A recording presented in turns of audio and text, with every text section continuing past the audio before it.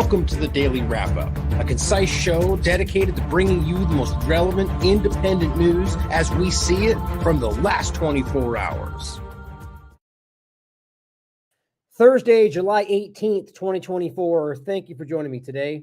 Quick note to start out. Let me know in the chat if the audio is sounding any different. Having a little bit of a discrepancy yesterday, I wanted to make sure we followed up on. And of course, we're following up on the larger conversation, or day before yesterday, but today we're following up on the conversation of the evolving topic of Donald Trump's attempted assassination.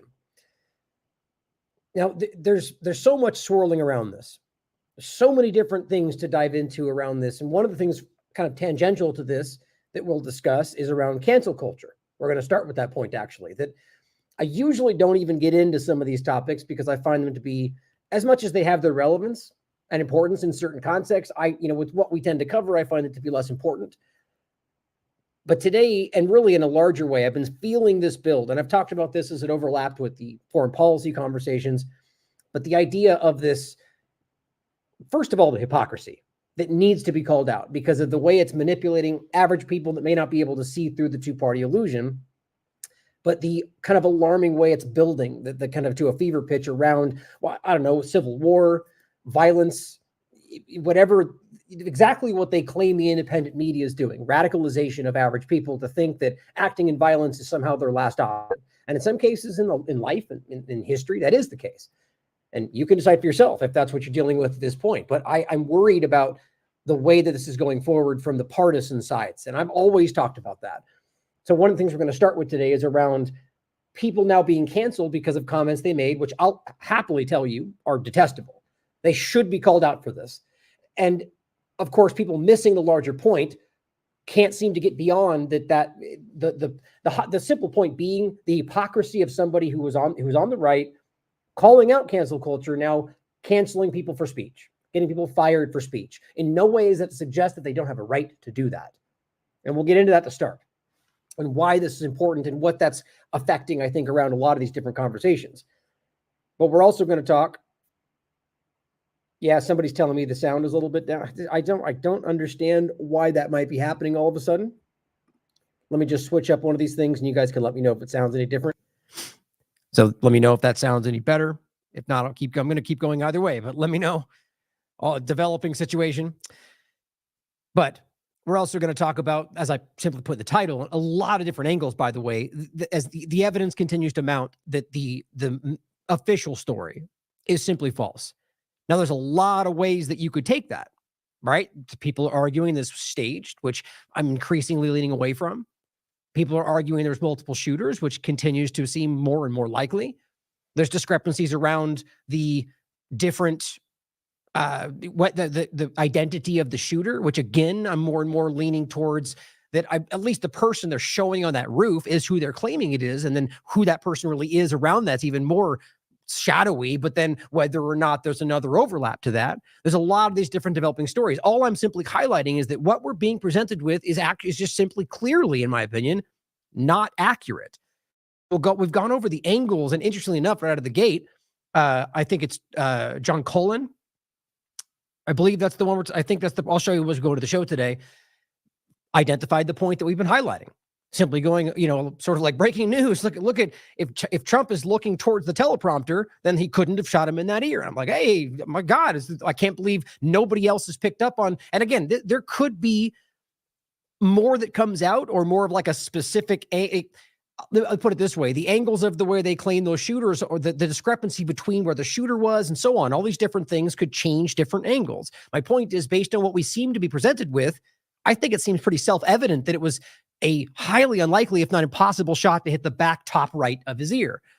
And so we'll go over that again and show you why this is important, I think, in regard to just simply knowing that we're being misled in some way. Now, that, again, could mean fake, false, altered, staged, or it could simply mean that the story's different. There's somebody shooting from a different location.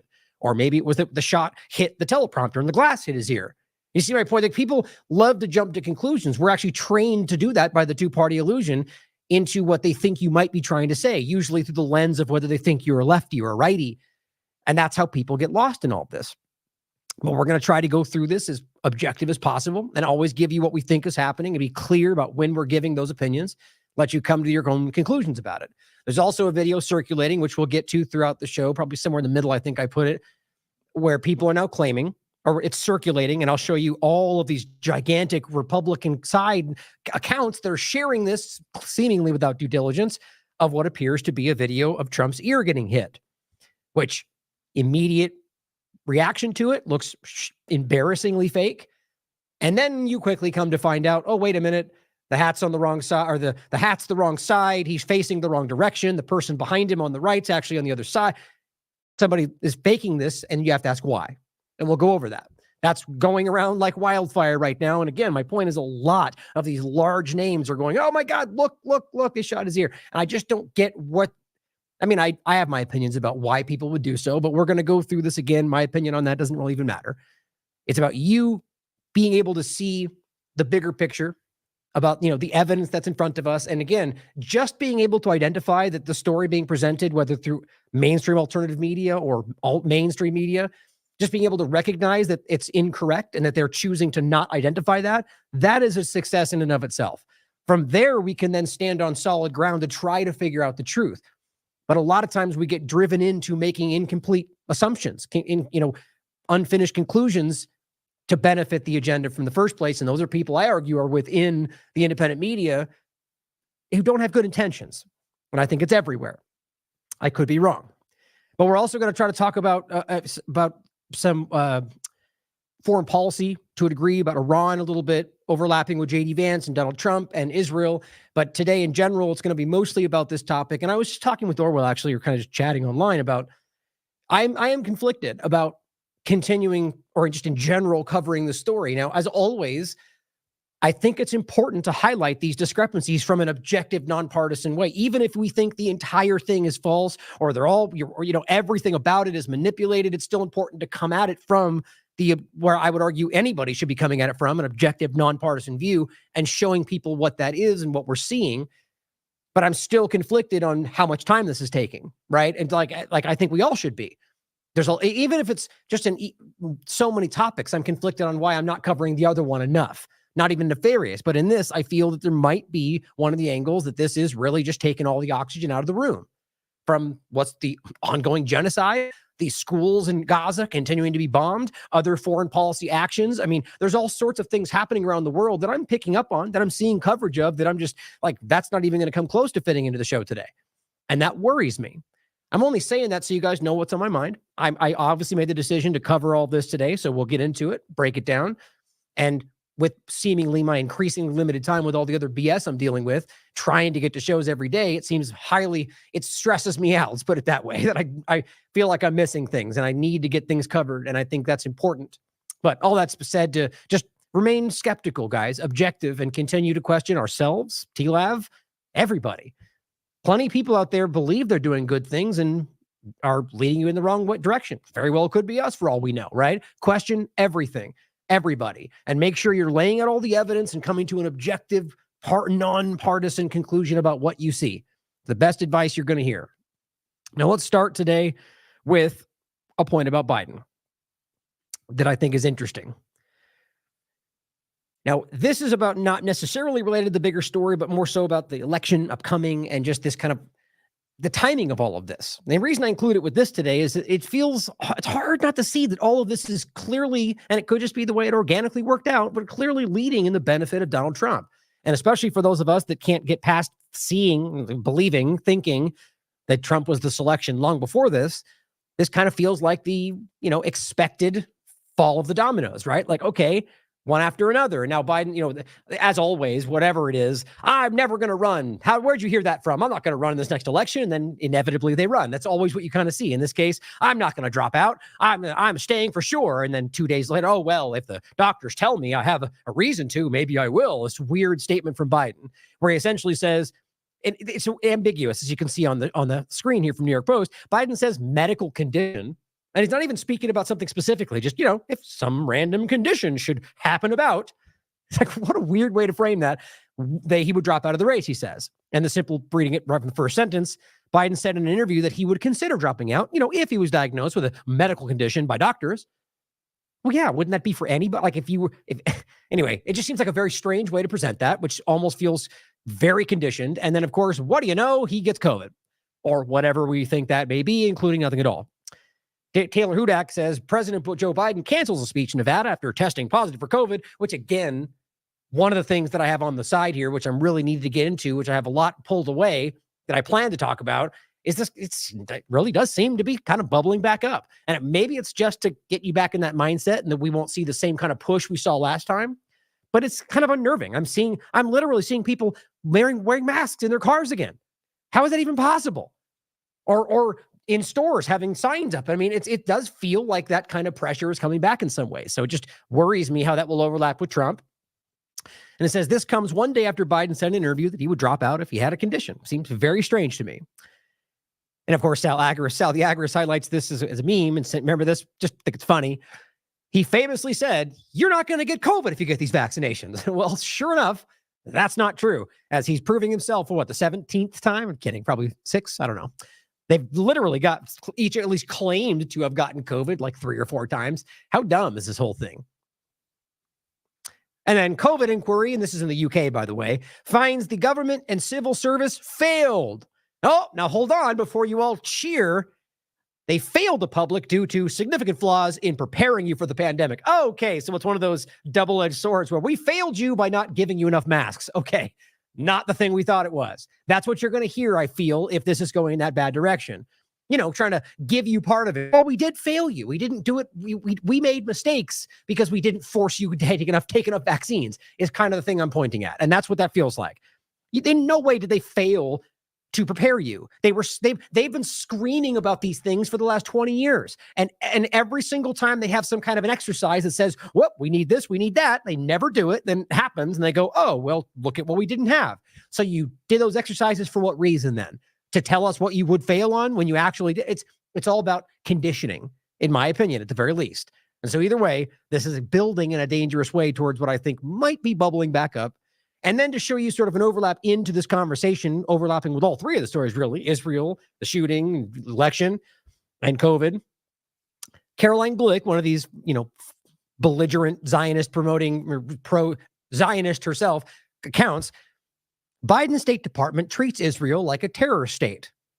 Wait, what? Did I misread that? Or are we looking, am I in the Twilight Zone all of a sudden? Hold on a second. Biden's State Department treats Israel like which by the way is the same State Department, no matter who's in president, but obviously there's new people, different administrations, but it's funny to frame it as Biden's State Department treats Israel like a terror state. No, they all ubiquitously, no matter who's there, treat it like exactly we all know, like they can do no wrong and they don't get accountable for anything. But suddenly, for whatever reason, I'm sure you're picking up on, she's calling out Biden's State Department. You're treating us like terrorists while sucking up to Hamas? Like, this is like 30 seconds ago, this was a different narrative. And she says, coercing Israel to surrender northern Israel to Hezbollah. Oh, you mean the territory you've occupied from Lebanon? Okay. Funding, arming, and training PLO terrorists, which, by the way, you have been doing for decades, and so too has the United States. You've all been doing this together. And by the way, we're just simply, in many cases, talking about organizations in Palestine, and paving Iran's path to regional hegemony. Iran's path? Are you kidding me? They're screaming about Iran right now. What kills me about this is that this is just a flip of the narrative to benefit what they see becoming the next president.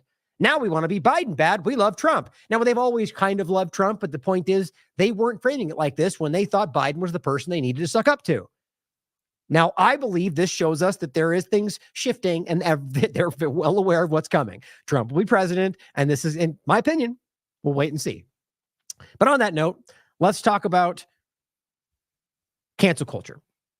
A great article that Robert wrote today. Trump assassination attempt hypocritically labeled unacceptable by leaders responsible for political violence. Now, you'll see where this overlaps. I mean, you could generally probably pick up on it there.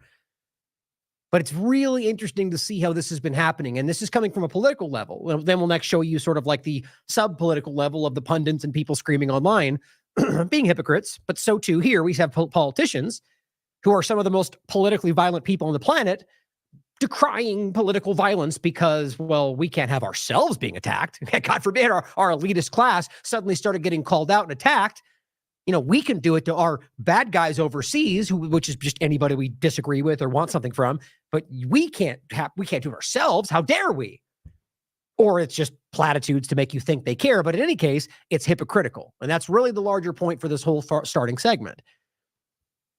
Now it says, it's sick, remarked Joe Biden, as we've already saw, on the attempted assassination of Donald Trump, who went on to state that there is, quote, no place in America for this kind of violence, other than when they actively do it to you all the time. European leaders even chimed in condemning political violence, with Macron from France saying that the shooting is, quote, a tragedy for our democracies. While European Commission President Ursula von der Leyen wrote on Twitter, political violence has place in a democracy, because she's completely part of a democracy, isn't she? Or actually some kind of supranational entity that runs Europe, but let's pretend like they're part of democracies. Like, it's just this, it's almost like they think they do. They think we're that stupid. They act like they just have these phrases they put out. First of all, while you can prove that not even the United States is a democracy, let's be very honest about this, whether it's the Princeton study or just, your eyes and brain can tell very clearly that we don't live in what we pretend we live in. But having somebody like von der Leyen talk about democracies is an insult to your intelligence. All they're doing is going, yes, democracy, freedom, liberty, and then just taking all those things for anybody they want in hopes that you just look away because they said the flowery words. They don't care about those things. They're assassinating people. They're invading countries. They're stealing resources. It's about making you think these things. And it's also very hypocritical, obviously. He says some political assassinations aren't equal to others. Little known to much of the American public and the underreported across the Western corporate media was another assassination attempt. You might have heard of it when you watched our show. That was carried out with U.S. weapons and diplomatic cover less than 24 hours prior to the shooting of Trump in Pennsylvania.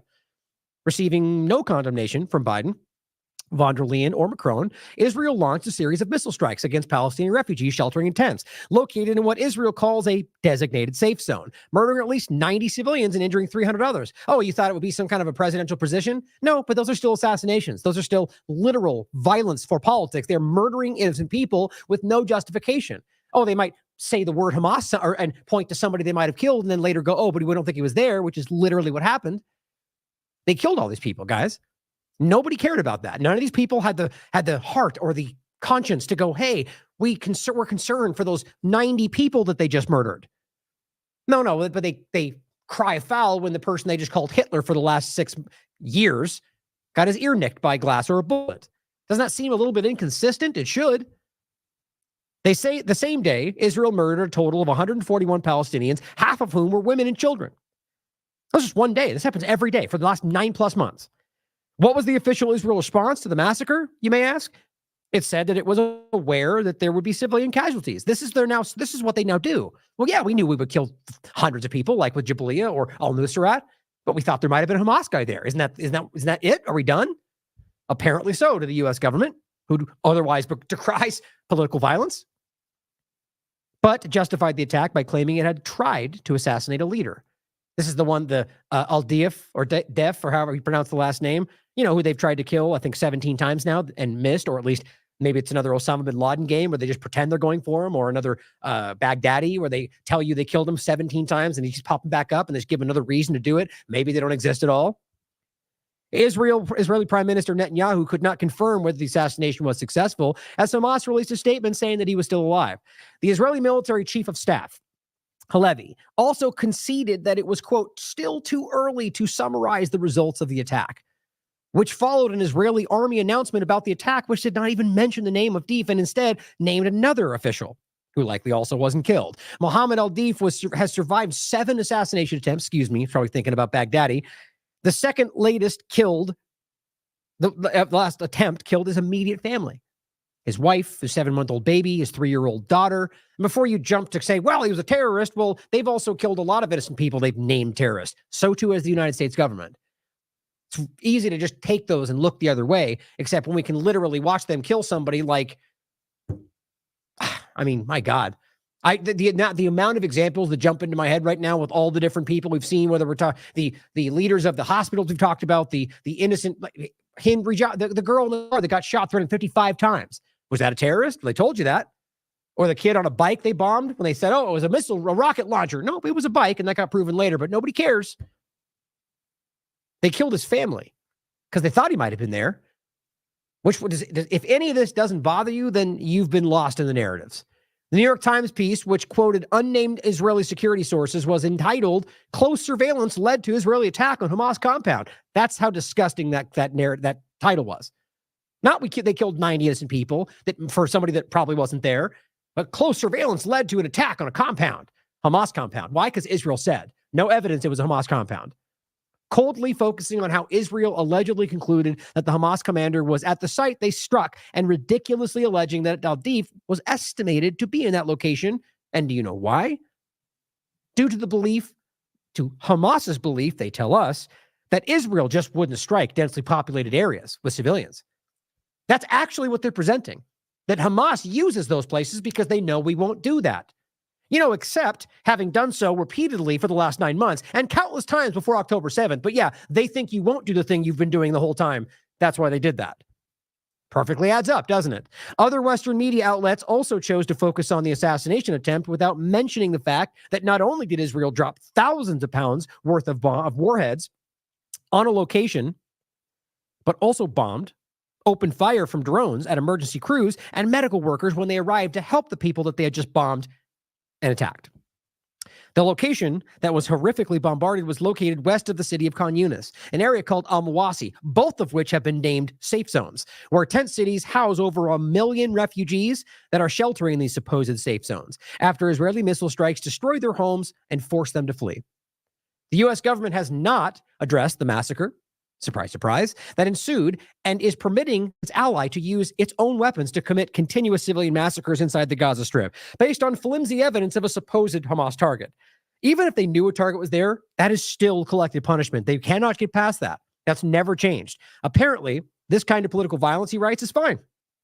No big deal. But the Trump assassination attempt that killed 1 and injured 3 was not. Of course, clear difference, right? Now, we're going to get into the actual amount of people. Apparently, there were, we'll get into it in a second. There's a little bit of discrepancy on the names and people that were shot. It's interesting how much of this is seemingly left up in the air. But back to this, the legacy of assassinations and attempts. Now, the whole point, again, obviously we're talking about Israel because it's going on, but this is about the political violence aspect. That's not just Israel or even stuff going on in Gaza and U.S. support. It is political violence that this government has carried out around the world as far back as I can look. He says to go over the entire history of the hundreds of assassinations and assassination attempts on foreign leaders by the U.S. government would be too steep of a task. However, the case of Joe Biden alone in his endorsement of political violence, by self-proclaimed democracy, he means Israel, points to how utterly morally bankrupt his statements of an attempt on Trump's life are. Another major political figure who chose to chime in on this issue was former President Obama, who tweeted that there's absolutely no place for political violence in our democracy, perhaps forgetting his invasion of Libya, which led to the gruesome murder of Libyan President Gaddafi with a sword that was used repeatedly to sodomize him to death. And a place at the time had the highest quality of life in all of Africa, free education, free healthcare. And people still looking back pretend like that's the story, like a narrative. This was easily verifiable, and it still is if you care to do your due diligence. Whether it was the gold back dinar or just resisting the U.S. empire or any number of other things you could point to, the point is they destroyed a place where people were existing in peace. In a larger point, there's obviously very clear problems that country had that you can clearly show, but the majority of people there wanted what they were providing. Again, from the political partisan side, people freak out about these kind of statements because he was a terrorist. Well, they just killed a terrorist, we were told. It was a little girl in a car. Right. The point is they give you a lot of narratives, and of course you don't find out about the bigger story and the lies about what happened. The point is either way, even if you think it's okay, we're talking about a political assassination. Former U.S. President George Bush also condemned an assassination attempt and expressed his relief that Trump was safe. Despite calling him Hitler 30 seconds before, this was coming from a man who illegally invaded Iraq, resulting in the deaths of around 1 million people, 500,000 children, but they said it was worth it. Culminating in the brutal execution of the nation's former president, Hussein, again, who was an ally of the United States right up until he wasn't, just like all the biggest boogeymen in the world, or at least they're framed as such. Then, of course, we have Donald Trump himself, who came out of this whole ordeal appearing to be a hero and has been praised for his strength under such circumstances. Yet, those who are currently lauding the former president should perhaps extend their memory to January of 2020 when Donald Trump ordered the illegal assassination of Soleimani, which, by the way, we interviewed with Corbett about that back in the day when we were breaking the story down. I'll include that for you. This was Qasem Soleimani, highly respected general who is not a terrorist. This was on Iraqi soil under the guise of a diplomatic mission, murdered him at Iraqi airport, or in an Iraqi airport with the drone strike. Trump, who years prior was asked a question about the Quds forces and told it was headed by Soleimani, responded by saying, "I think the Kurds, by the way, have been horribly mistreated by us." Point being, he clearly did not even know who the man was and was bragging about his assassination in 2020, a clear violation of international law. Also appeared to struggle with reading his name correctly on a teleprompter. What he's pointing out there is this is a person who killed this man without even truly knowing who he was or even being able to pronounce his name. Do you think that was his real choice, or was he simply presented with things that made him think that was the way to go? Either way, that is the best example of a political assassination, by the way, that's not even justified in any context. Even the flimsy, he's a terrorist so we can ignore international law context. This was a blatant assassination of somebody that was inconvenient for them. And I think Trump was just manipulated using his hubris to do whatever they needed him to do. Like we'll see again when he gets selected. Ultimately, this whole ordeal has been used as an exercise in vanity for Western leaders who are projecting an image of superiority over the world and frequently alluding to their democratic values, which they discard everywhere else outside of Western nations, and of course, oftenly blatantly ignore them at home as well. When Joe Biden says there's no place in America for this kind of violence, perhaps this is an indicator that while assassinations on U.S. soil are forbidden, such political violence is only acceptable elsewhere. Lastly, he ends with this. He says, when you hear Western leaders employing the same language against their fellow politicians, which, by the way, we see, as they do against foreign adversaries, like alternatively saying Trump is the end of our democracy or Hitler or a white supremacist, combined with a well-documented history of the U.S. three-letter agencies being involved in political assassinations at home and abroad, it is no wonder why such violence could plausibly occur on American soil. Simply pointing out that it's just one of the likely possibilities is this was an attempt on his life, which, again, as I'll point out when we get to it, is the evidence is increasingly pointing in that direction. But I have to say, my gut tells me something's wrong. You could take that for what it is. The evidence, if you're hearing me correctly, points in the clear direction, I think so far, at least the evidence we've been given, that this was an attempt on his life. But there's just something about this that just continues to add up for me. But I'll point that out when we get there. Regardless of the details surrounding the Trump assassination attempt and what exactly happened that day, it is the U.S. government and their allies that have fostered an environment in which political violence is plausible, likely even, so long as the enemy is considered to be a threat to their way of life, or at least presented as such. So think about what he's saying right there, guys. And this is the bigger problem I'm highlighting with the overlap of the two-party illusion, the cancel culture concept. Now, cancel culture is the point I'm using to highlight a bigger problem. You want to talk about a dark cloud looming over this country? It's not anti-Semitism, guys. It's the way that they're using these things to divide this country.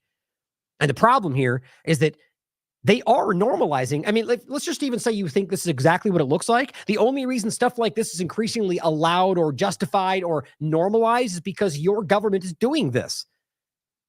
Everywhere, doing it to you, foreign countries, anywhere, all the time. This is what we're talking about. The history is undeniable. Somebody like Jimmy Dore, for example, has really been calling this out. I've seen few people that have the courage to actually say, these people are terrorists. The people you're supporting that pretend you voted in are the ones doing the terrorism around the world. We need to be honest about that. The evidence is probably one of the easiest things to see that we could talk about today. That does not mean the country is bad. That does not mean that everybody in the government is necessarily bad. I'm pretty pessimistic about that. But the point being, it is obvious that it's happening. And until we can address that honestly, it'll never change. And they bank on that. He says, to finish, well, most will simply refuse to accept the connection between the rhetoric of their government and the media's justifications offered for war crimes overseas. It is undeniable that this plays a crucial role in shaping the minds of the public towards what is acceptable. We've talked about rampant lawlessness. We've talked about might is right. And we're seeing these things ooze into the conversation faster than I've ever seen. To the point to where, well, they did it. We have to do it back to them. And that's just right. That's fair. That's justified. Okay, so you're just the same then. Yes, that's what that means. No matter how justified, the point is every side of any concept will rationalize why what they do is just, is righteous. Look back through history. The worst things in the world have rationalized why they were doing the right thing. So now when you see the same thing, and it's a small point about cancel culture, but we're talking about any number of these things. Suddenly it's okay because they're the bad guy, because they did it first. Sure, let Ukraine use white phosphorus because Russia started it, or in Israel, that's what they're doing. Here's some cluster bombs. They did it first. That was actually kind of the argument. I say kind of because they didn't say they did it first, but they gave Ukraine cluster munitions because they said Russia was doing that. Aren't we supposed to be the ones showing the world how? Yeah, not even close. We as Americans could be. Our government, not even close. He says, so when you hear Republicans and Democrats lambaste their opponents, calling them threats to democracy, when that is the focus, once we get close to the election. Right now, it's Iran and Israel or whoever else they're pointing at. When we get to the election, it's going to be Donald Trump. No, it's Biden. No, it's RFK. It's the same game because that's what they care about in that moment, getting you to think they're dehumanizing their opponents. That's all they know how to do. So when they're calling them threats to democracy and the threat to the U.S. way of life, whatever that means to them, which is definitely not what you think it is, while later in the same speech justifying mass murder overseas, these two ideas become intermingled. This is especially the case when it comes to the issue of Palestine and Israel, where the Republican Party has worked overtime to connect the issue to identity politics and the culture war inside the United States. And this is the biggest connection. The effect it has by justifying the slaughter of civilians in Gaza and linking fellow Americans to those innocent victims you are justifying killing, because they've got pink hair and a mask and they're screaming, go, free Palestine, because we know that means kill Israel, right? Is deeper than meets the eye. At the end of the day, the likelihood of political violence is now high. And this is directly linked to the actions of Western regimes overseas, the hypocrisy of politicians, the dire economic situation gripping the Western population, and the amped up rhetoric between major political parties. They are manufacturing, whether they mean to or not, the very thing we're looking at. They're justifying, whether subconscious or not, the kind of actions we're seeing Americans take out on Americans. And of course, you have a right to say what you think. That's going to be one of the biggest points I make here. But the idea that this is a hair away from more violence against each other that gets rationalized as one side did it or the other side started it, this is where we're going. They're using this against you. And I really hope we can begin to see that. I frankly, honestly, for a positive note, I think people are. I think that more people are seeing this than we've ever seen before, and that's why this feels so crazy. I believe that. Oh, yeah. Here, let me include that real quick. This was, by the way, Corbett just invited me to come on, I think, this Saturday to talk about Gaza. He's going to do a whole big podcast on what's been going on, and I'll be on there this Saturday. I don't know if it comes out that day or not, but honored to be with him again. Oh, excuse me. This was just the case I lost the highlighting. So let's talk about this. Now, this is an important conversation. And the simple point here is this is cancel culture. Okay, that's what it is. It doesn't matter how justified you think it is. And I'm going to show you a lot of dishonesty around this, which shows you internally at some point they kind of know they're doing the same thing and they kind of know they have to embellish it to make it look more like they did what was right. This is now being conflated with the idea that, well, if you say something that's a crime, which by the way is a conversation to have, there's no such thing as free speech. Well, let's first talk about that before we even get into this, because that's not happening. There's been a lot of misinformation flying around about what these people are saying, and it's not just this one person. Libs of TikTok in particular has been on this campaign of getting anybody who even suggested that they should have shot better, things like that, should be shunned from society and lose their jobs. Now, my point again is, as individuals, of course you have that right to go out and say, I think you're disgusting. I don't want you part of this group. I don't want you, but this is not what we're talking about. We're talking about tagging Home Depot where they work and saying, hey, why are you letting people like this work for you? That is cancel culture. And again, they have a right to do that. That's free speech on both sides. Nobody's arguing that they don't have a right to do that. That's the point that it seems none of the commenters can get past. The point is, it's hypocritical. Period. That's the only point. What they're doing is shockingly hypocritical. After spending however long screaming about cancel culture and the woke left, the moment that it's your thing and you have we shouldn't allow them to make those statements. Okay, now if it does end up being a criminal act, whatever you think that may be, let's just say an overt threat. I'm going to kill X, Y, and Z, right? which even then there's a conversation to be had about absolute free speech. But let's just say that goes over the line. Okay, if you think that it's a violent call to violence or an incitement, and the argument is that you think they should lose their job, it is still hypocritical of libs of TikTok or anybody else to stand up and use their platform to get that person removed because that was cancel culture. It's the same damn thing. Do you not think the left feels that they're justified in what they're doing? But nonetheless, you could argue that if it crosses a line for being illegal, there's a point to be made there. That's not what's happening, and I'll show you what I mean. But on top of that, let's ask ourselves, do we believe in absolute free speech or not? I've made this point about even fire in a theater conversation.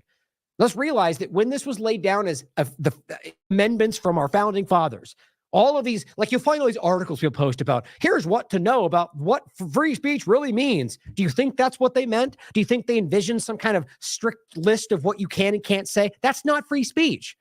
That is our current pretending around why this makes sense. You have all these politicians and think tanks writing out articles about how here is what you can and can't say under free speech. That's ridiculous, guys. Free speech is free speech. There's no word limits in the conversation of free speech. Now, here's the point. If you come out and say, I'm going to kill that person, we've created laws that make that a crime. But the point would be if they didn't have the law in place, it's still just words. And I would argue at the absolute level, and I can have a conversation for why you might want to argue that we should have limited speech as opposed to free speech. I can hear that. I'll talk about it with you. I'll probably disagree, but I'm not blind to the possibility that that could cause violence. The point is that that would be something you're allowed to say. And if you acted on it, then that would become a crime. That's what the founding fathers envisioned. You being allowed to say, I don't like that person. I wish he would have been killed. I don't like them. I wish they could lose their job. That's your right.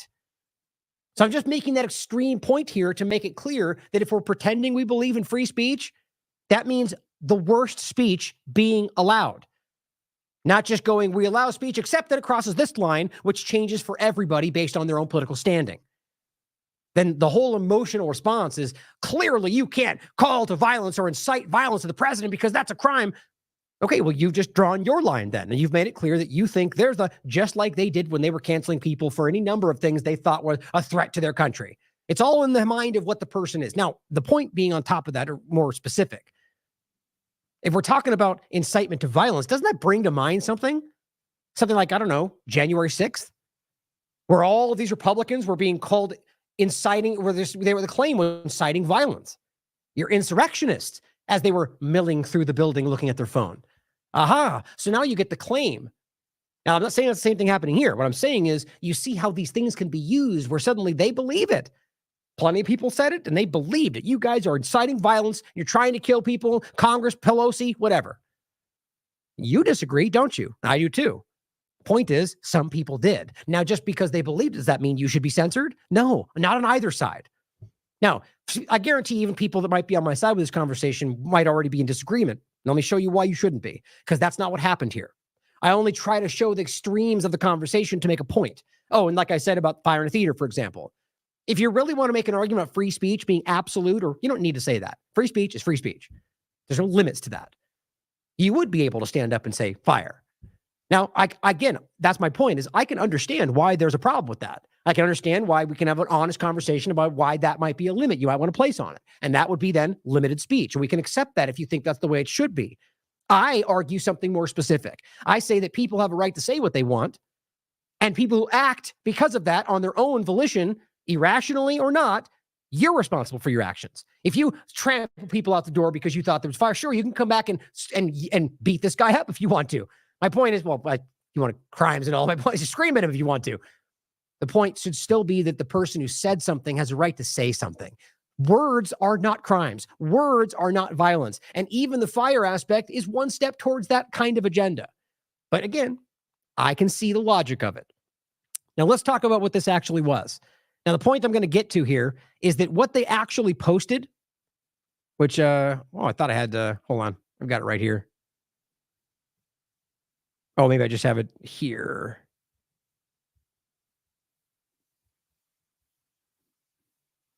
Sorry. I just hate when I have it right here. I thought I had it lined up. I always get mad at myself for not being lined up perfectly. So here is the shot that Libs of TikTok shared showing you what they posted. So as you can see, oh, I guess I'm dumb. I'm always ahead of myself, and then I forget. It's right there, Ryan. First one you had ready, right in the right spot. Okay, so they posted this, and just be clear about this. They wrote, "This is what she posted," and tagged Home Depot. Here's what it says. This person posted, "When I tell you Butler, Pennsylvania is corrupt, but nobody wants to listen after today's events, maybe people will start listening." Then she responded saying, "Too bad they weren't a better shooter." And this person said, "For a person to wish another dead is what is corrupt and evil. Why think like that?" Now, just to be clear, you could argue that she wishes this person dead, but that is not an incitement to violence. Not even in any general sense. If she was to say you should go out and shoot him, that would be an incitement to violence.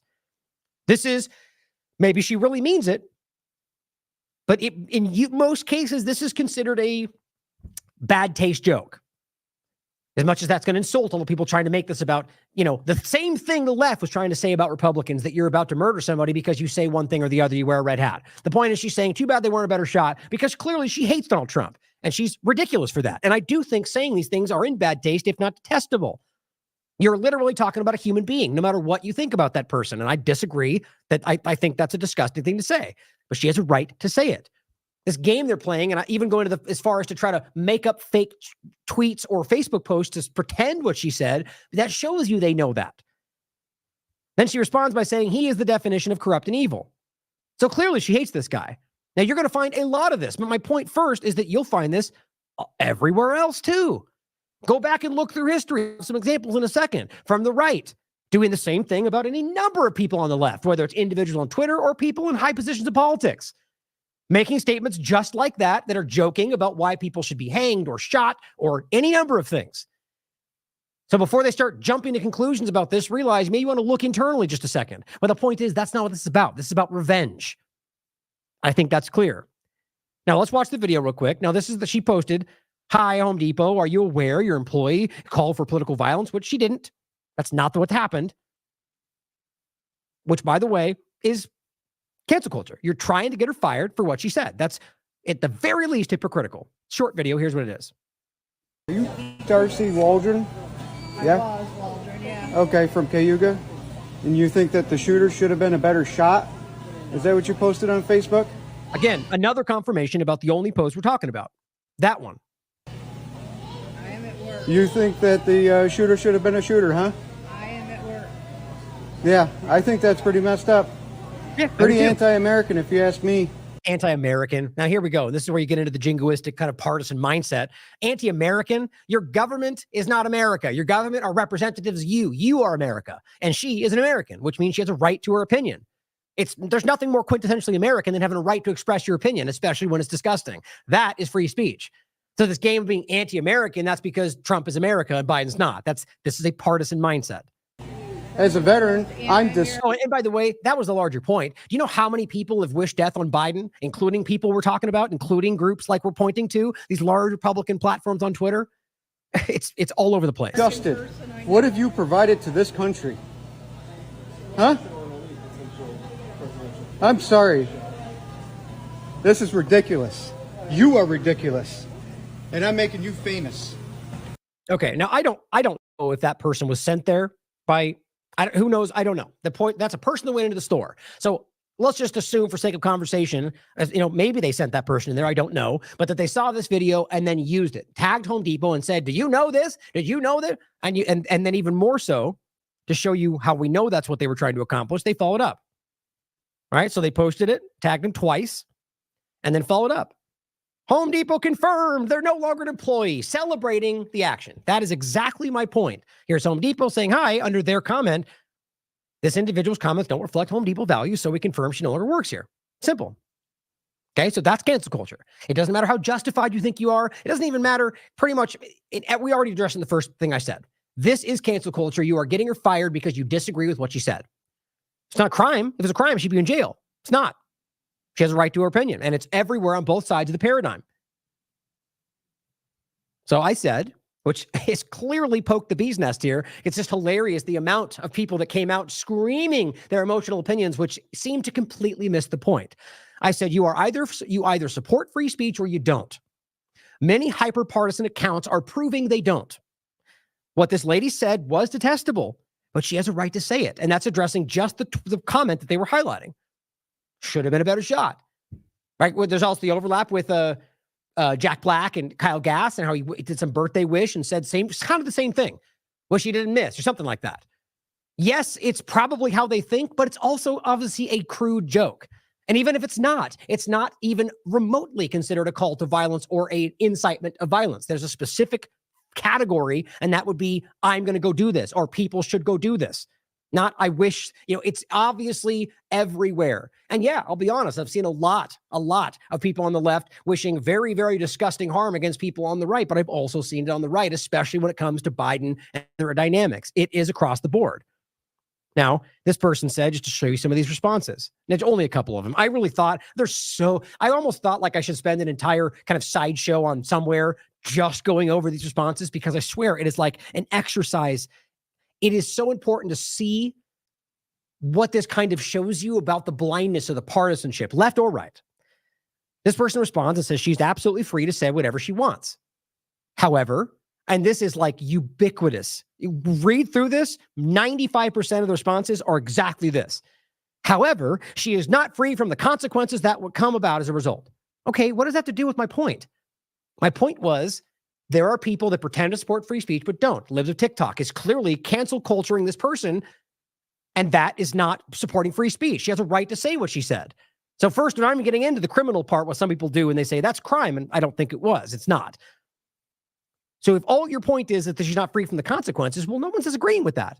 As I said, all of you repeating this party talking point seem to be deliberately missing the point. Does Libs of TikTok have a right to do this? Of course. No one's arguing otherwise.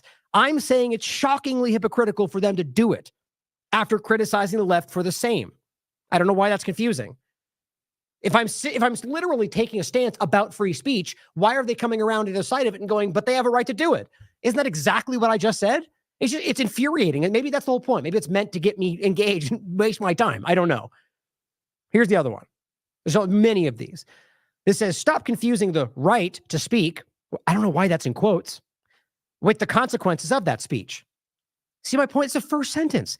How in the world is that confusing? If free speech is the whole central point that some don't agree with or disregard when it suits them, how am I confusing? It's infuriating. And they say a private company has the right to cut ties with them. Again, of course they do. Who said otherwise? I said no one is arguing otherwise. This group, and this is the real point to me, this group think party line response is almost eerie and completely missing the point, which was right-leaning accounts being a hypocrite on free speech. Not that they didn't have a right to do that. I have to explain that. It's incredible to me. So it's unbelievable. There's all sorts of comments beneath it about how, and then the other point, I think I might have included that one too, is about the criminal part. This person says, repeat after me, calling for assassination is not protected by the First Amendment. Well, first of all, I believe it would be. That's my personal opinion of what absolute free speech means. But again, I get the point of arguing that saying so is now deemed a crime under our current situation. But let's realize we're talking about people who don't believe in the Constitution passing unconstitutional laws to get you in certain positions. But look, I get it. I agree.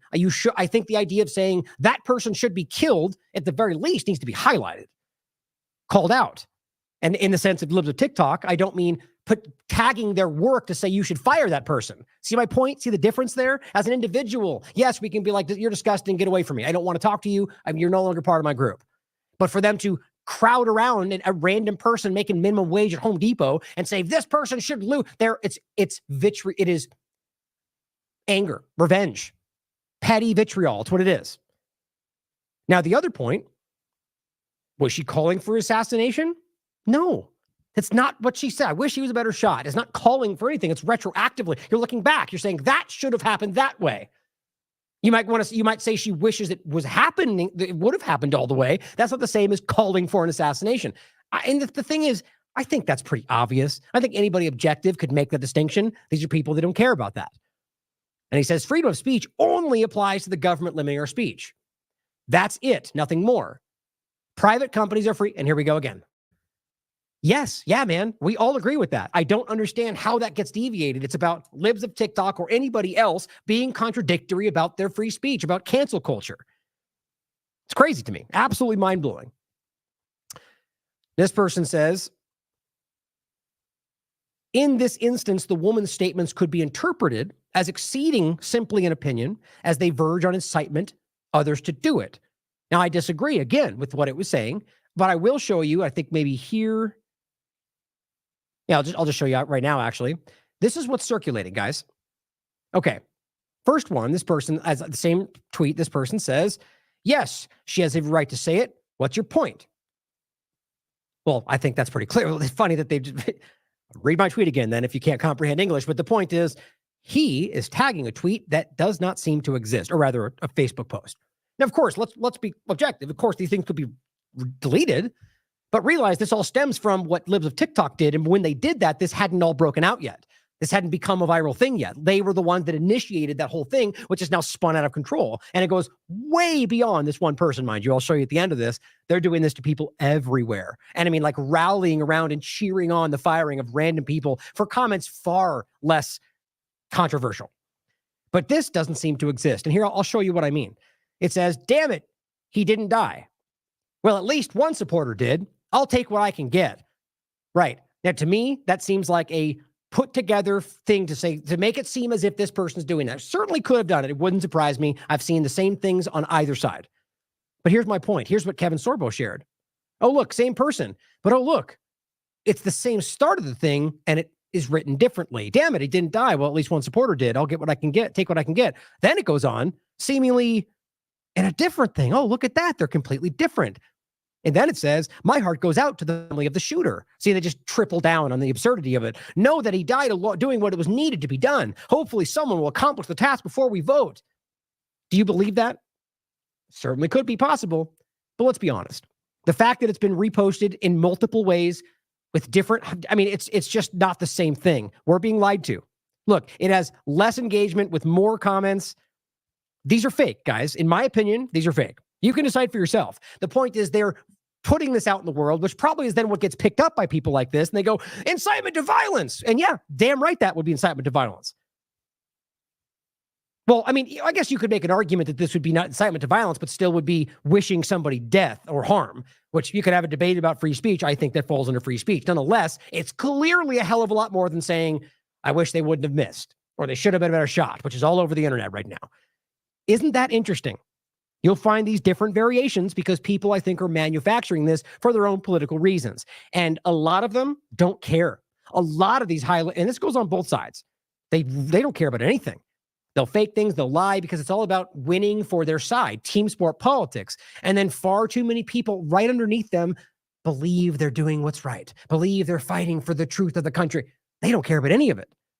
My point is, during this whole overlapping on the shot thing in the Trump conversation, some of these Trump supporters were seeing that. Going on public land video, going, I don't understand why all these Republicans are ignoring all this evidence. Why? Obviously, because they're trying to support Trump's direction. And you just blindly thought they were only about the truth. Nope, sorry, they're only about their partisan agenda. And they convince a lot of you that they care about everything else, like a lot of these big names we talk about all the time. So back to this point, he says, in this instance, the woman's statements could be interpreted as, now what statements is he pointing to? The original statements were clear. I already showed it to you. And that's what Libs of TikTok was highlighting. That's what it was. And even showed it twice. I simply said, what does that have to do with the only point I'm making, which is that Libs of TikTok is hypocritical for canceling someone's speech? Again, that's the only real point, no matter how justified. Some of us just have principles that don't cease to exist because they did it first or because it's justified. He says, I was simply making the observation that canceling someone for speech assumes the statements made are not actually criminal. Now, again, I go back to the point of, well, who's deeming what's criminal here, guys? All these same people were screaming about how we shouldn't listen to their actions around COVID-19, whether mandates or laws that were passed. Why? Because they're unconstitutional. Why can't we apply the same logic here? Why don't we realize that a lot of these restrictions on your speech are being done not because of one side or the other, because they want to suppress Americans' speech, and they make it criminal to do things that aren't. He says a different possible interpretation, which it's a fair point. And I just said, then you don't understand free speech, frankly. You're describing limited speech. Just say that's what you support. And then to make his point, gives me a Wikipedia link, which I just, that's, it's the idea that is in any way going to be anything more than the controlled narrative. But going forward, again, the claims that these are what they actually said. I flatly don't think that's what it was. And Kevin Sorbo goes, this is the left. Of course, that one person statement on Facebook is all of the left. It's just, my God, partisanship melts logic. Now, I really respect this comment. Took the words right out of my mouth. He says, when you stoop so low, and this applies to everything, foreign policy, anywhere. If you stoop so low to use your enemy's evil tactics to try and win, you have lost the moral high ground and thus your honor. Cancel culture is evil regardless which side uses it. Censorship is tyrannical and not fruits of a free constitutional republic, but rather communism. Now, you can disagree with whether it's communism or not. My personal opinion is it doesn't matter what government style. Every government style end up where we are now. Look, democracy that we claim did the same thing. But my point is that I agree. The general point is if you end up falling to it, using cluster bombs because they did, whatever it is, then you're just as bad. You just have a different narrative on justification. So Just a Thought highlights this. Much bigger than this one conversation. Here's one of the tweets. Attention, everybody, near Grand Rapids, Minnesota. Tupelo Honey Southern Kitchen and Bar employs this person who was very sad that the shooter missed. He already took his employment out of his bio. We just called and confirmed he still works there. See how far this is going? Look at what he actually said. So close. That's it. That's so close. That's enough for you. I mean, think about all of the things you've seen people say on any side of this. This is revenge. This is, you did it, so we're doing it back, which means you have no principles, which means you don't care about cancel culture. You care about doing it back. You care about winning, not about principles or honor or about what you pretend you care about. This is the people in the partisanship. Not all of liberals or all of conservatives. Frankly, I'm starting to think a lot of them are seeing through it. But she says this woman is on a psychotic power trip, using her account to get dozens of working class people fired for making snide remarks. How is doxing everyday people, harassing their place of work, and ensuring they can get no support, they can no longer support their family, righteous? It's a good point. And she says, for anyone who wants to claim that this is payback for what liberals always do, which, by the way, that comment section for my post is rife with. They started it. They're getting what they deserve. I could have spent an hour going through those posts, and each one of them are pretty interesting. I just didn't want to waste all that time. She says, if you're saying that, ask yourself, am I a hypocrite for engaging in the exact behavior that I claim to be against? The answer is yes, clearly. Let's stop here before responding. I'm not a liberal, which, again, half the comments over there are assuming you're a lefty, which they did, and I'm laughing at them for it. I don't support the Democratic Party. She says, I've never called for the firing of anybody. I have been outspoken about many things liberals have disagreed with, even told I should be fired for not vaccinating. But guess what? I won't do what they did because I'm not a hypocrite. These are the kind of people we should be highlighting, guys. There's a lot of them. They don't get raised up by the manipulators in the mainstream alternative media. That's the difference. There's a lot of them out there that take very balanced and principled stances on all these topics. And that's why they appear to be going back and forth when it comes to the partisanship, because one day to the next, you're a lefty, then you're a Republican. In that one chat, I got called a raging lefty from a I think it was a something Republican, not whatever. I got called a Republican and I got called a Democrat in that conversation. Think about how dumb that is. And it just shows you the illusion of it all. Really, it's the opposite. That's all it is. She says, I'm not an internet narc. I don't view other poor and working class people as my enemy. I don't want anyone fired and unable to pay their bills. I won't let the ruling class turn me into a divisive person. Yes, the ruling class is my only enemy, and whether you know it or not, they're yours too. Well said. And she says, if you're genuinely against the World Economic Forum and the powerful players who support it, you will stop engaging in cancel culture. I've been saying it for years. We are being conditioned to build out our own digital prison, and it's working. She said this in 2021. Cancel culture is paving the way towards a social credit. We'll be forced into a system in which every interaction is uploaded, judged by our peers. If you speak out of line, you won't be able to get a loan. This is what they're doing, even if they don't know it. And that's what's so alarming about where this is all going. And so far too many people are not only cheering it on, even many that know it's wrong, and they just go, well, they started it, but they're shouting you down for trying to be objective about it, to show you that they're not being principled in their stance. Now, here, let me close some of these real quick. Here is posts by feds, who, by the way, you can read through their posts. They're clearly supporting Republican, it appears, and supporting mostly right-leaning conversations. She says, anyone else think getting people fired for making jokes is plain wrong? And this is another one. Again, it's many of them. Breaking. Tony has resigned his position as a firefighter. Here it is. Meet Tony, a firefighter. And this is something that 3-4 tweets following up. They are actively trying to get these people fired. It says he's upset that the bullet missed. Here's what he said. Too bad it didn't hit him square. That's it. Yeah, and you can clearly argue that is a violation. I mean, it looks like, unless that's, I don't know if it's real or not, but clearly it looks like Facebook was like bullying. There you go. But the point is, it's not a crime. It is not a crime to make a joke, which it is, but it's just bad taste. It's a human being hoping that he got killed, I would argue, it's a bad character trait. But it's not the same as saying we should be killing him right now. And they know that, guys. They know that. They're just taking revenge because they're petty people. He said, she continues, a bullet did hit Corey, though, a rally attendee who was also a firefighter. This is especially disgusting coming from a fellow fighter. I would agree with that. But I'd also agree that them doing this right now, it's the exact same thing that they've been calling out for the longest time. No different than Ben Shapiro and Rubin and the rest of them going on a tour to get people canceled because of their stance on Palestine when they just went a tour talking about how bad woke cancel culture was. Hypocrites. She simply highlights, anyone else think this is wrong? She said, libs did this to many innocent people too, She said, I actually hate libs, and I'll never become like them. Going after poor, ignorant Walmart employees for jokes is actually the bottom of the barrel. Dreg stuff. People really need to get a grip. Good job.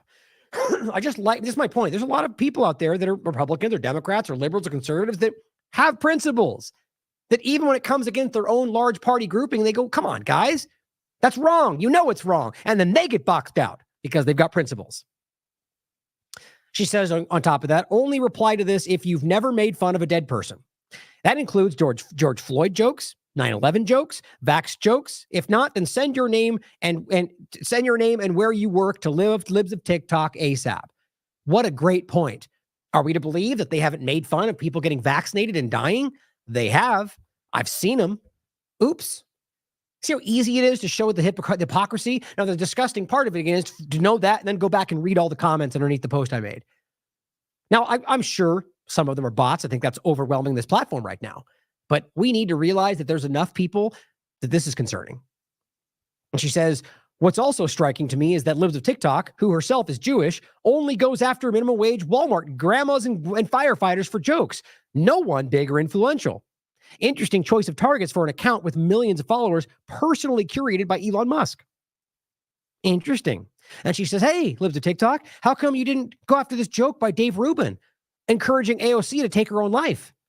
Where Dave Rubin said, here's hoping that AOC, Rashida, and Elon join Aaron Bushnell in their brave protest. Oh my gosh, isn't that the same thing? You damn well know it is. You damn well know it is. If you're going to say, well, I wish they wouldn't have missed, you're literally jokingly suggesting that they set themselves on fire. Yes, probably just a joke. I don't believe Rubin genuinely, but maybe he does. The point is, you can assume whatever you want.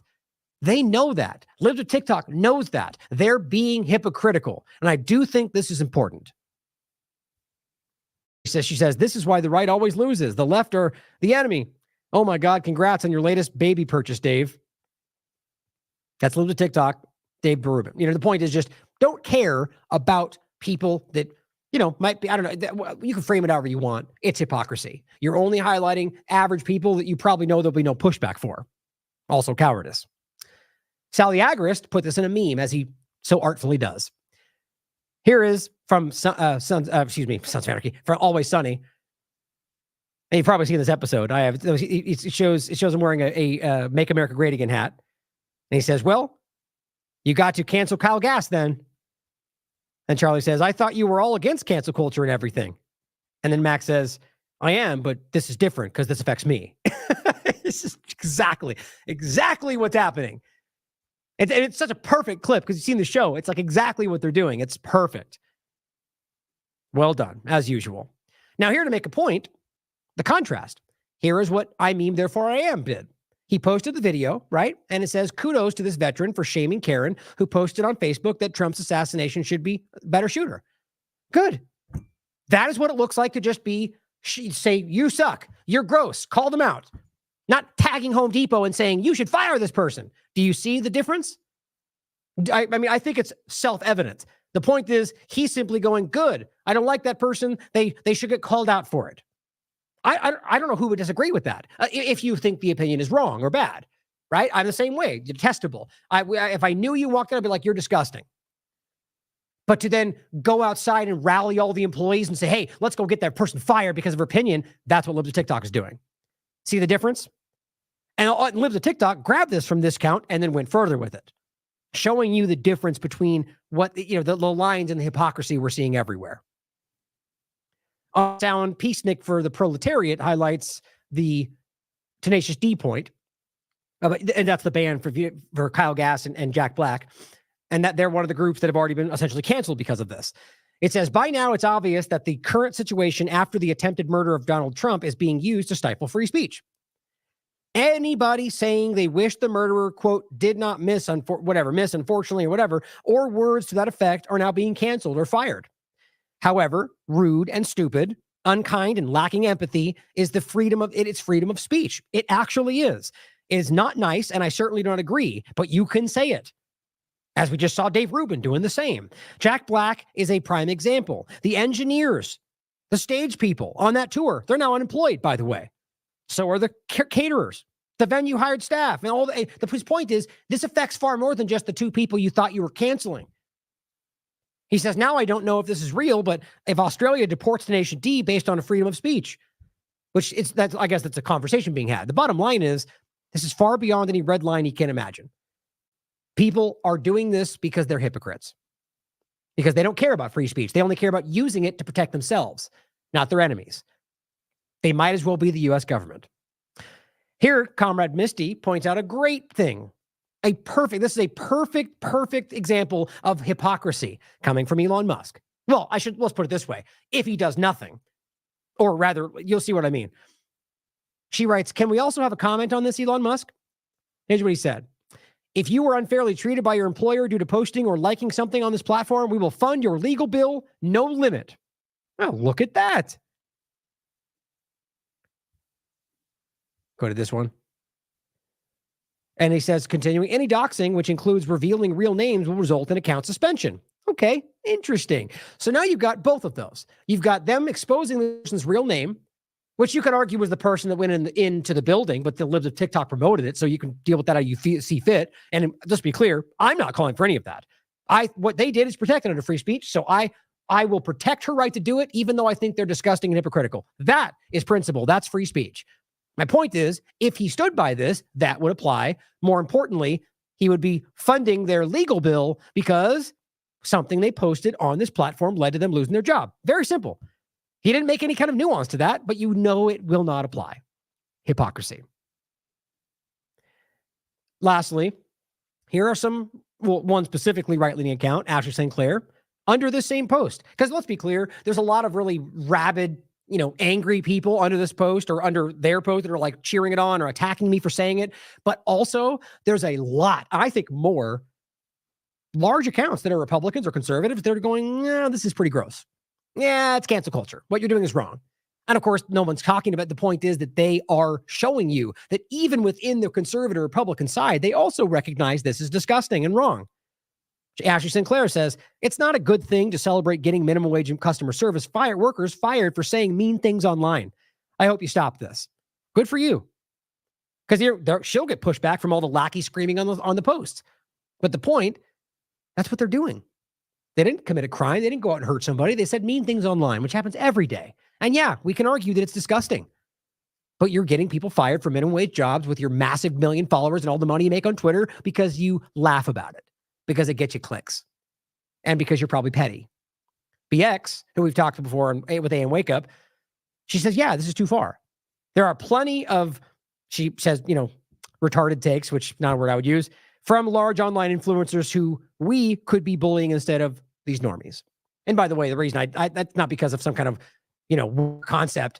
I have a soft spot for people in that position because of what my mom used to work for. And I think that it's one of those words that just gets like, it just means it's insulting. It's personal choice. You can say whatever you want. My point is, we should be focusing on obvious, this is too far. This is focusing on random individuals and not larger people that are actually affecting this, or real bullying. And then, interestingly enough, somebody goes after her. You see the point? Even if she's simply just going, yeah, it's too far. That's it. That's it. This person finds something she said on her post, on her account, which, by the way, this is what it was. The leader of MKY, a satanic neo-Nazi terrorist group connected to 764 extortion networks, has been arrested and charged with planning a mass casualty attack in New York City. Seems like a reported headline. It's a big story or whatever.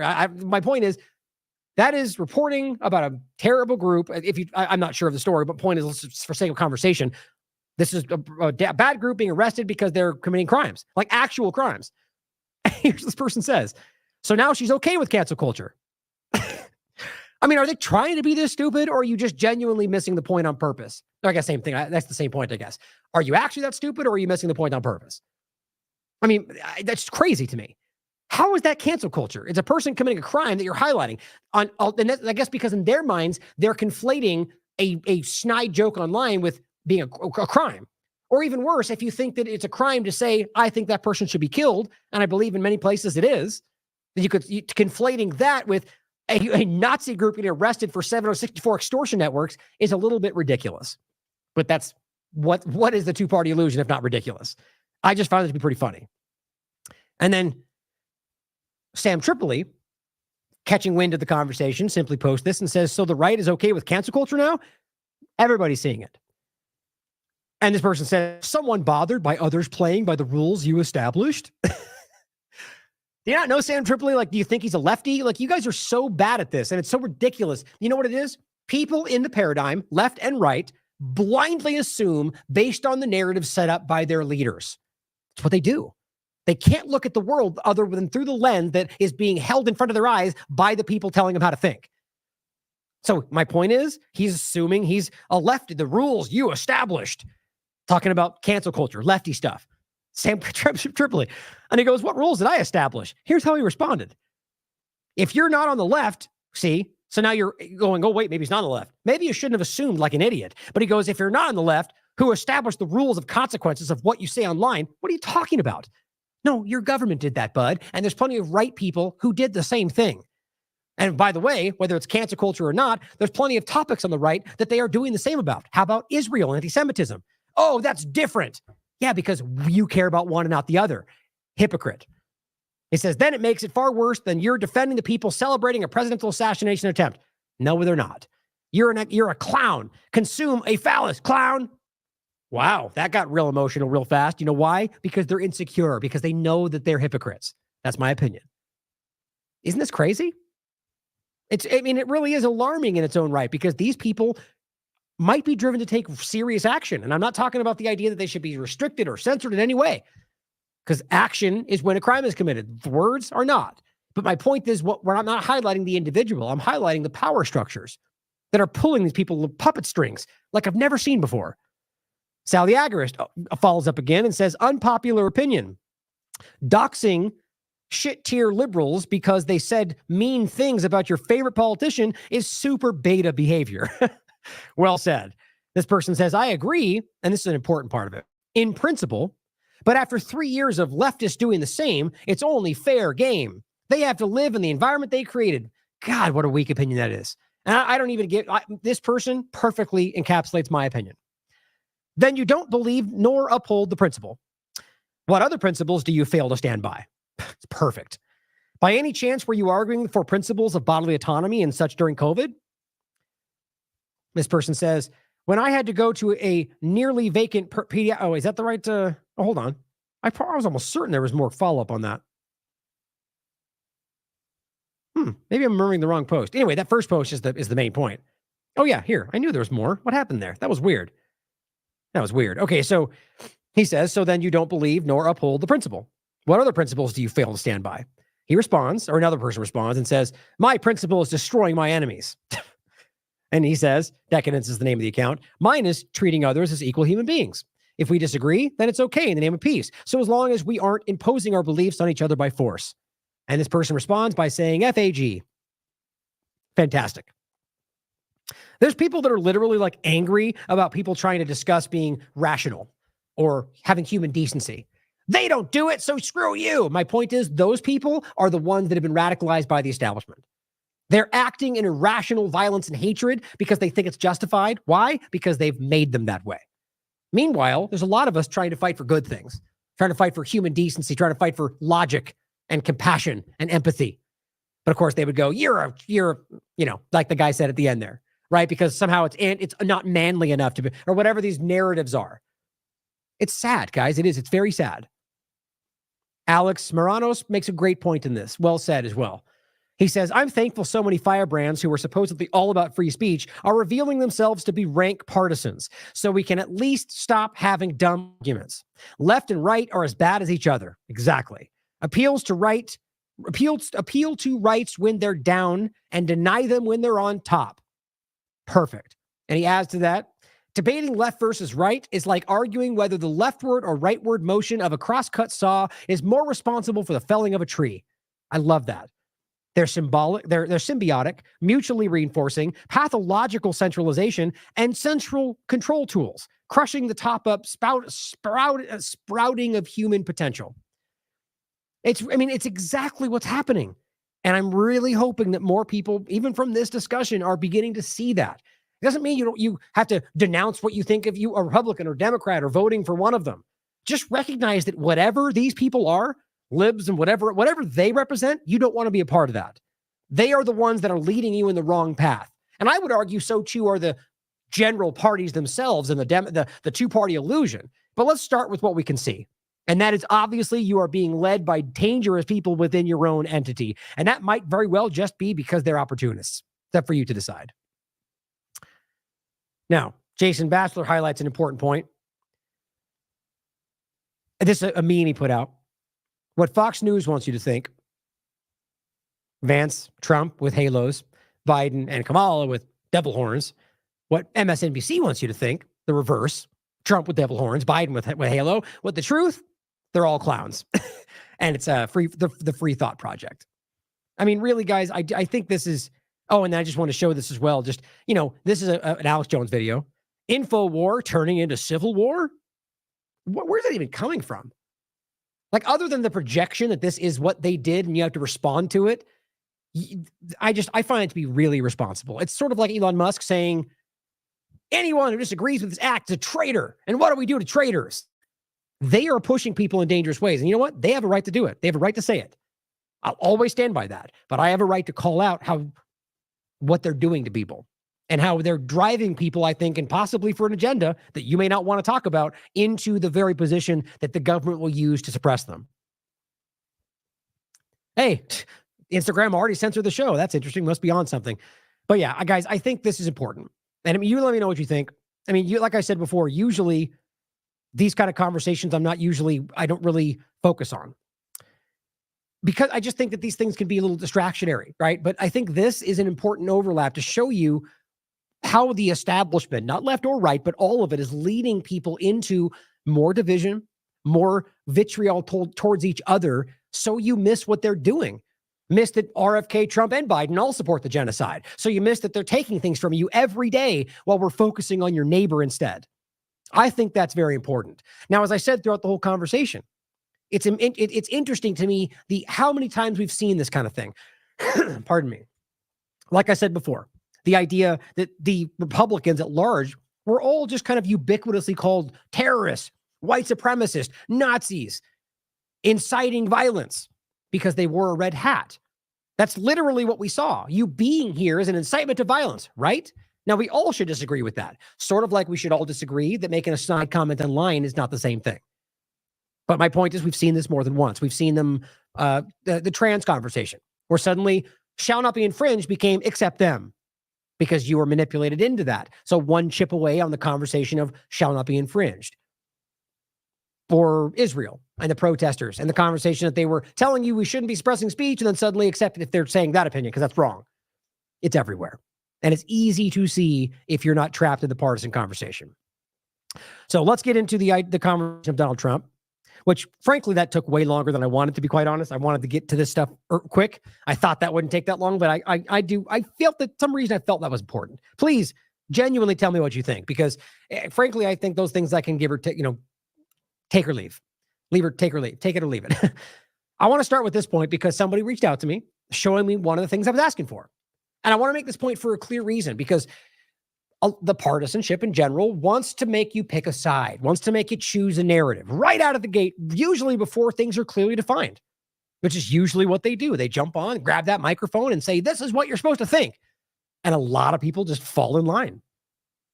My point is that if you're trying to be objective, it's easy to see, especially in the first so many days of any event, that you don't really know. You have to remain objective and acknowledge that we just don't know yet. And that's okay. And so my point is, as we go through this day by day, more things develop. And as I've said every show so far, things that were criticized or rather just being skeptical about or going, this doesn't add up. Well, a new thing had come out the next day that very well makes that add up. And you go, well, there you go. And that's what I'm talking about right here. And still, you could argue that there's another part of the story that could come later that puts it right back in the question position. But this was something we saw, CNN image all around showing the third streak of blood down Trump's face. My point was, well, weirdly enough, in every other one, you only see two and like a weird smear that doesn't seem to represent where that was. And I said, unless you saw somebody wiping it down in the huddle or whatever, right? Or something like that. My point was that's, I don't know, but I found it to be an anomalous point. She reached out to me and said, here is something, weirdly enough, on that very video that I played. I just didn't catch it. It was a kind of quick succession. Look at that. It's a shot of one of the Secret Service guys wiping Trump's face. And there you go. Simple. Now we know. And this is the thing we need to recognize, that of course it's okay to ask questions and go, well, it doesn't make any sense. And just because it later turns out to end up making sense does not mean you were wrong to point out that it didn't when we didn't have all the information. As long as you're willing to go, okay, and adjust your opinion accordingly. And we can still argue that it might not add up if you think so, or maybe something new comes out, but just recognize how important that is. Do you know how many people refuse to do that because they think they're getting something with the narrative they've got first? The point here is that this is an additional point that changes what we first talked about. Keep that in mind.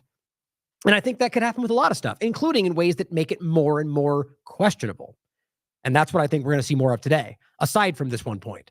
So thank you for her that reached out to me. I don't know if she wanted me to say her name or not. I appreciated that. That's what I want from everybody, guys. Let me know what's going on. Now I'm going to include the shows of the last few days. The first one on the 14th. I left out the one of the first day, which is just kind of, it's muddled because the point is the day this happened, which I believe was the 13th, I was just going live. Literally my opening was playing and somebody commented in the chat, Trump was just shot. We may have been one of the very first people to be on live talking about it. And it was, so I kind of said it early, made some quick points, and we came back to it kind of like intermittently through the show. So I'll leave that one out. If you want to find it, it's the 13th show from before this. On the 14th, we followed up in Trump's assassination attempt. Let's review the facts, which includes a lot of opinion and things that I think I want to discuss, but I'm clear about that. This is what I think the facts showed at this time. So you can go through it. I stand by pretty much everything in here for the most part, other than things like that I left up open. That was my point in saying that. I didn't say, there you go, that proves the blood is fake. I said, well, that doesn't add up and maybe something will come along. And sure enough, it did. Important. Here's the other one, which that image really pissed people off. Somebody sent that to me. Trump assassination attempt narrative continues to unravel as Israel intensifies Palestine genocide. Because they are. As we open with a point. This one was Derek's article. We must question the attempted assassination of Trump. Not because first of all, yes, we should question everything regardless. That's just being objective. But mostly because there is reason to question this, as even a lot of Republicans are calling out. Now, let's start with this.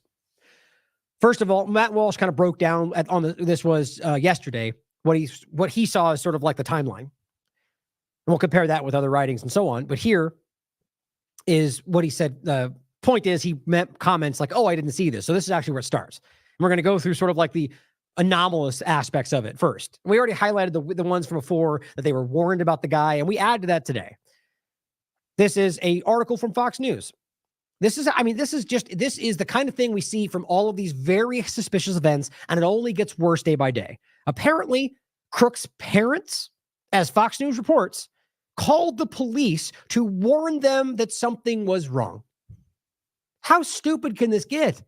Like, again, my point when I said I was going to say this now is that generally, at this point in time, if we're just looking at the evidence that we think we can prove, not considering where the sources are and whether the corporate media could be misrepresenting it or that the government's lying about it. And that's why we keep objective and say question it going forward. But just what we have in front of us, I think the obvious point is that it seems like somebody tried to shoot him.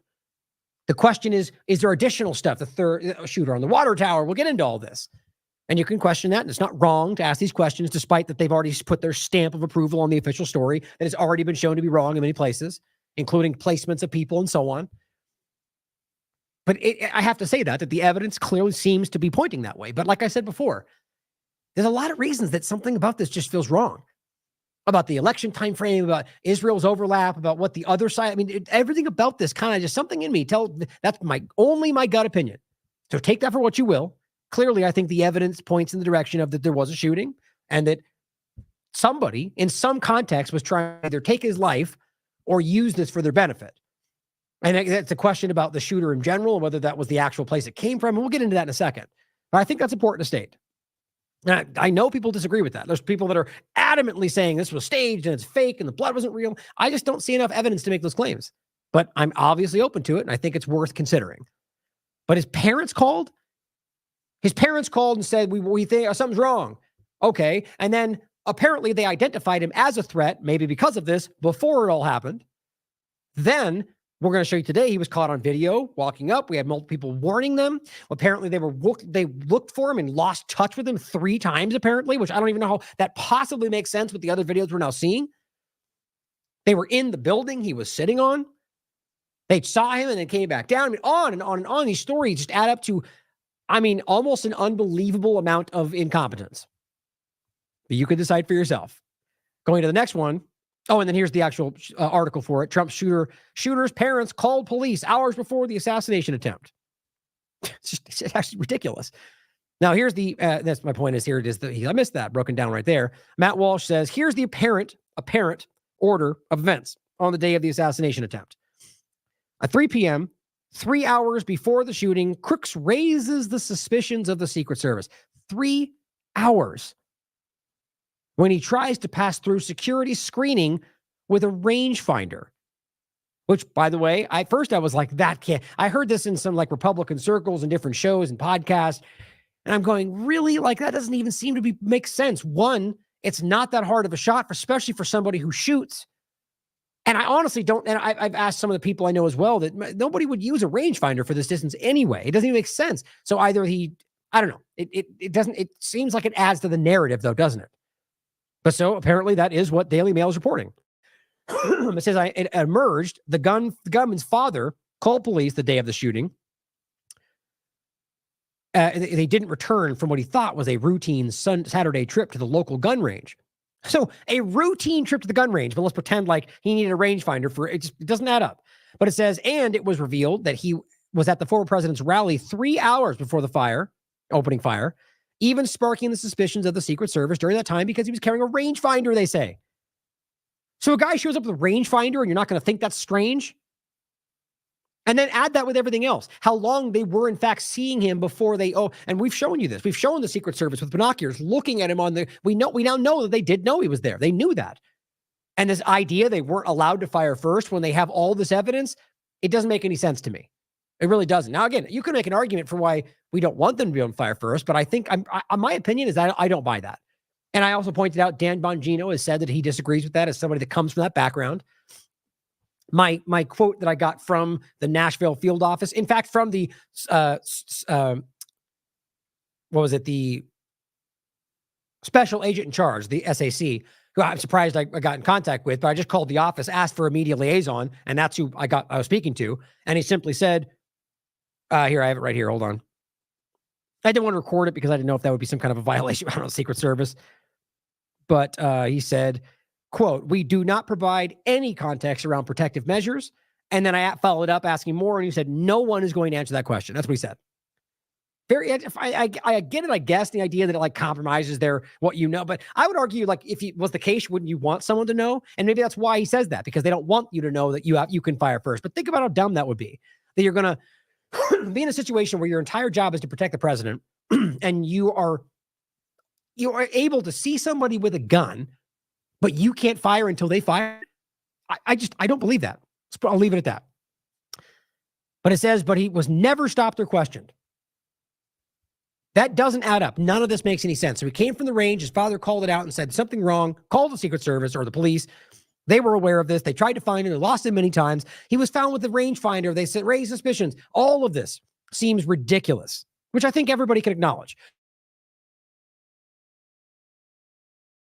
Even if that comes from a place of incompetence. It's a shocking level of incompetence, which I believe in anybody's minds would eventually lead to like, well, maybe it's more than that. So he goes on to say around 5 p.m. and an hour before the shooting, Crooks is caught on video by a rally goer wandering suspiciously. I'll show you that in a minute. By the very building he would use as his perch. He is not detained or questioned. 5:30, 40 minutes before the shooting, Crooks is photographed by security crawling around on the ground. They still do not detain him. A few minutes before the shooting, Crooks climbs on top of the building where law enforcement are staged inside the building. He is noticed and frantically pointed out by numerous rally attendees. He's not stopped or detained. 6:11 p.m., the first shot is fired. They had 3 hours to stop him. They knew about him and were suspicious for 3 hours. They did nothing. I don't buy that. That is either an indication of some kind of manufactured event for political benefit or that this was an actual attempt on Trump's life. Daily Mail article you can read for yourself. Now, we're going to get into a bunch of more nuance around that. I just want to start with this kind of overview. It's shocking in and of itself. That should open your mind to questioning. Absolutely. Something is wrong here. I'll even get into Cheadle herself talking about this. I'll get into the local policeman talking about what actually went down there and weirdly not wanting to tell you the time frame between when they saw him, when that officer found him on the roof, looked up and got aimed at and fell back down. He just refused to answer how long it was between when he saw that guy and when the shot was fired. Because my point is, they said clearly that they called Secret Service. They told them about that. So if you believe this was an inside job, there's an indication that they got that word and didn't act on it. That would be important.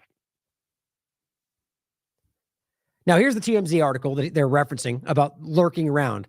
Lurking at the Trump rally in a new video seen hours before. New footage shows him essentially lurking around the building. I'll just play the video for you. And I'm going to get into all this stuff. So again, the angles where he is in the building. I mean, I don't even know how it's possible. This is still at this point right now being, even on their videos from corporate media, I'll show you right now, showing him on one side of the building with a graphic and then a graphic later in the video on the other side of the building. I don't even know how it's possible. Like, this is other than we're being lied to in a very clear way. But I'm going to show you. Remember where he is in this shot, where you can see him on the building, clearly facing to the right of the shot, which means he is on the far right side of this building. Otherwise, you wouldn't be able to see him from that side of the building, as well as the fact that I'll show you the shots of them where you can see grass. There's only really one side where you can see grass with him facing that direction. It's really not hard it's deductive logic. Now, I'm going to play the video. This one here.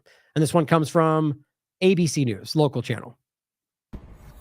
We're learning more about the movements of Thomas Crooks before Saturday's shooting at the Trump rally in Butler. New video obtained exclusively by Pittsburgh's Action News 4 appears to show Crooks lurking in the area an hour before he opened fire. A seemingly simple video capturing Saturday. One quick comment that I think is funny. And of course, it's rampant in the mainstream alternative media. But even in corporate media and like I guess overlap like TMZ kind of stuff, it's hilarious to me that everyone's exclusive these days. Everyone apparently has the exclusive on the same thing, even though everyone's exclusive. That's not what that means. Exclusive means only one group has it and one group sharing it. Now, other people then take it and share it. It would no longer be an exclusive for the person taking and sharing it. Still an exclusive for the person who got the exclusive. But it's funny to me how you can find these new things. Like, for a good example, I think this was, whether that RFK video, for example, that went around all these right-wing channels and they all said breaking exclusive. And it was posted by his RFK son. It wasn't exclusive to anybody but him. Or Died Suddenly posted something recently that I just talked about. They just took it. Oh, in fact, there's a whole lot of these conversations where they just grab the video and say breaking and just don't give anybody credit. It's a sad reality of the media in general. It's not just independent, but my point is that here they are going exclusive. And my point, and so is TMZ. Everyone's exclusive. I find that funny. Integrity is not lacking. Integrity is not unique to the mainstream alternative media. Saturday's large crowd in Butler also seemingly capturing a much more sinister moment. I wanted to pan the crowd because it was a massive crowd. So I was just taking in the moment. So this was before the shooting. Obviously had no idea how that day would end. Let's walk you through this video you'll see only on 4. Just so we can see where that is. You can see the you can see the big screen behind him, and you can see the crowd. So this is coming all the way over, all the way from the building and over to where Trump and them are, as far as I could tell. The man who captured it all, not wanting to show his face on camera. He says he was trying to capture the crowd and take that Day again. would end. Let's walk you through this video you'll see only on 4.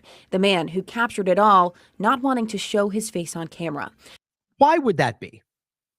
Anybody will explain that for me?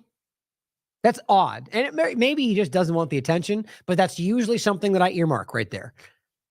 That's the whole like U.S. intelligence anonymous source kind of thing. Like it's like usually that's at least an indication. It might be an indication that there's, a planted concept. I'm not saying I think that. I'm just saying remember things like that. It's odd that people like don't want to be identified. That maybe because that would tell you something. He says he was trying to capture the crowd and take it all in, but if you take a closer look, you'll notice someone in the background. The timestamp is 5:06, and the video appears to show 20-year-old Thomas Crooks lurking near a building just past the secure parameters of the event itself. As the video pans to the crowd, you'll notice law enforcement vehicles stationed in the area as well. Yeah, so right there, just to make it clear, this is at the location. There's the crane. Like, that's where people were shot later. So this guy's literally, he walked over into the secure area. Think about that. Like, why would that be something somebody would risk? Literally walking over there, walking back after apparently they're already looking for you. Maybe, I don't know if he knows it or not. All of this continues to add up to one of the most ridiculous security lapses I've ever seen, or something quite different. Stationed in the area as well. As the camera moves back towards the building, Crooks appears to be seen again. Blink and you may miss it, but it likely shows Crooks was in the area for more than an hour before the shots were fired. When I saw the video last night, when I was going back through my video clips and saw him, I was chilled to the point where I couldn't fall asleep right away, and I didn't sleep well. There's something really went wrong with this. Law enforcement sources say Crooks was able to access the roof by climbing over an air conditioning unit adjacent to the building. Oh, is that the case? I guess we're just pretending the whole ladder thing didn't happen, right? The obvious ladder. By the way, you can see 2 separate ladders. And yet this report, at this point, so today, somehow hasn't pieced that together. Why does that even make sense? Like, if somebody can't recognize, like, that means that they didn't do their job, or they're omitting that for some reason. Either way, you should recognize that. A local ABC channel just ignores that's been on video many times. And they just, so are they jumping to conclusions, or is that something they were told by authorities? Far as we can tell, that's not what happened. He's even the whole point is he was even seen carrying the ladder, bringing it there. Apparently, he bought it from Home Depot or something like that. That's been at least reported by other in corporate media. And so here they are just removing that part of the story. I find that really odd. Pittsburgh's Action News 4 has learned from multiple sources that Thomas Crooks was spotted at the rally, photographed as suspicious, and officers were actively looking for him when he made his way onto the roof and fired at former President Donald Trump. And again, federal officials tell us their investigation is ongoing. I'm Lily Coleman, Pittsburgh's Action News 4. Very strange. Now, someone asked in the chat, who benefits from all this, right? It's a good, that's who benefits. K Bono is always a question we should be asking. In this case, I think it's obvious that if I just had to pick, it doesn't have to mean this is exactly, it doesn't always amount to who's responsible, but Donald Trump has benefited wildly from this. His support, Elon and people like that dumping, $45 million a month into a super PAC. Other very large people have now publicly endorsed him. I think that's important. Israel benefits from him being in position, or the government in general benefits from us dividing, or there's a stock aspect to this we could talk about in a second, but I'm not sure if it's necessarily adding up. But the point is, it's a good question to ask, and I guarantee more will flesh out as we go forward, but simply questioning is important. Now, again, here's Cat Turd account pointing out, this is the ladder, by the way, that we've seen, and this is been acknowledged by other corporate channels. So it's funny. He says, can't see the bottom rungs, but this is either a 10-foot or 12-foot fiberglass step ladder. It says, just so you know, they're heavy to carry. They weigh 40 pounds, but carrying them is very awkward. It is over a long distance. And we're supposed to pretend that this guy, he's this noodle arm kid, wouldn't have a chance. But so we're pretending this kid carried this. Now, somebody's put out there that this, because there's now an image of a different ladder, that this was one used by police, but that's apparently not what happened. I mean, this whole thing, and this shot was taken before I think they were up there. But the point is that either whether this ladder was his or not, we're told he bought a ladder, carried a ladder, the gun, kit, and everything else, and a rangefinder and ammo he just bought at the store. All this is reported by corporate media. So that means we should blindly accept it, is my point. But then walked it all there through checkpoints, through aspects. I mean, it's crazy to me. Now, you can argue it's outside the security zone, but I also very clearly think that that's ridiculous that this wasn't in that zone. I think that's crazy. But decide for yourself. Now, this is a video of the local police, which I think is very important. Casey Wright highlights this. How did the shooter get on the roof? This elaborate fairy tale rests on the idea that two officers were required to get on this roof. We are talking about a lone gunman, right? If he was on the roof, the ladder he used had to still be there as well. And that's the point about this. I think that's obviously what this was. That's the left one, right? So his point is, after you hear this, as they're talking about having to climb up on each other's backs to get a look up the roof. I mean, maybe they didn't see it. But I don't even know why that's what they would do. Listen to it for yourself. I agree with him. It doesn't really add up. An individual on the roof with a weapon. He saw the shooter. He did. Your officer. And for the podcast, this is local, as it says, local official describes police confrontation of Trump rally shooter. See an individual on the roof with a weapon. He saw the shooter. He did. Your officers are on patrol. They hear that there is a suspicious person on the rooftop. What did your officers do? So our officers in the area started to converge on the building. My understanding is they did a full perimeter walk of the building. Weren't able to see. Okay, right there, they would have seen the ladder. No question. And he didn't pull the ladder up on top of the roof. That didn't happen. Up on the roof. Two of the officers went to, my understanding is they did a full perimeter walk of the building. Weren't able to see up on the roof. Two of the officers went to what appeared to be the lowest point from ground to roof. One of the officers actually boosted the second officer up high enough for him to grab hold of the roof. When he was. Let me ask you something, guys. If you're dealing with a situation where you think there could be, which is what they're doing, there could be a threat, are you going to piggyback on some officer's shoulders to get a look? Doesn't that seem stupid as hell? Wildly unsafe? Yes. Evidenced by the fact that he apparently fell and hit himself as he fell on the back. I just don't believe any of this. Or if it is, then we are shockingly underinformed about how incompetent all of these authorities actually are. He was able to pull his head up over the roof. He did, in fact, see an individual on the roof with a weapon. He saw the good point. Someone in the chat says, where's the body cam? Right, there's a lot of this stuff that we're not seeing. I think drone footage, apparently people are claiming there's a lot of it that we're not being allowed to see. These are all claims floating around. And some of it is overlap with like local channels that have made these claims. But just like we talked about earlier, things that were said quick in local channels that then change. Shooter. He did. And what did the shooter do? He was able to pull his head up over the roof.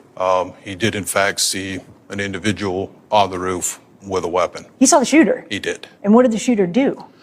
Turned towards him, had the barrel of his weapon pointed at the officer. At that point, the officer's hanging on Yes. to the side of the roof? Yes. Unable to pull a gun out. Unable to Defend himself. Unable to reach his radio. Okay, yeah, go ahead and fill in the gaps. Good journalism there. Just tell him what to say. But what my point would be, are we pretend that this guy boosted him up? So he's still there, right? And then just backed away and let him hang there on what exactly? How was he able to look up over the roof, but he's hanging there with nobody to support him? It's inconsistent. Either the guy is there holding him, which is why he's able to look up the roof, which means he's not going to just not be able to. That means he could pull something out. His guy is resting on the other guy. Or even if you don't think that's even, maybe it's halfway. I don't know. The point is, it doesn't make much sense with what he says next. Yeah. Strictly defensive movement for him to lower his head, duck, lost his own grip, right? Fell approximately 8 feet to the ground. That's a steep drop. It's a good drop, yes. Did he get hurt? He did. And why did he fall if the guy was there holding? I don't know. This doesn't make sense In to that me. moment, did they realize there's a threat right now to the former president? They did. So both the boosting officer and the officer that fell were both on the radio. Important. Indicating that there was an individual on the roof that did, in fact, have a weapon. Who did they radio? So there was a blanket tactical channel being Everyone used. heard it. Everyone that was on that tactical channel heard it, yes. How much time between that radio communication and the gun being fired at the former president? That I don't have that information. Interesting. You don't have that information. Well, yeah, you sure as hell would, though, because there's a record of when that call came in. Now, remember what Matt Walsh was saying, the timeline, is that at 5:30 p.m., 40 minutes before the shooting, Crooks is photographed by security crawling around on the ground. A few minutes before the shooting, Crooks climbs on the building where law enforcement are staged and is noticed by people, right? So we can argue that that was clearly the time frame when that was happening, clearly, because people said something and then people went and looked, despite all of the times they were doing so well before this took place. So there's an opening window there. We still have to find, but it shows you that they saw this. And as the first story went, when that happened, at least as it was reported by corporate media, then the guy turned and shot. And that's kind of when that happened, which would make more sense because that wouldn't mean my question there is, and I think why maybe there's not an answer there, is that they did radio it in. And there was a time where nothing happened. Because realize, I don't care if it was a split second before. If they had called and said, there's a guy with a gun on the roof, you would have seen that. You would have seen the Secret Service get in. They would have heard it. They would have reacted. I don't care if it was a half a second before the shot. We didn't see that. All we saw was everybody sitting in their positions until the shots were fired, and then they reacted. I still don't think that adds up. You can decide for yourselves. Now, by the way, for the comments in the chat, we're going to get to the water tower and possible third shooters and all of that. We're going to talk about everything. But I find that to be very relevant for a lot of different reasons. Right? The idea of what was the other one? Oh, yeah, just like the dynamic of what they were doing there. I feel like it's a little bit inconsistent about why he had fell to the ground and all of that. I don't know, but the ultimate point about the time frame. So keeping all that in mind. So let's talk about the larger point that I keep making, and we're going to get to the conversation of multiple shooters in a minute. I still think this is one of the most important points.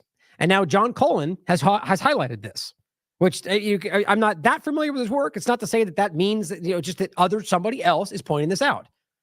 And I said, someone else is noticing the point I've been calling attention to, likely why the shooter placement keeps getting changed, even on corporate media points. Yet so many who were moments ago critical of everything suddenly defend the official narrative. That's pretty odd. Sometimes that's the truth, the official narrative. Sometimes it's not. Question everything. So first, we're going to play this video. We have two of these today, actually. This one here and this one here that interestingly have a different angle. Look at that. You can see right where his ear would be. But weirdly, right before it happens, it cuts somewhere else. That's editing, by the way. That means there's a video of that shot that no one's showing us. I think that's important. But so too is this one. Now, this could just be coincidence. It's an average person filming this, and I'm telling you, like literally a half second before this happens, he turns the camera towards himself. So you don't get to see it. I'll show you what I mean. Take a look at that chart. Take a look at the arrow on the bottom. See the big red arrow, right? So that's when I left office. That was the lowest point, and that comes right from the government services, comes right out of Border Patrol.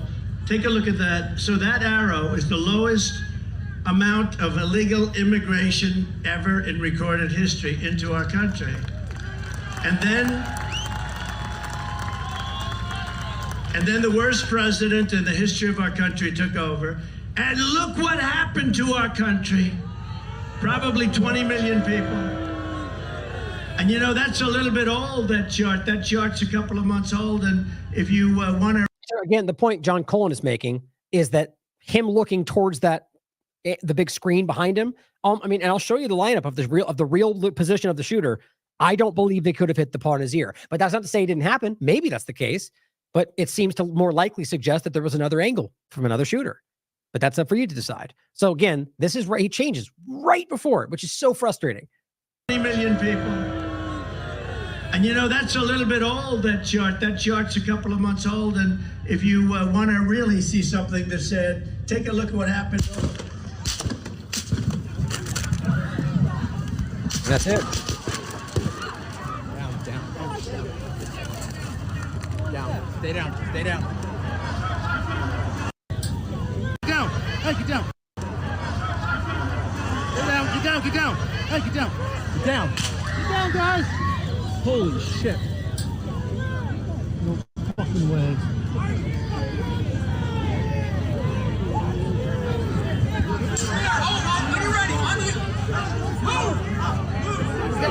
Down, Paul, down. Someone shot. Someone shot. Yeah, we'll get into all that. I'm good.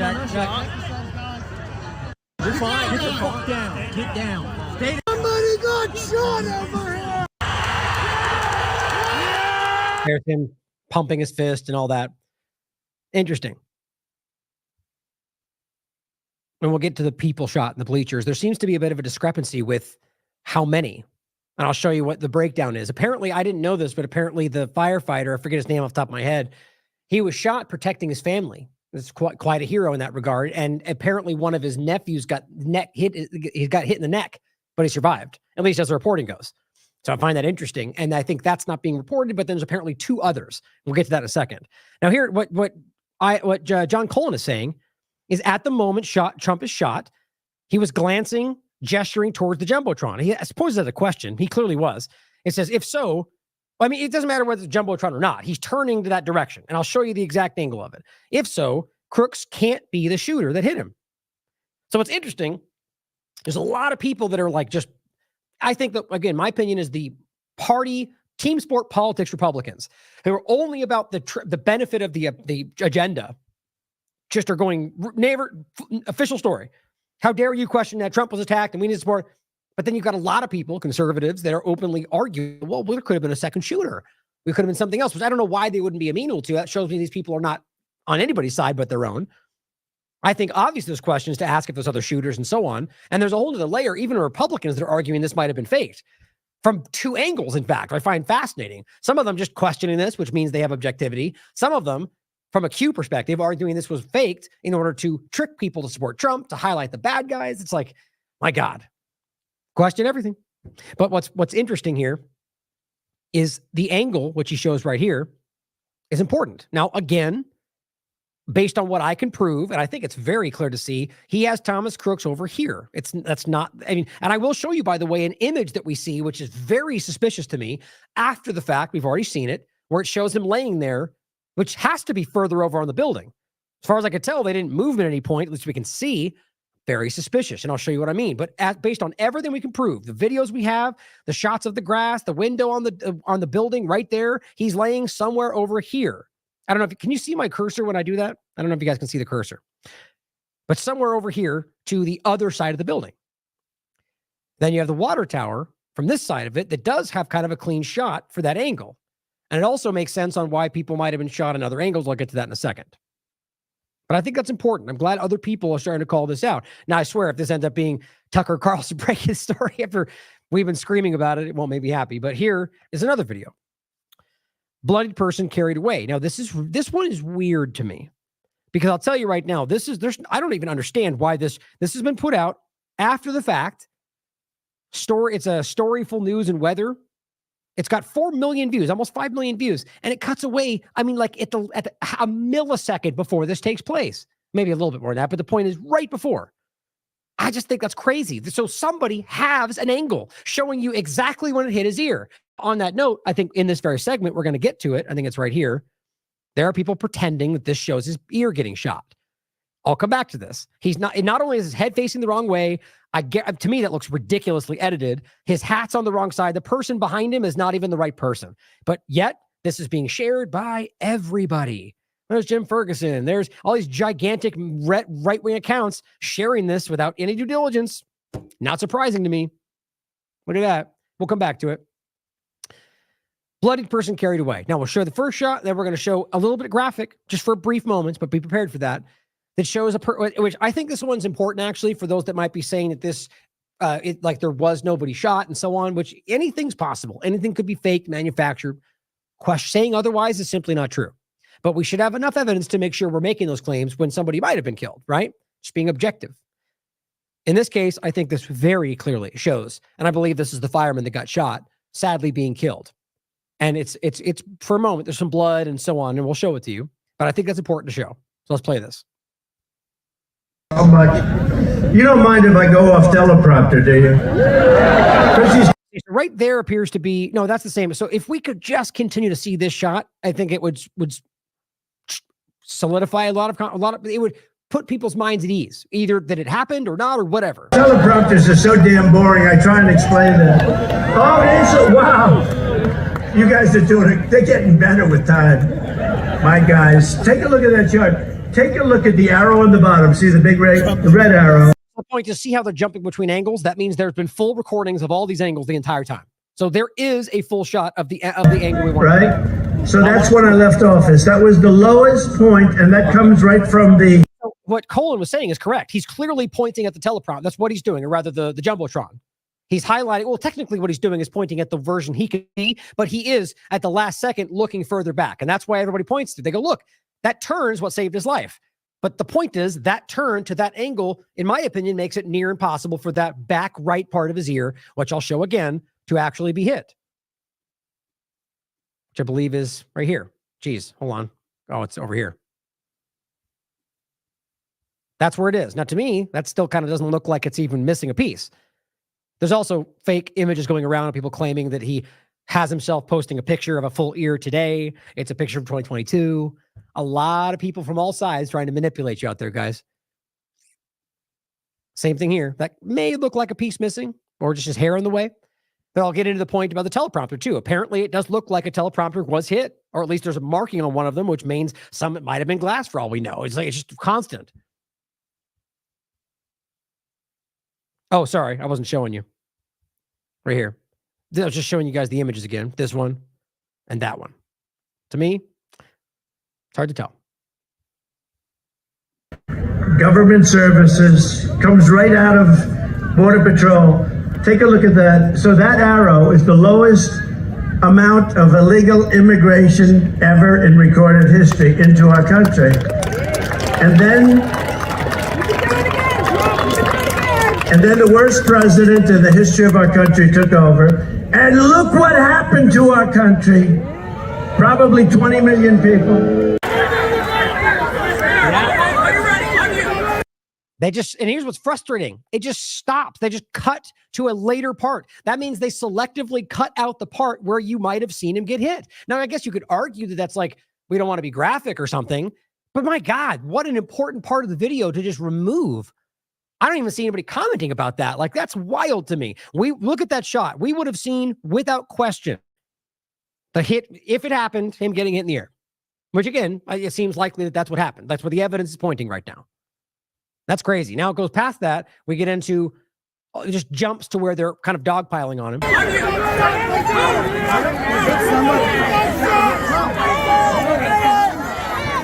Okay. So here's what's important. And this, it's weird how these things are getting like omitted in some cases, like more people pointing to the ones that are to his left. And then this one is to his right. So where Trump is facing, this one's to the right of him. Actually, here I have some of these shots. I'll show you right here. I'm going to get to all this stuff. Here we go. So that one works. We'll come back to these. So that would be this one here. That's right there. That's where I believe the fireman was. Then you've got Trump's stage right here. And then you've got people over here that were hit. And the point in this video we'll come back to, or the image that somebody sent me, is that it doesn't line up. It just doesn't line up, and arguably might line up with the other angle, just as a consideration. But I think that's important. We'll come back to those.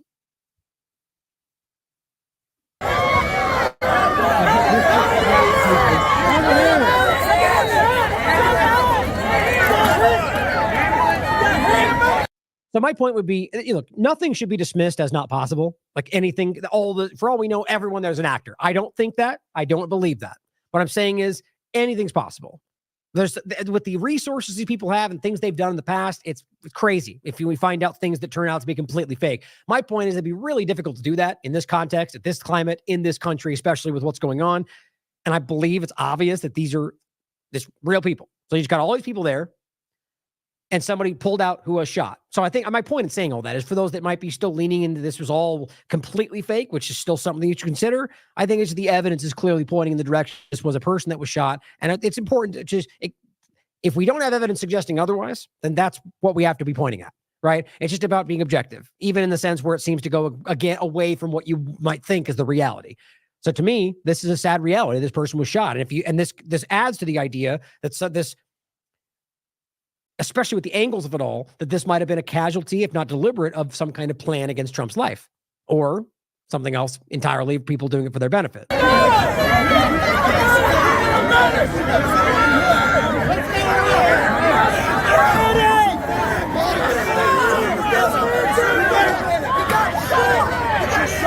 One shot right here, Mike. One shot right here.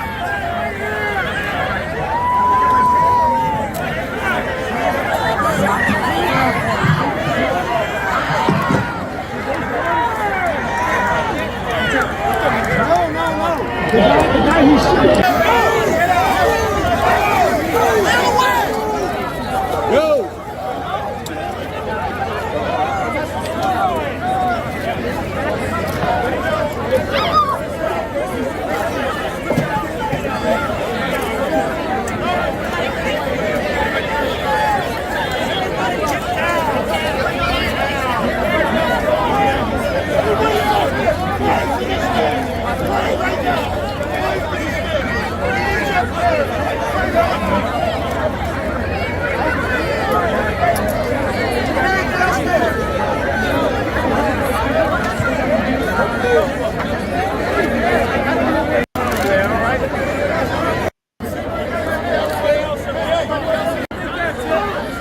You can see they're trying to give him CPR right there.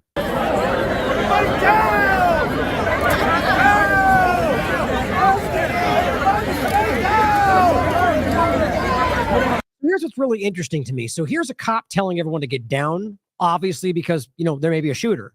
This is well after the fact of the Secret Service saying shoot her down and then letting Trump say, wait, pump his fist. And multiple, I think I have a video I'll show you again, multiple times being very evidently just open to all possible shooters at a time when that should be the only thing they're concerned about. And yet here's a random police officer telling these guys to be down while they're letting Trump pump his fist out in the open. Again, wild incompetence or something else entirely. You can decide.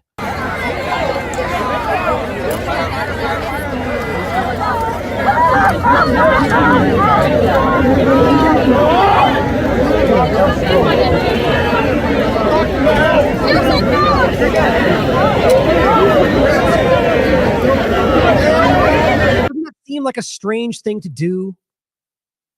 Like, whether about respect or evidence, I don't know. I mean, just the way they even carried his body, you can't get a stretcher. I mean, I don't know. Maybe I don't understand, but that seems a little bit odd to me, the way that they rushed him out of the way and just did so in like a really clumsy way. His hands are dangling, there's blood dripping. That seems crazy to me. Like, if that was my family member, I would be very angry about why wouldn't you get a stretcher and do this properly, or at least, I don't know, show some decorum for the situation. Like, don't drag him out all dangling everywhere. It seems weird to me. You tell me what you think about that. But again, that doesn't have to mean anything other than those people making a bad decision, or maybe something else, right? Just pointing out things I think are interesting.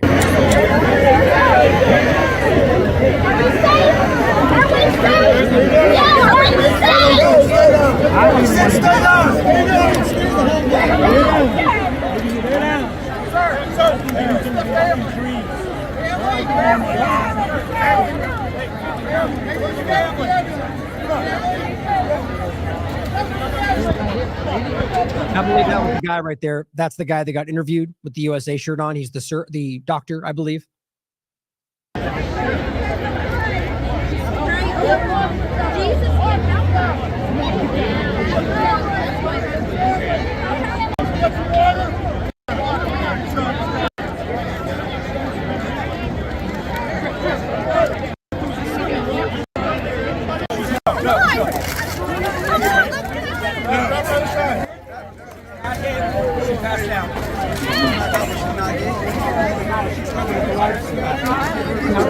You can hear them say she passed out as they bring that woman by. So I think that she just passed out, but it's hard, who knows at this point. But that's, you hear them go, oh, she passed out. But it could be because she has an injury. I don't know. That doesn't seem to be one of the other injuries. Come this way.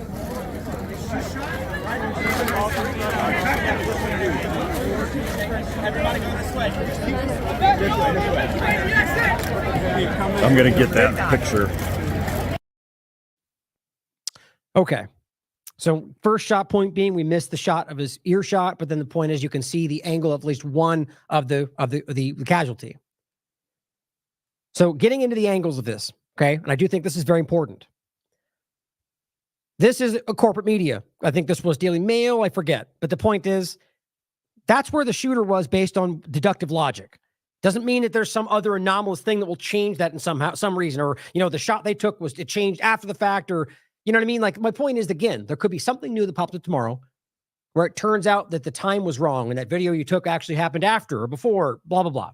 But based on what we have in front of us, corporate media and everybody in general, I'll show you again what I've shown many times. This one here. You don't have this angle of the roof slanting upward. And again, this is the TMZ one. The top thing is just the still shot of where he was laying. The bottom one, where you can see grass, you can see that little window right there. There's no way. This is deductive logic. This guy is on the far side of the building, closest to the grass, not the parking lot, which is very strange to me because, and again, this is supposed, and this video, which I guess I'll just play now, is important because it shows the people standing there. Not only were they screaming about the guy with a gun, but you can hear the succession of the shots. After the first series of them, you hear the guy say he's turning towards us. Then you hear that last one, and then he says they were shot. And all the people say they saw him get shot. So that doesn't add up with just about any other version of the story. I don't see anybody pointing that out. That would suggest that the very last shot from somebody is what took him out. So where were the other 8 shots or 7 shots? What happened there? And it doesn't line up with the narrative from every other angle. But this first and foremost is about the angle in regard to where he was shooting from and whether he was able to hit the right side, backside of Trump's right ear.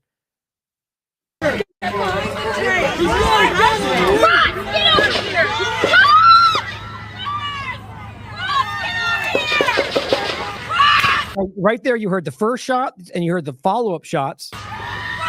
5 or 3 or something like that, or 2. I hope he's turning this way. Be careful. Okay, right there. See, after that, he said he's turning towards us. Be careful. Last shot you heard right there. That's that last one we've heard many times. He's down. He's down. They got him. That's what he's saying. Now, important points in this is that you can see this window on the building. That was before it, right here. Right there. And you see the grass. Right? I think that's pretty clear.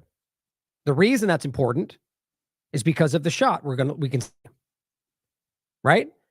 And this one does also correctly show, in my opinion, where he was. Now, look, you can see the tiny window. You can see the grass. Now, look around this, okay? Being objective. On one side, you have the parking lot. The other side, you grass. Now, let's just say, just try to find a way that he would be further to the left of that building. How would they get a shot of him that close, right? Which is this point. And this way. The shot up top, right? Look, you can see him laying upward on the building facing towards Trump. So how do you get that shot if he's all the way on the other side when you're standing in the grass? You don't, is the point. The only way you can get that shot is if you were standing on that side of the building and looking at him further toward you, upward on the building. I think that's just self-evident. Is anybody in agreement with that? Like, anybody feel differently? I don't even know how that's possible, but say it in the chat now, because I think that's one of the most obvious things. Now, my point would be, it's possible, I guess, that something moved or something shifted, or after that they moved him, or I don't know. But to me, I don't know how you can disagree with that. So why I'm saying that, based on what John Colin said as well, is that if he was there and Trump's here, which there's other angle shots I have that make it, that's even better. It shows you that and then he's turning towards the screen, even that angle, which again, he's kind of he's not direct shot. He's further to the, if Trump's facing forward, he's further out towards the crowd. He's further that way, which means when he turned his head to the right, it would have been, I think, impossible to hit that part of his ear unless there was another shooter or something else happened. And also in this image, or all the corporate ones, they don't seem to identify the other sniper team, Trump's side, which was on this building, which is odd. And they show casualty here and they show casualty there. But there's more examples, I think, of people being shot. We'll get to that in a second. So here's the jumbo screen, right? Which, again, you can see that's what he was pointing to. He was looking at that. Oh, and I see what we're seeing. So there's one each side of him, right? So there's one to his right, there's one to his left. So he was looking at the screen like John Clone was pointing out. And if he was, which he was, then that angle wouldn't have been possible unless it was another shot. I still stand by that. So here's an interesting shot. So what you're looking at here at the bottom is that building. You can clearly see that, like any building, it slopes on either side of the roof. So you can see that he is sloped here upward, which clearly means then that he's laying, hold on, how am I getting this? Here we go, like that. That he's laying on this closest side of it, right? That's obvious. But then if they can see him, like I'm saying, then clearly that means he's all the way to the right of the building, right? I mean, I think that's pretty obvious. So here, like some of the, I would argue some of the incorrect postings of it show him here, which then go, oh, but there's a tree in the way. So that means those snipers can't see him. But that wouldn't be true, would it? If he was all the way to the right. And then again, you can see that Trump is theirs, which means if he was all the way to the right and Trump turned to the right, I don't think he'd have shot there. That's important.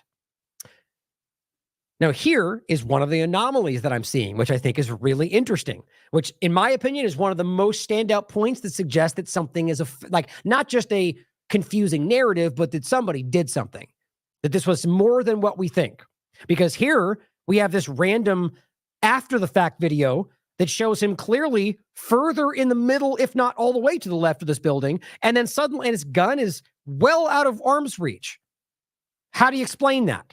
Nobody's even tried to explain that, which means somebody moved him. Why? I mean, again, to me, that seems like deductive logic, but I don't even if it seems cut and dry, I always leave open the possibility that something new could come along and change what it means. But to me, with what we currently have, I don't know how you disagree with that.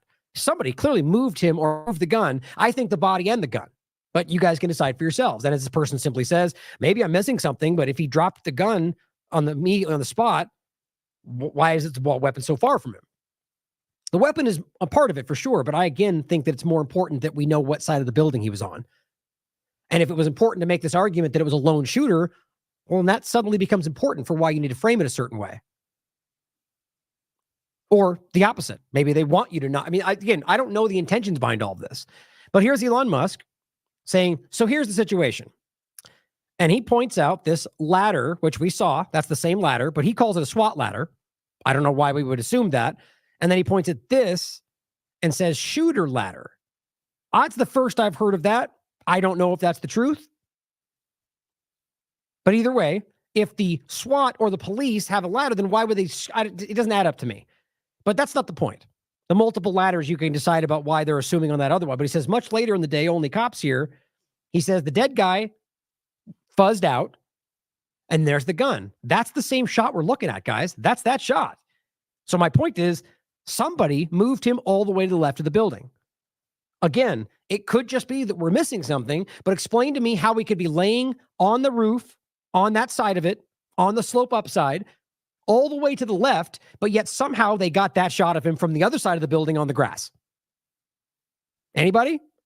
Maybe there were two shooters on the building for all we know. I don't know. My point is there's no way that could happen and that he could end up here on that side of the building, which is the side of the parking lot. You see what I'm saying? I hope that's clear. If I'm missing something, please tell me, because this needs to be understood. Now, here's just one of these other angles. This one, I think this was also the Daily Mail, which is funny because, again, they're giving you the wrong shot where the other image they use is over there. And the point is here, even with this angle, I think this is important. So what you're showing here is that all the way to that side of the building towards the parking lot, yes, that would put him out of sight of this sniper behind the grass or the bush, but it then lines him up where you could argue that that was a direct shot on his ear. But if he was all the way over here, there's no way. Trump would be looking at the Jumbotron, which is right there, and he would not have that shot.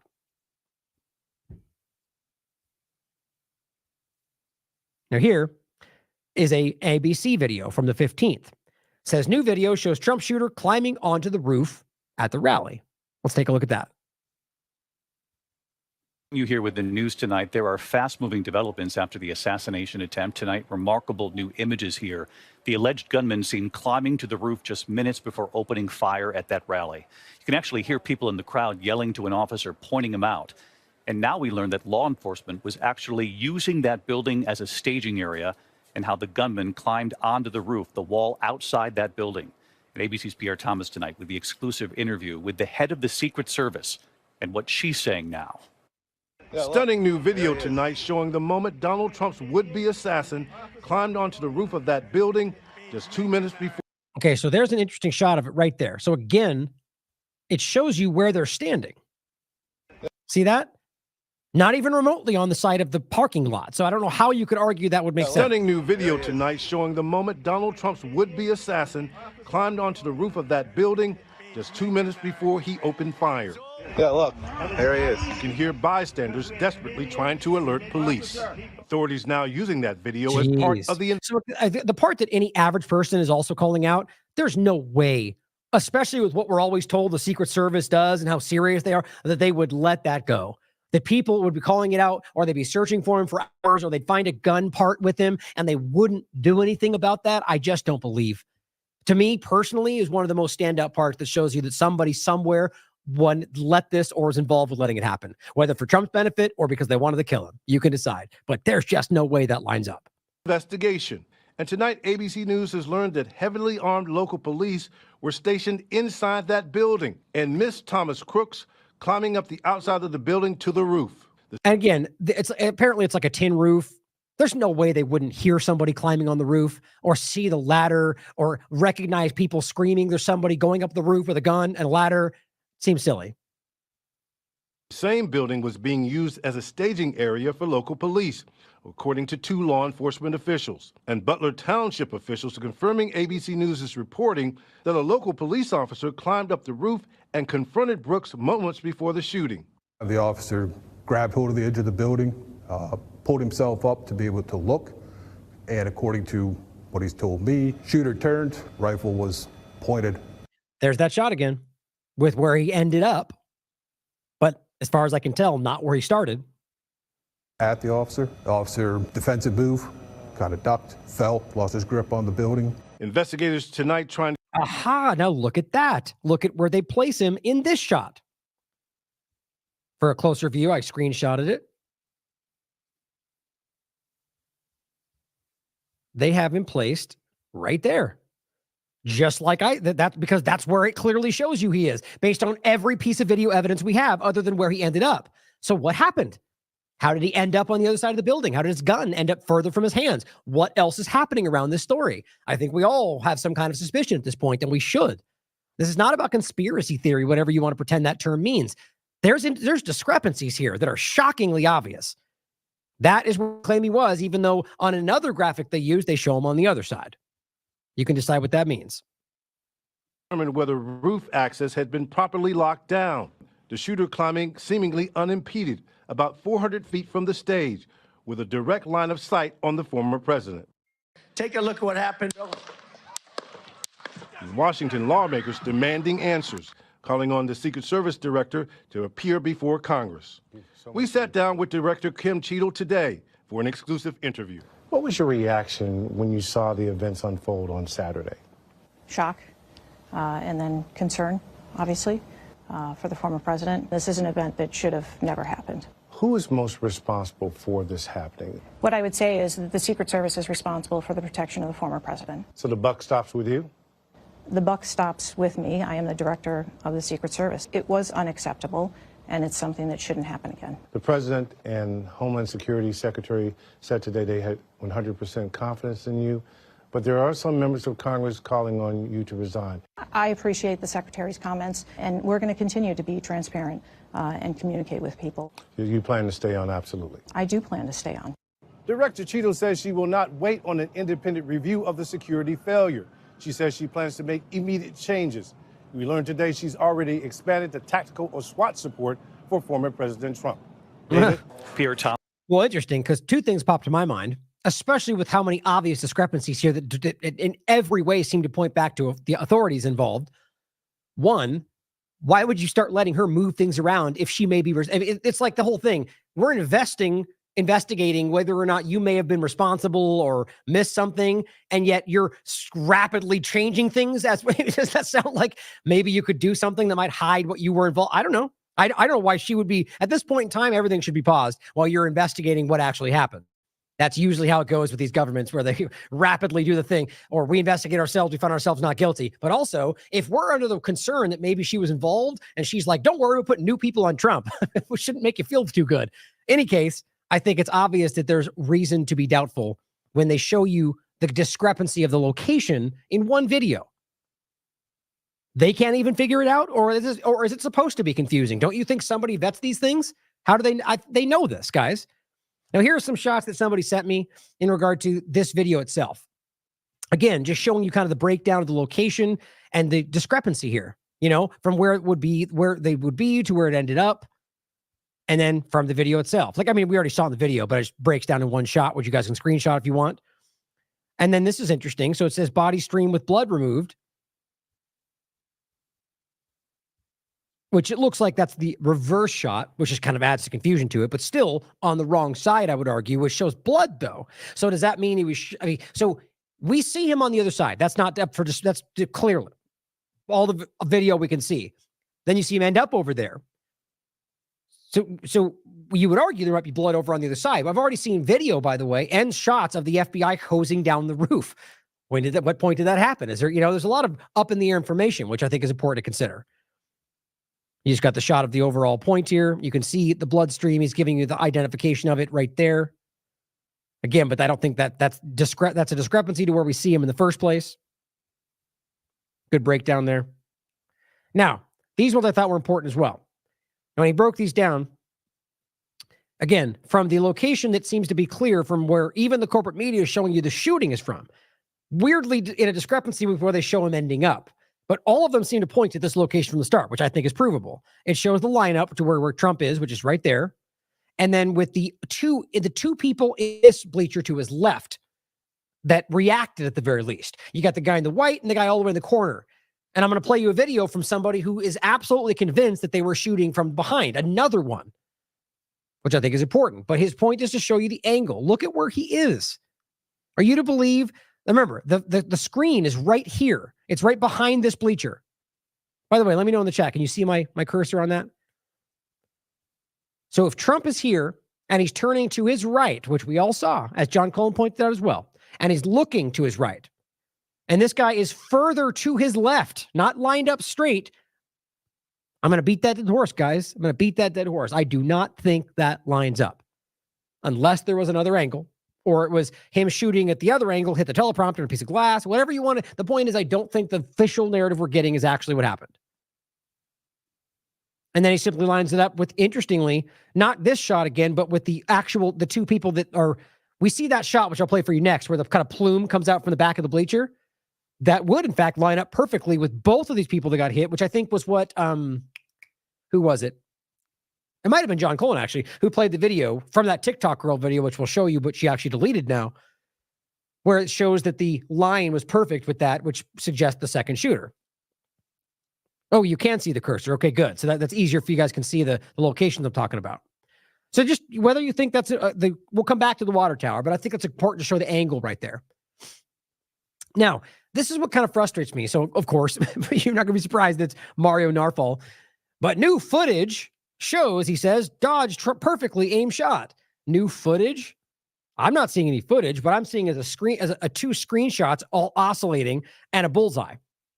How do we know the bullseye is the right angle? Maybe it is. My point is, this is somebody who made a meme, put a bullseye on it that made sense with what the narrative was. Not that this is like mathematically lined up with exactly where the shot might have actually been coming from. You see what I'm saying? And yet they share this because, look at this, looks cool with the bullseye narrative. And I'm tired of these Twitter space sensations that are constantly misleading people or actually just not doing their due diligence. Who knows? You guys can decide for yourself. I think that like we're seeing that angle there does not perfectly line up. Now, how about this even? Let's just say this was the exact angle. Are you of the mind that could happen on the back side of his right ear if you have a exact angle on him? Where was it again? Right here. Don't you think that would also not line up, that you probably hit the top of his ear and not the back part of his right ear? Come on, guys, we just got to be objective about this. I think it obviously does not line up. You can decide for yourself. Now, here is just another example to show you how many people are desperately trying to deceive you I don't even know what the intent might be, whether it's anti or pro. I don't even know. But the point is, this, in my opinion, is very fake. And here's Gaina Fauci saying the same thing. Just trying to help. And he says, not sure where this originated from, but just wanted to let you all know it's 100% fake. It's his opinion. I agree. He says the video is mirrored, which is easy to tell. Look at the letters on Trump's hat. They're backwards, guys. The letters are effing backwards. And he says, so that's the left ear, not his right ear. I do think that his ear got hit by a bullet, but this video definitely doesn't show that. Let me show you the video too.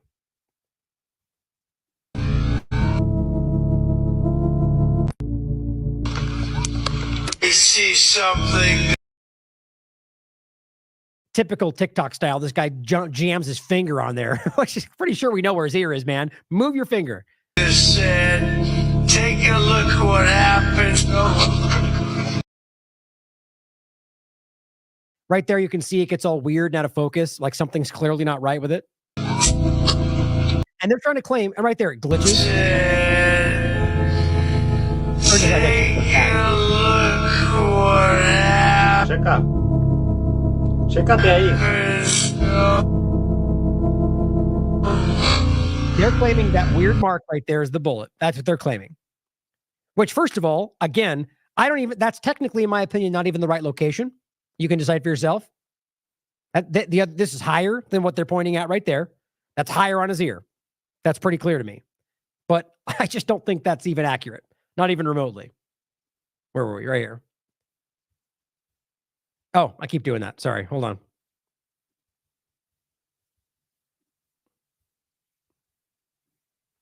I think that's higher on his ear. Going back to the actual clip, that's further down his ear. That's my opinion, right?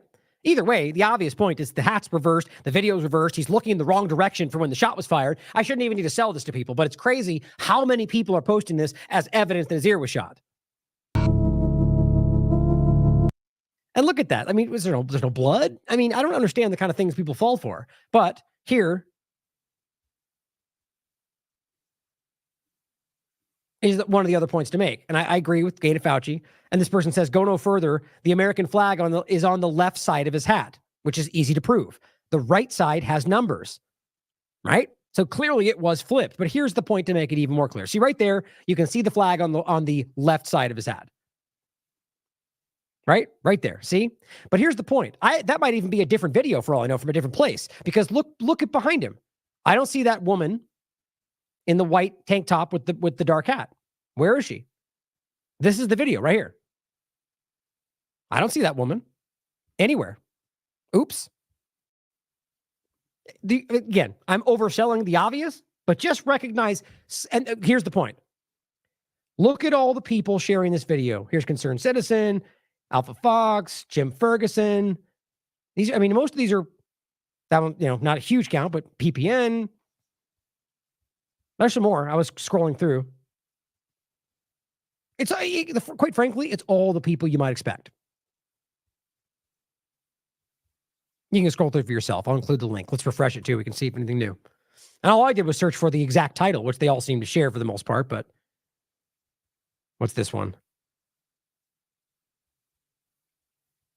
Anyway, I don't want to waste more time on this, but you can scroll through it for yourself. A lot of these people have some pretty, like the large ones are ones that we saw at the top, for example. This one has 412,000 followers. Ferguson has 227,000 followers. People buy it. Now, let's watch this video, which breaks down some more angles for you. This is like a graphic rendering of it. But there's some parts of it I think were pretty well done to give you a good shot of the angles. But it's interesting how this was done on the 17th. There's numerous parts that are seemingly left out, which I find interesting. Trump's rally takes place in Butler, Pennsylvania, roughly 30 miles north of Pittsburgh. The Butler Farm Showgrounds, located at 625 Evans City Road, about 5 miles from downtown Butler. The shooter, Thomas Crook, was smart enough to park his van on Lawrence Avenue, avoiding police. Okay, hold on. So just to clarify something here, I'm not sure what the confusion is. Somebody's saying that that woman would be in front of him because we can see his ear. No, just be clear. Whatever you're looking at, that woman's behind him. That's obvious. That woman is behind him in some kind of stand or speech he's giving, right? And if it was the same location, and maybe she ducked, I don't know, but you would see her, but I don't. Either way, the point is that's a crowd behind him, and that's just the opposite side. It's been inverted, right? So you can see that the backward flag, the writing manipulated. I just hope that's clear. My point when showing this was that I didn't see her anywhere in that shot at all. And so even this inverted, the point is those people would be behind him. You can see his ear. The people are behind him. In case that was unclear. So let's keep going. Secret Service officer from investigation and checking. 5 Evans City Road, about 5 miles from downtown Butler. The shooter, Thomas Crook, was smart enough to park his van on Lawrence Avenue, avoiding police and Secret Service officer from investigation and checking. It was also suspected of containing a considerable amount of explosives. This is where he got out and walked all the way to this vantage point, which is this building on the right. He then climbed this ladder located here and moved up to the top of this roof. Okay, so just look at what they're already highlighting. Okay, so already they're showing you one, the ladder Elon Musk said was the SWAT ladder, which this is just what's AI Telly is this group. They could very well be wrong. But consistently, most people are arguing that that was the ladder he brought. And again, that's coming from corporate media as well. And then that he ended up going on the other side of the roof. Just very interesting how, like, you'd think this would be rectified by now, right? But somebody would be like, you know, the official story, but it's almost like the official story is intentionally keeping this open. Ladder located here and moved up to the top of this roof. To help you understand better, let's take a basic look at the position of Trump on stage as well as the shooter. That's actually a good angle right there. To help you understand better, let's take... See right there. So you got the teleprompter, rather the Jumbotron. You got Trump's stage. You can see that. Look at his angle. That's that small little red dot right there. If Trump was turning towards the Jumbotron, how would he have shot that spot? Take a basic look at the position of Trump on stage as well as the shooter. There are 3 important structures or buildings we need to understand. This is the Trump stage, and just above him is the audience section where a selected number of people is seated. This structure is also very important as it is where the Secret Service personnel are located and snipers are positioned.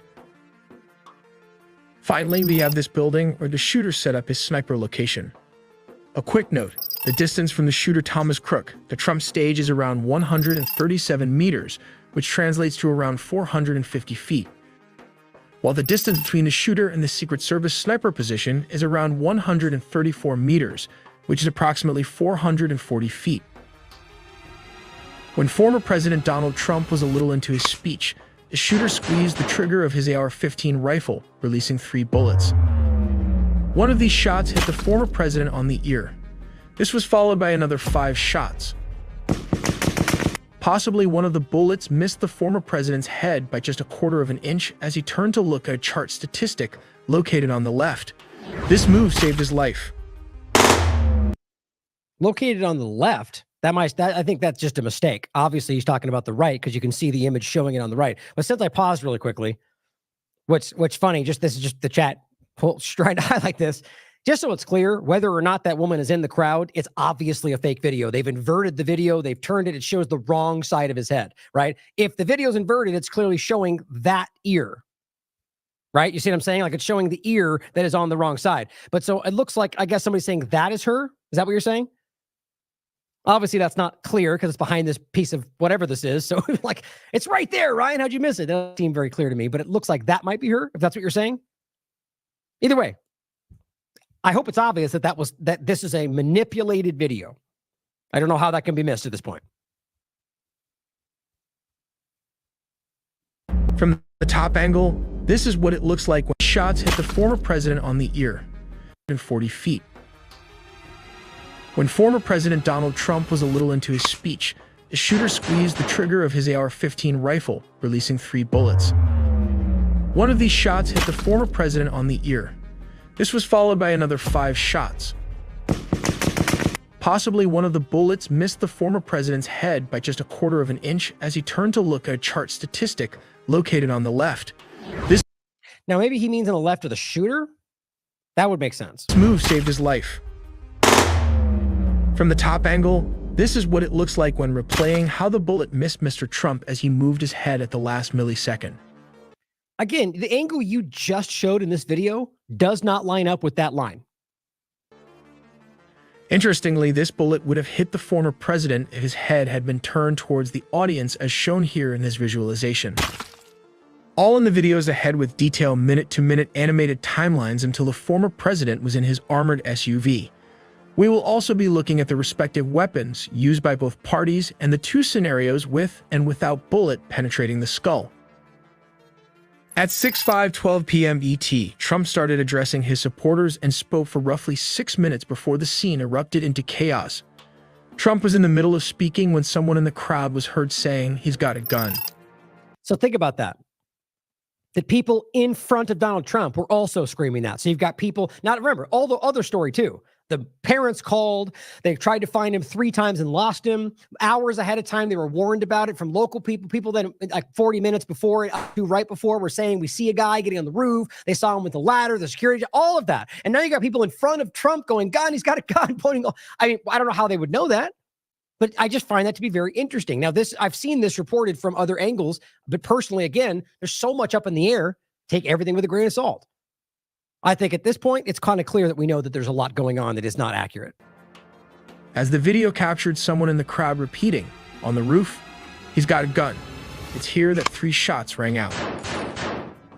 A pause and 5 more shots in rapid succession were heard. For some unknown... And just so it's clear, I'm not suggesting this is like we shouldn't be blindly accepting anything at this point, especially a video recreated to show you. I'm just kind of showing you what the basic narratives are and why this is important. You know, the overlaps to what we're trying to say, why it's important for the angle, the location. For reason, the shooter had a clear line of sight from an elevated level well-positioned as a sniper nest. Interestingly, a heavy-duty ladder was also located on the side. It might be a permanent fixture. Nope. He aimed with this AR-15, a semi-automatic rifle, which will be discussed in detail later in the video. At around 6:11, he aimed his sights on the former president and squeezed the trigger, releasing the bullet. At 6:11:34, Trump touched the right side of his face. Also because of the time breakdown, which is, again, just the official story, but it's important to kind of place in your mind the timing of it all. At 6:11:35, Trump took cover as U.S. Secret Service agents rushed to the podium to surround him. Get down, get down, get down, one of them said. As stated, the gunman was positioned outside the rally venue, approximately 400 to 500 feet away from where Trump was speaking. Again, I just think that's very clear. That's generally what I wanted to get into. As discussed, there were some other points in this, and again, they leave out the other sniper location. The police sniper was located at this position. There's 2. They were then alerted and started aiming at the suspected shooter. When ready, the bolt-action rifle bullet... Because the point is, if this guy was further to the right or left, depending on where you're looking at, he would have been missed by this guy, which is what a lot of the writers are saying about this. Now, for time in general, since I wanted to try to get some of the Israel stuff as well, what they get into here is kind of the confusion about what they're dealing with, and they're trying to get him out of there. I think the timing of when he was told, when they said to wait after all they had said, everything about this doesn't add up for me. This all included if you want to come back and check it out for yourself. Now, this is about how many people were shot. Now, Corey, what's interesting is you've got multiple, I guess a casualty includes injuries as well. I always think that's strange. Most people have casualty and they think death. But so on the images we have in general, you show the 2 different sides. Now, this image is kind of deceptive on the way it looks because it doesn't really line up with where he was shooting from, especially if he was only aiming at Trump. You got people shot on multiple locations on the crowd, and one of them was Corey Comparatone. He was the 50-year-old fireman, I believe. And the other one was his nephew, it's being reported, which I wasn't aware of, grazed his neck and suffered a minor injury, which you could argue was because he was being protected by Corey. The point is, James Koppenhaver, a 74-year-old, was shot twice, once in the leg and once in the abdomen. and is in serious condition. But then it says David Dutch, 57, was shot and is in serious condition. Now, I tried really hard. Like, I looked for a long time today trying to find any exact location point. Like, where was the locations of where these people were shot? And don't you think that would be discussed by now? Like, all this information seems really slow rolled this time. Usually you get these kind of packaged narratives from the corporate media really quickly, unless it suits them to not. So I find that interesting. But my point is that it doesn't seem to add up. So arguably you have one death and 3 other people who were shot. So based on the locations, you can show that clearly the fireman and his nephew would be there, right? But then you've got the 2 over here, which would make sense in regard to the location of the other shot here. This one, right? So you got the 2 other people over there, and that would add up. But the point would be, based on the shots we saw and the angles, it doesn't really line up. It suggests that there might be another shooter. That's the only reason in highlighting that. And I do believe that it makes sense. Now, here is tie-dye intel saying final version of what happened, just as they break down again, showing you the angles again, the building, which they put the shooter there as well, which I think is important. And then again, that's important, actually, showing you the videos of who, and that shows you the only way they would see him is if he was on that side, not over there. That's important. But then it shows Trump's location. Oops. And then it shows the blood in the bleacher one you saw. That's the firefighter, and then apparently his nephew getting nicked. And then spectator shot. But that's omitting the other person. There should be 4, technically there should be the 1 casualty and then 3 other people being shot, which that would seem to leave out 1, right? And I think that's the other location we'll show you in a second about the video that looks, and other people arguing that it came from behind them and not from the other shooter. Here's just another breakdown. I might kind of rush through here just for time, but this was Michael Cobb highlighting this breakdown. And he says some new findings. And again, here's the other snipers with the floppy hats. To show you the buildings, that's this. Right? So here is the one, and then the other guys are here. And that's confirmed, by the way. It's very clear. And there's many corporate articles that are highlighting that. It's interesting that point keeps getting left out by a lot of larger platforms. But he's simply saying, in the meantime, some findings have emerged, and these new conclusions saying, first of all, there was a second Secret Service team on the right hand behind Trump, which we already know. And this just simply highlights the fact that they didn't, I showed this before, they don't seem to react at all. They don't flinch, they don't move. I find that really interesting in this video. But he goes on to say, a team had a clear view of the assassin, this team, the one to the left of Trump, but was probably originally set up to control the right side. But he says another video was recorded close, showing, this is the one we showed you. There they go. He's turning close towards us and so on. But he goes, after 3 initial shots were fired, using some audio breakdown. What's interesting, he's arguing, basically quickly saying that there's sounds that picked up, or the sources that picked up 3 different sounds, 3 different sources that picked up sounds. And we already highlighted this, the kind of discrepancy between the sounds of the shots, where you can clearly tell that they are, and you could argue that means the snipers. But if we're basing it on one shot that was taken to kill him, and that's what we're reporting, it seems to be a discrepancy about the different sounds, which might suggest, again, that there was another shooter. What he's highlighting is the same thing. 3 sound sources, which they know quite well from where the microphones were located. And he says the first thing we hear is a supersonic crack caused by the projectile. It's followed by reflections and muffled sounds of the shot. He's saying here that with this knowledge, we can synchronize the 3 audio tracks by calculating backwards from the actual sound of the shot. He's saying what strikes is the reason why I counted 1 less shot during the podium mic, and like basically to sum it up quickly, is you get a discrepancy between the podium mic and the other mic. He's saying the supersonic crack of the 6th shot is missing from both soundtracks, while the actual bassy sound is actual audible. So that means, and what he's arguing is that means that it's picked up from come from a different location. You could take it for what you will. He breaks it down based on how the sound would work and so on. And then you can see the angles here again, which I've already shown to death. But he does show them coming from the wrong location. Now, getting into this video.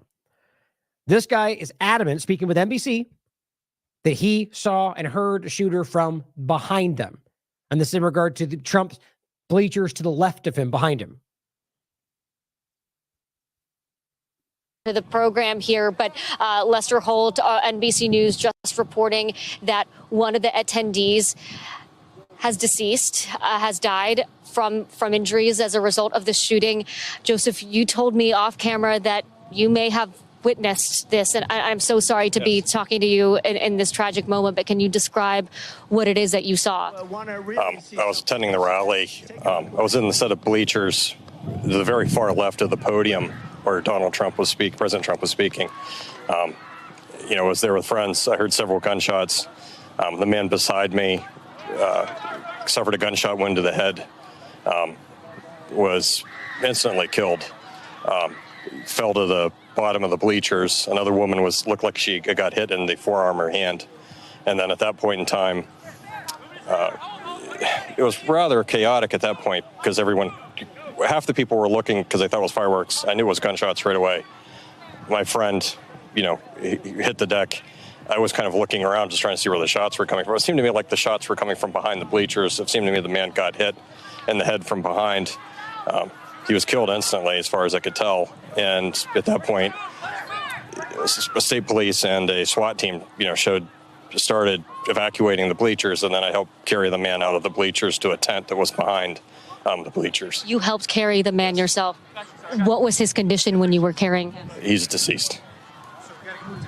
He died. How close were you to him? A couple yards. It wasn't very far. Did you know the man? No, it's a complete stranger. They put a towel over his head and then carried him off. And you said there was another woman nearby who was also injured. Where was she in relation to him? I believe she was in the bleachers, like either behind, above me, or just to the side of him. But it seemed like she was kind of at my flank, and then she flinched, and it looked like she had taken a gunshot wound to the forearm and hand. Joseph, from where I was standing, we heard multiple gunshots, 8 to 11 shots. We've been hearing it replayed on the video here.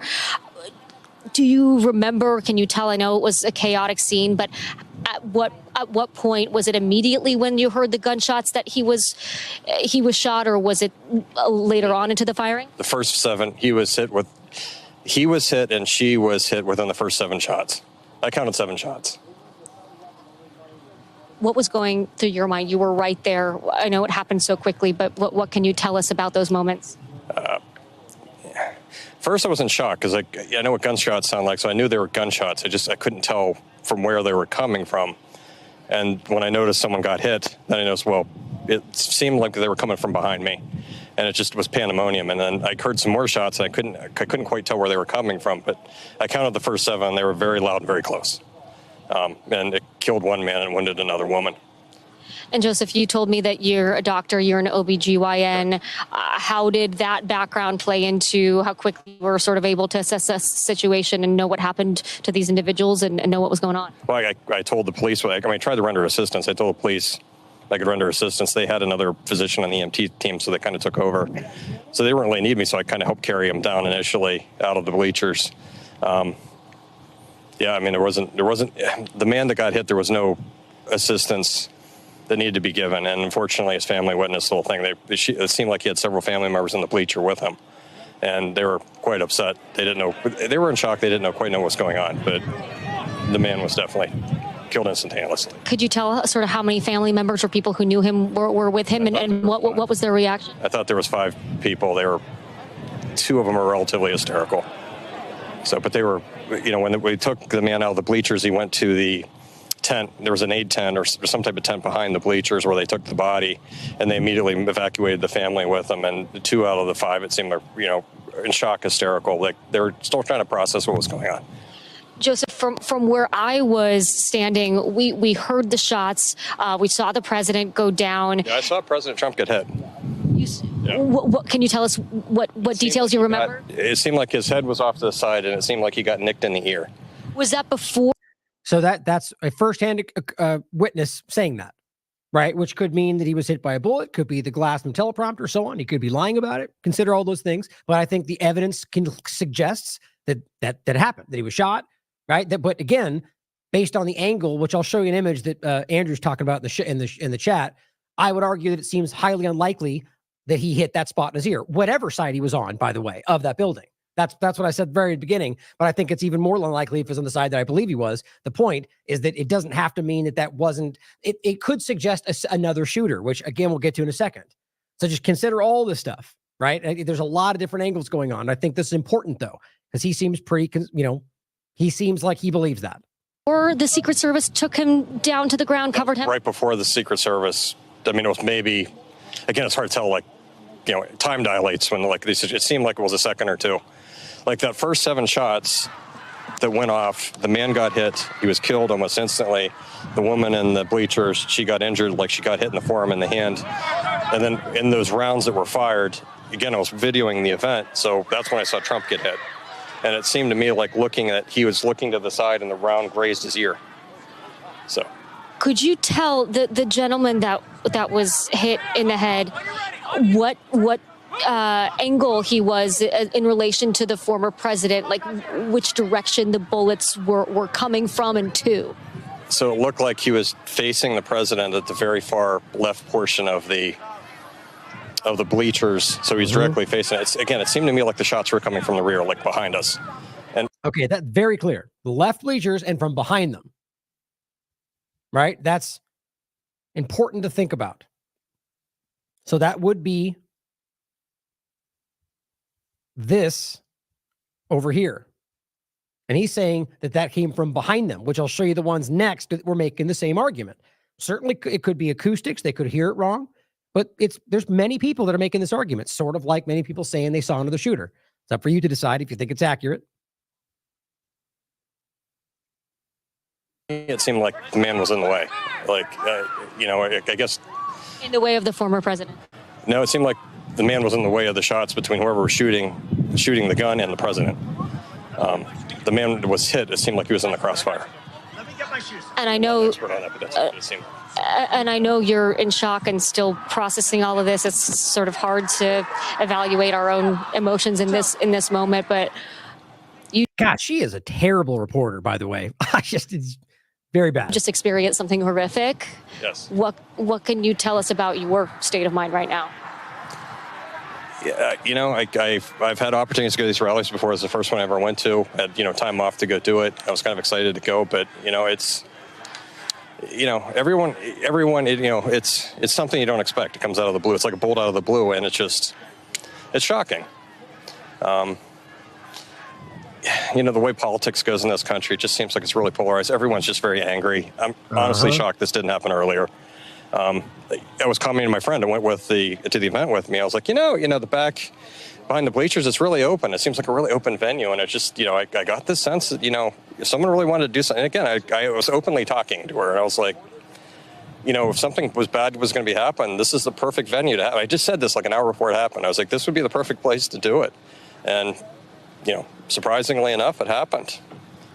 A devastatingly prescient observation from you. Let me ask you one more question, because from where I was, there was confusion. Then Trump stood up and there were some cheers. And then people sort of remained, those that weren't in sort of the immediate zone where you were, people were still sort of cheering, talking, trying to figure out what was going on. How quickly did you know that whether or not there was still a dangerous situation? It seemed like people sort of started to try to move on very quickly, not sure what had happened, right? So how soon did you know whether or not it was even safe? Did you want to get out of there? What did you witness in sort of the immediate aftermath once the shots stopped? Well, it seemed like the shots went off. Everyone thought it was a prank. Everyone, I think, got a sense, like when I looked out into the crowd, everyone thought I think the initial reaction, everyone thought it was a prank. I knew better it was a gunshot because I just saw a guy got hit. And it did. For those of us that didn't see, it's some people started laughing, some people were confused. It wasn't immediately clear to the crowd that didn't witness what you witnessed, that this was in fact a dangerous and deadly situation. Yeah, he just said that. Oh, it was a dangerous and deadly situation. The problem is it's a large crowd, and when the gunshots went off, I think they were, again, my sense was they were being shot from behind, so they sounded a bit muffled. So it sounded more like a firecracker going off. So I think the initial reaction from the people around me were like, okay, well, someone brought fireworks. I just knew better. I knew what gunshots sound like. And, when I saw the guy got took a gunshot wound to the head, and I saw the woman that got hit in the forearm and the hand. I just knew that it wasn't fireworks. I mean, it wasn't fireworks initially, but I think the majority of the crowd didn't understand that it was gunfire. And I think people took it really seriously when the SWAT team started jumping over the rails. So I don't know what to tell you outside of that. Joseph, I know this, I can't imagine what it takes to describe what you just witnessed in these moments right in the aftermath. So we thank you so much for sharing. We're happy to. Lester? Man, that was difficult. It's, you know, whatever. I love making fun of corporate media, but it's a sensitive topic. But my God, she's terrible at her job. So let's unpack it. You know, the point is, he's saying clearly he is talking about the left side right here, the left up from where Trump is, and he's saying he saw 2 people get hit.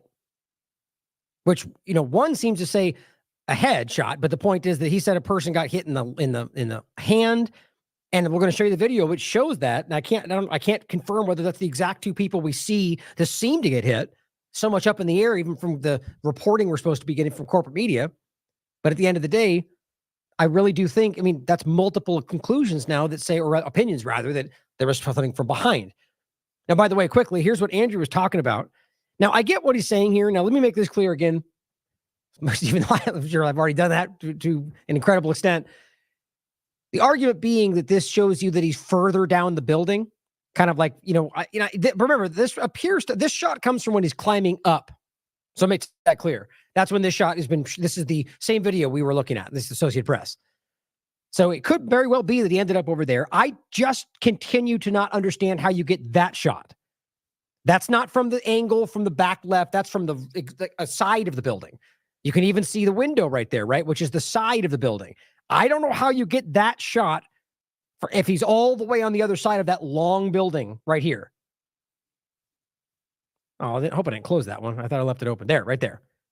He's all the way over here. I don't know how get that shot from that side. You could tell me. But it's a good point, though, Andrew, to point that out, that it does appear in that from like the angle that it seems that was where he was. Sorry, where was I? Right here. But either way, the point is the same thing I said from the very beginning, that wherever he was, whether here or there, I still do not think when Trump turns to look further at where the Jumbotron, which was right here, that he would get hit in that spot. Even with the angles they're showing you a straight on shot of his ear, which wouldn't have hit the back right of his ear. So again, I know people are getting irritated. We keep putting that out, but I think that's important. But thank you, Andrew, for highlighting that. I think that adds to it. Now, where were we? So the additional points, here's John Cullen and what he showed the other day, which I believe originally came from this video, which is now gone. My gut would tell me that's TikTok because they're censor happy on that platform, like all of them are. They ban most of our videos on that platform. I think they've even stopped us from being able to post, I forget. But it's deleted now. So either I would argue one of 2 things make sense to me. She was either pressured from other Republicans. Remember, she was the one kind of going like, why are people calling this out? So I think she might have got pressure from the right, like that's hurting our agenda, or TikTok took it down because it's challenging the official narrative, which we're not supposed to do. Let me play hers first, and I'll play John's point, which kind of breaks down, smaller, and it like more concise, I mean. So here's hers, saying the same thing, mind you. Okay, so I'm going to try to explain in detail where I was in front of Trump and what happened to the left of Trump, which would have been to the right of me. First and foremost, let me show you how close I was to put it in perspective. So with Trump facing me, I was to his left, but I was pretty close up there. Now let me show you the bleachers to the left of Trump, but to the right of me. Okay, so there's the bleachers to the left of Trump right there, which was to the right of me. The unaliving happened to the bleachers on the far right side of Trump. That's the fireman, right? So the far right, where Trump was looking, the Jumbotron he's looking at, that's the fireman. She's pointing at the left of Trump, to her right. I'm over on the far right, or far left of Trump. These are the same bleachers. Watch the top left. And remember, there's a Jumbotron on both sides. So that's clear. That actually confused me early on in this conversation when I was looking at the original stuff, because I thought he was the only one he was pointing to. These are the same exact bleachers. These are to the left of Trump. Right there. You see a you can see a little plume come out from the bleachers.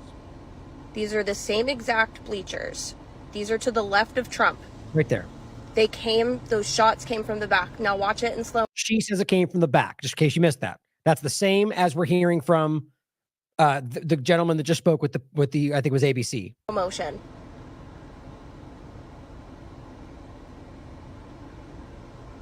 Boom, They right there. came from the back. Those bullets came from the back left of Trump. Now, I don't know if I agree with that from what she's showing. That's not to say that the guy who was talking didn't see something or hear something from the back, but I would argue it's most likely that you would see the plume go that way if it was coming from the other direction. But maybe I'm wrong. I'm not an expert when it comes to these things. Somebody in the chat tell me, if you shoot from the back and it hit the railing, would it plume out in that direction? I don't know. Now let me show you what happened after those shots were fired.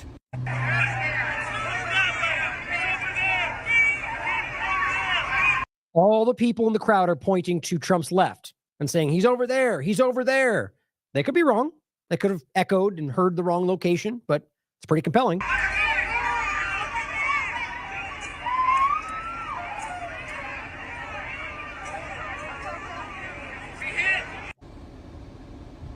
That was on the left side of Trump, where people are saying that shots were fired from behind the bleachers, and you can clearly see them like telling Secret Service it's from over there. It came from over there, and you can see people looking from behind the bleachers.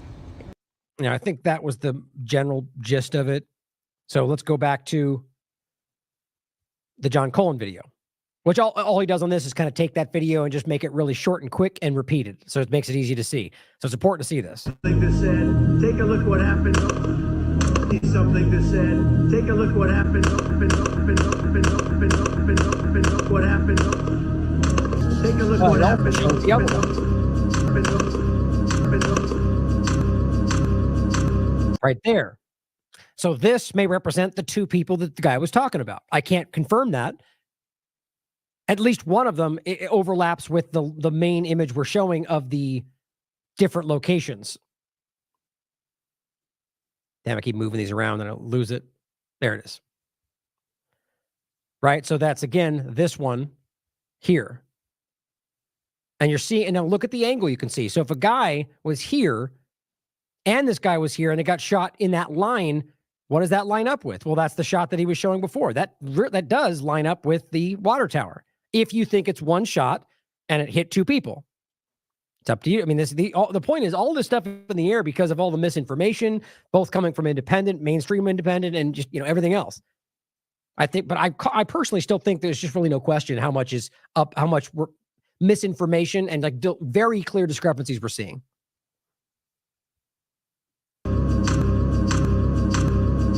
See that? If you want to really see something that said, take a look what happened. What? I hate that song. So that seems compelling. Now here we have Wendy Patterson, kind of interestingly kind of tying back to the cancel culture point as well. You have Joy Reid on Fox News, Fox News posting what Joy Reid said on the 17th. Joy Reid questions Trump's injuries. Suggest it could have been glass from the hit from the former president. Now, what's weird about the way they respond to this was reported by local media. It could certainly be fake. At first, it actually seemed that way because the images we saw didn't seem to show the teleprompters affected. But the fact that she's just saying what was reported early and the way they respond to this, it's like this. And this is my point about Republicans or just anybody that isn't part of the establishment who moments before this were if this was Biden, every single point would be up for grabs. Wait, we don't know. We don't trust them. They're lying about that, which we should. We should question everything. But now, because it's in the interest of Republicans, you're not allowed to question the official narrative. Doesn't that seem a little bit not all conservatives, but I'm arguing the team sport politics Republicans. And here's what she says. One person died, 3 others were injured, including the former presidents of the United States. And this is the ignorant BS that comes out of these rabidly insane liberal mouths? Strange. Like, first of all, pointing at something that is, in my opinion, hasn't been ruled out and was reported by local media. And we're going to show you right now something that adds more to might be the case. But you're not allowed to point out this because liberal. It's very telling. And I think anybody objective and nonpartisan can see when these people act this way. And that's not even to say that she's wrong or in the sense of whether it happened or not, but the way that they react to it. If it was about Biden, Of course we should question it, right? That's how that would go. Here's Dr. Shiva. Interestingly, he's been really going after this as a staged event. He says, did glass or a bullet hit Trump? And he's not a liberal, mind you. He says, at least I don't think so. I'm pretty sure he was, at least I remember interviewing him. I thought he was on the Republican side. He says, this pic shows glass teleprompter got hit. And it does appear that way. It looks like that might, you tell me what you think. That looks like it was hit, which might be something that would react. And that then would be, look, that's on his right side, right? So that might make sense if it was fired from somewhere else. But I would argue if it hit that, it might hit him in his body. But whatever. The point is that looks like it was hit. The only point to highlight is that it just to include the possibility that it was glass that hit, which then would actually prove that there was a shooter and that it was an attempt, or maybe the idea was to make a shooting happen that didn't hurt him and that was an accident and it flew off and hit his ear. And now you have to make this whole narrative. Who knows? But it says also, where are the thousands of pics and videos from the event? We're getting slow extra versions from people. How much you want to bet there is a million videos of people from every angle filming with their phones that would show the ear getting hit? Why wouldn't those be out there right now? I find that hard to believe as well. Minutes after the shooting, he says, I wasn't able to post anything on Twitter. That you can decide what that means, if it's even, who knows if that's what's going on. Then 15 minutes afterward, the flag with the fist bump pic everywhere. Clearly, he doesn't like people. I don't either. But, we shouldn't let that emotional, the point is, what can we prove? He makes an excellent point showing the prompter being hit. He says, please share your videos everywhere. I agree. That's the idea. Michael Yon said the same thing. You don't know what might be relevant to everybody else. Post it. My thing is that I think a lot of Republicans who were there don't want this to hurt Trump, so they just keep it back. Maybe because it doesn't show that he was hit. But I said, everyone should listen to this carefully, and that's the video we just showed you. Shot that killed the man from behind Trump, at least as he claims, right? Same thing is it's easy to go, that's it. I knew it, because that's what you may think. He could be wrong. That's being objective. The man who got killed was in between Trump and the bullet. This is a doctor who's saying this. Eyewitnesses sat next to him, said the same thing. So it's interesting. It's worth including. And this is a Professor Peter Aranella claiming this. He says, I keep going back on these captions.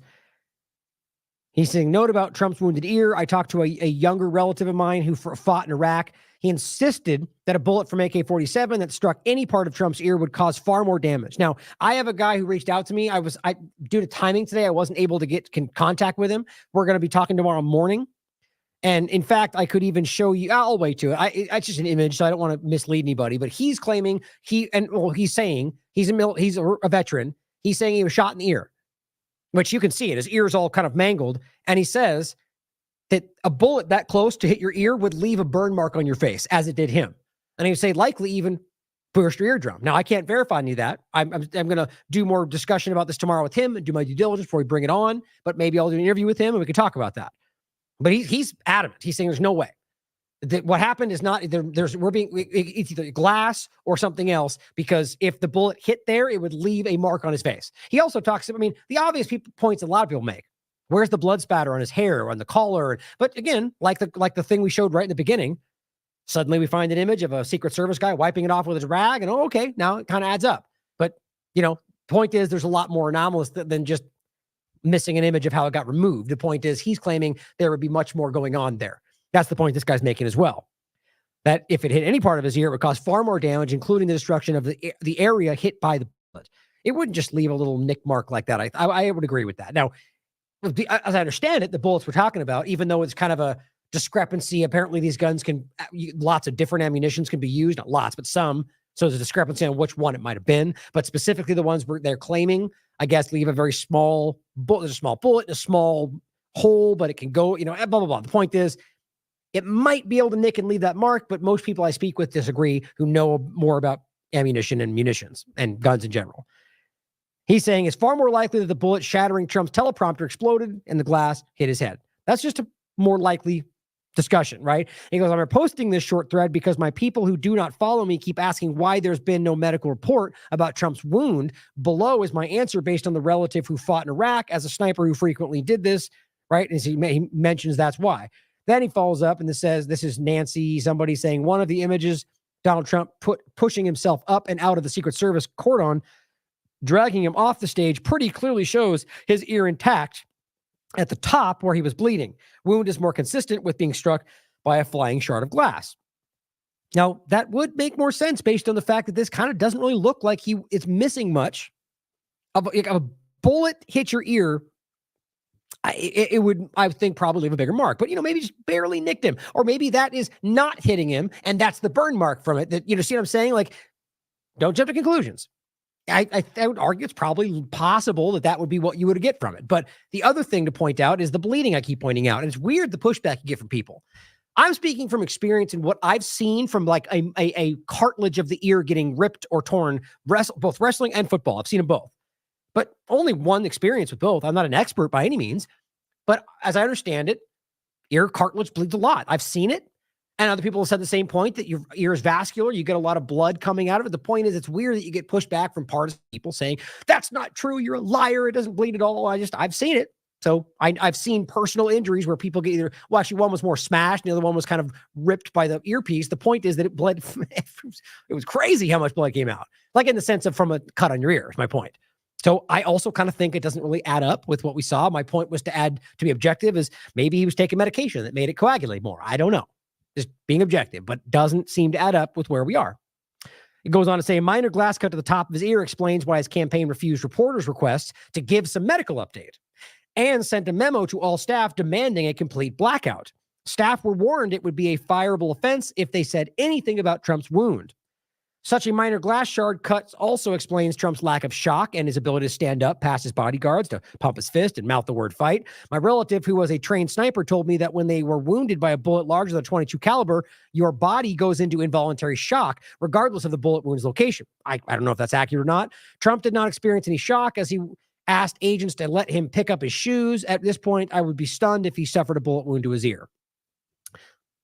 More information, decide for yourself. What I think is interesting is it does seem like it doesn't necessarily add up with a bullet wound to the ear, and the angle of it, I think, would add more to it. Here is a post from Into Thin Air about the water tower.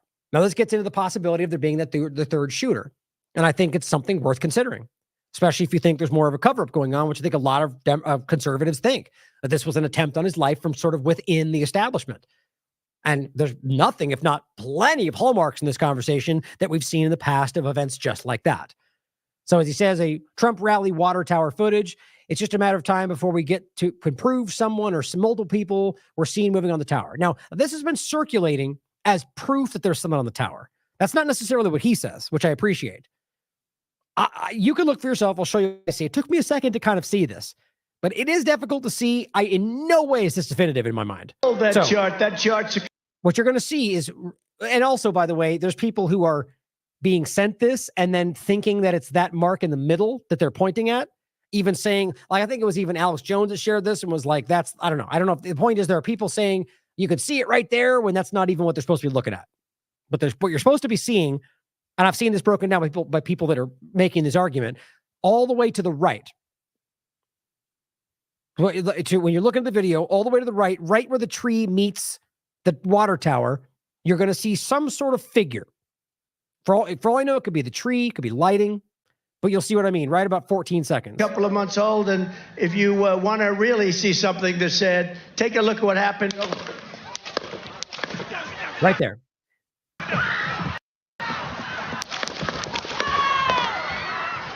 And in no way am I saying that this is proof of anything. For my mind, it's very, very in, but I'm just showing you this because this is what's circulating as the, evidence of the shooter on the water tower. And what Alex Jones simply said was the backup shooter.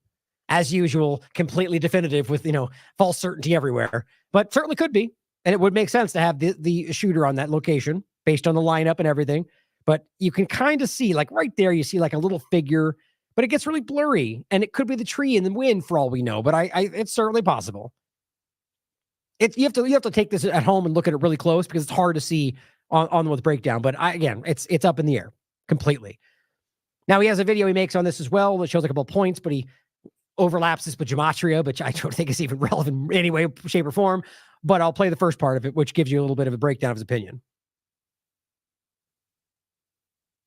All right, everybody, welcome back. I have some weird information to share with you right now. And of course, this is all pure speculation. I have no solid proof of this, but this is some incredible information I've come across, and we are looking at Butler Farm Show. Obviously, many of you know this area now as the site of the attempted assassination of Donald Trump. This is absolutely crazy, and I know many of you know this area already.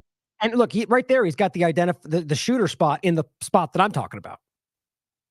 But just to clarify, Trump was about right here on stage. The first sniper team was set up right about here. The second was apparently set up back here, and the shooter was right about here. And then accept points on the other side when he shows you on that shot. See, right there, he's got it all the way to that one side. I mean, in his own video, right? This is happening all over the place. I'm not saying that means anything. It's just a mistake, possibly, but it's interesting. It's interesting.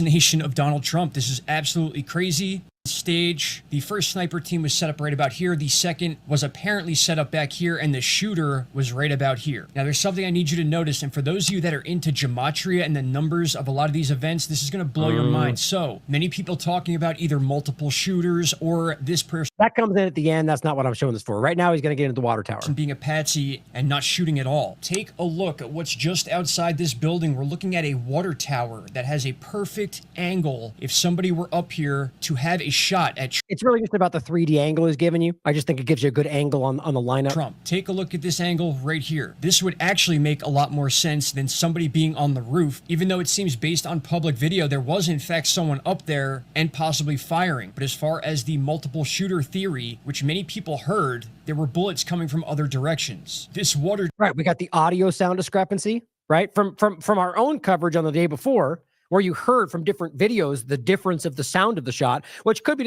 explained by the snipers themselves on Trump's side. But then you've got him showing you just showed you a moment ago. And by the way, I forget who was it? Somebody else did like an audio breakdown of the one building. But in any case, the point was that you have the difference of audio based on where you can hear from the microphones.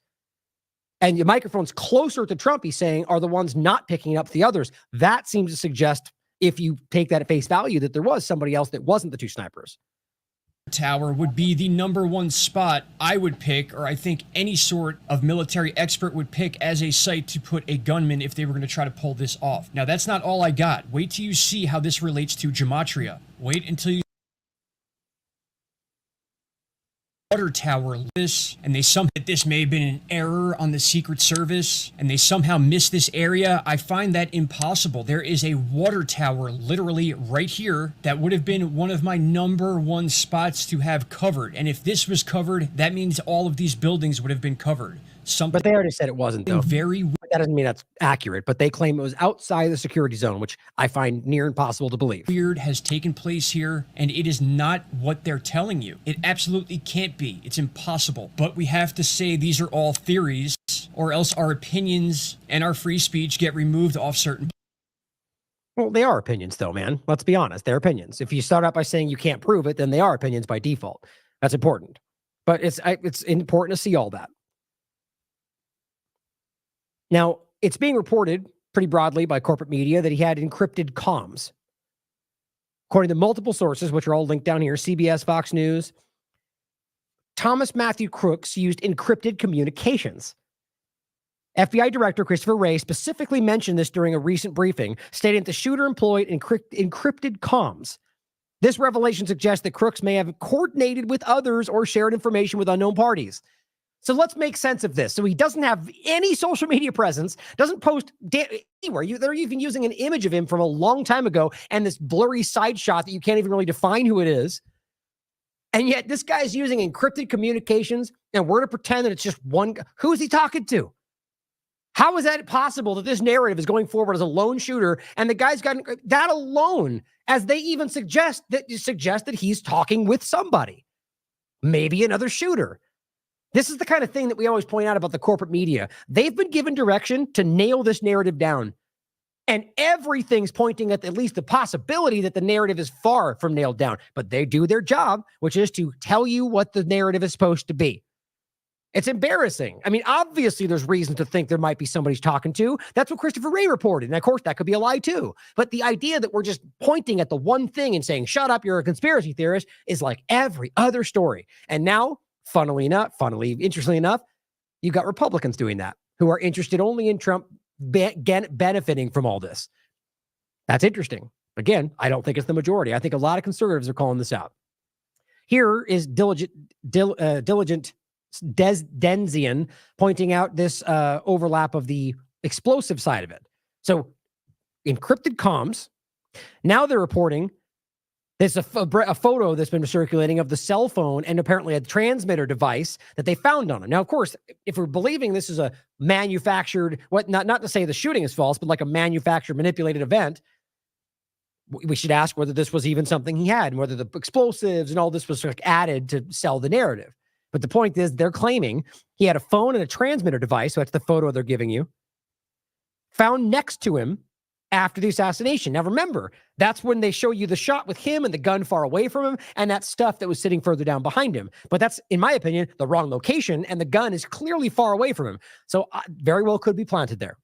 But it says local station WPXI recovered the image. And they asked what it was, and this person at least shows you what seems to be exactly that. He says, it is an alpha firing device. Does not seem like something, I mean, obviously looks like something you can order. He's saying this can be used for fireworks and so on. But with all of this together, encrypted comms, this remote firing device, like this does not seem like a random kid working alone. Certainly could be. But I think every data point that continues to come out is challenging what they keep trying to force down your throat. MAGA Juice highlights this simply. And this is about the shooter. It's the actual person on that building. Whatever you think his involvement was, patsy or not, it's important to highlight that the kind of, I think it's the Maxwell Urich overlap increasingly seems to be not the case. Now, the one thing that stands out to me, and here's this shot, is we have an old image of him when he's a kid, and then this weird sideways shot. It's like the only thing we've gotten. Now there's all these people online, they're sharing images we can't confirm, like some trans images circulating, and they're going, that's the one the Democrats are hiding from you. I don't know. Maybe. But I don't see any evidence to back that up. It's just something else people are showing in the image. It doesn't even look like him, to be honest, but certainly could be. So many people, especially partisans, trying to mislead you out there. But so it's weird, though, that that's all we have. Well, even the parents would likely have a better image of him than an old one, but I guess, maybe he didn't like being photographed. My point, though, is that that image does not show the ear that you see in this shot, which it's only the one side. So maybe it's only the one side of his ear, but they are showing this ear. This is supposedly the same kid. This young kid here is supposedly this kid, but he's just older. But what's interesting is this shot of the dead guy on the roof, which is that's him right there laying, kind of sideways. It looks to show you gauges in his ears. I think that's what or that could be a blood splatter. I can't tell. What's interesting is I'm going to get into it because I don't think it's Maxwell Urich.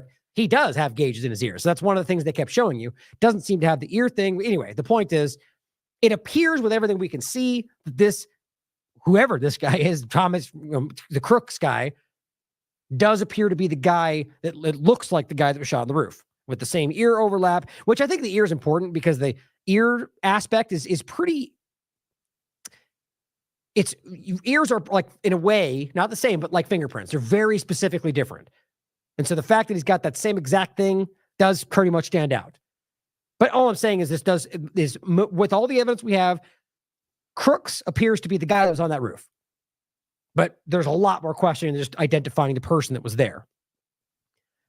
Now, MJ Truth Ultra shows Cheadle, Secret Service director, talking to, I think it's CNN. And she says some things that are pretty interesting. Even though in the other one, she sort of took onus and said, it's my responsibility. She kind of tries to throw this on the local police right here. And I think this one was before the other one. And I think it's probably why she's like thinking better of, everyone's calling her out for it. But however you look at it, she says this right here, and then we'll show you what the local police say, which contradicts what she says, which adds more to the doubt that there may be something going on here. Said that local law enforcement was responsible for that building. What did you mean by that? So Secret Service respects local law enforcement, and we could not do our job either investigatively or on our protective mission without them. In Pennsylvania, in fact, on that same day, they were also working the First Lady trip and a vice presidential trip. So I understand the constraints that they're under, and as I said earlier, we couldn't do our job without them. At that particular site, We divided up areas of responsibility, but the Secret Service is solely responsible for the design and the implementation and the execution of the site. And that's what I was trying to stress, was that we just divided up areas of responsibility, and they provided support to those areas of responsibility. And you mentioned the First Lady's also event in Pittsburgh. You guys have a lot of areas to cover. Were any assets diverted from the former president's rally to her detail? No, there were no assets from the Secret Service that were diverted at all. Okay, so no one swapped out any of the posts, for example? No. Okay. Well, that contradicts a lot of other reporting. Now, of course, what I'm seeing is that if that's in the interest of your narrative, people are going, she must be lying. I don't know. Maybe she's not. Maybe the lie was all the narratives that came out rapidly right after this happened, which is usually how that goes. But either way, it's a discrepancy. And that's the important part for those that are objective in here, is that we don't know. And so she is now claiming that no, nothing was diverted. The narrative that came out really fast and was reported by, I think, Fox and CNN was that they had diverted the Secret Service detail for Joe Biden, which then gave him the supposed B team, which my point was like, they're all Secret Service guys. There's the standards they have to meet like anything else. Doesn't mean clearly they're the second team, but still they wouldn't be, in my opinion, as ridiculous as we saw. But now she's saying, nope, that's not true. I'm sure that will come out at some point. Somebody in this will be able to tell you whether it was true or not. But it's a discrepancy. That alone should make you doubtful right now. Why are there discrepancies? This is well after the fact, guys. That's unnerving. Something's going on. CNN, of course, has reporting that the Secret Service increased security for former President Trump because of a credible threat from Iran. I've spoken with several. Right. It's all about Iran now. Let's all look at Iran. It's all Iran. It's nobody's fault. Nobody made mistakes. It was Iran bad guy. That's pretty lazy. People who look at the perimeter, hearing that news, look at the perimeter and say, how, knowing that there was a credible threat against the former president, how could that perimeter be so small that it excluded a building just 150 yards away from the podium? Why in the world is that about Iran? What a stupid thing. This is lazy propaganda journalism. First of all, you don't need to shoehorn in Iran as a hypothetical with no evidence to back it up. The point is, why did you leave out a clear security risk that you identified as a security risk from the security bubble? That would be a real question. But when you muddle it with Iran, you confuse the issue. And that's the point, guys. Whether that's because CNN has a mandate to hype up Iran for Israel or whatever you think it is. That's ridiculous to me. There's no credible threat. This is U.S. intelligence with an anonymous source from U.S. intelligence saying there was a threat after the fact. That's lazy. It's certainly possible. Anything's possible. But if you're basing this on people that lie to you for a living, you're wildly naive. This seems like at most likely a failure, if not an active attack on his life. And that is not from Iran's side of this, guys. Now, it would make sense because he assassinated Soleimani. It wouldn't be a big surprise. But for them to float that over a question that should be very damning is suspicious as hell to me. I can't get into the specifics of any threats, but obviously with all of our protectees, we're constantly monitoring the threats that are out there, and we design our security plan based on that, also depending on the venue and the environment that we're in. And on that particular day, a full advance had been completed. But this is also why we are doing an internal review, and we look forward to the external review. So what she ultimately did there by including Iran was give her the out to be like, well, I can't talk about security risks. If she had simply asked after the fact, now that it's done, there's no more security issue, why did you leave that outside of the security bubble? Well, it would have been an easy thing to answer or not. But when you made it about Iran, she kind of was like, well, we can't get into the security over, that's an ongoing risk. Do you think that was deliberate? You can decide. Well, and obviously if, there are things that we need to change about our policies or our procedures or our methods, we are certainly going to do so. Well, we don't want you doing it if you're being investigated for possibly being involved. Doesn't that make sense? That perimeter too small. The perimeter encompassed the area that we needed to secure for the event that we had on that day. What happened is a terrible incident and that is a ridiculous answer. It encompassed the area that we had for the day. No, it didn't. That was the point was just made. It didn't. There was obviously security. This is the point to not forget in case you missed it as I'm speaking fast. They already identified that building as a security risk before and then just simply put people inside the building. But you're going to tell me that an identified security risk, the building, that you then put people inside of to secure was somehow outside of the security zone? Then why were there people there? You're telling me you put people guarding a building outside of the security zone? That doesn't even logically make sense. If they're doing that, it's in the security zone. We're being lied to. I don't even know how that's possible that people can't see that right now. Never happened, and we are obviously going to make sure that moving forward, we take whatever lessons that come out of this and adjust accordingly. Yeah, sure. Now, again, when I say that, that's not to say that I'm coming to conclusions. Who knows what that lie is about, what they're covering up? I've clearly given you my opinions. But we have to acknowledge that this is somebody's being dishonest here. And it could just be to cover her butt because she thinks she'll get fired. But I think it all points to something much bigger than that. Now, here is the other one where this is a Fox News interview with local police. Now, what she just said was, very subtly, but pretty much threw them under the bus, that they were supposed to be responsible, right? And here's what they say in response to that. Something me to post and on the social media platform last night, and of course, obviously talk to you today, is that our local Butler Township Police, their duties that were assigned to them, and we have an operational plan that details all that, were strictly traffic detailed. They were not required or not detailed to any security detail related to the event. It's strictly. Okay, so does that mean there was nobody in the building? Is that what he's saying? It's hard to tell. If you only have strictly traffic detail, then why are we being told that there were local police that were in there securing the building?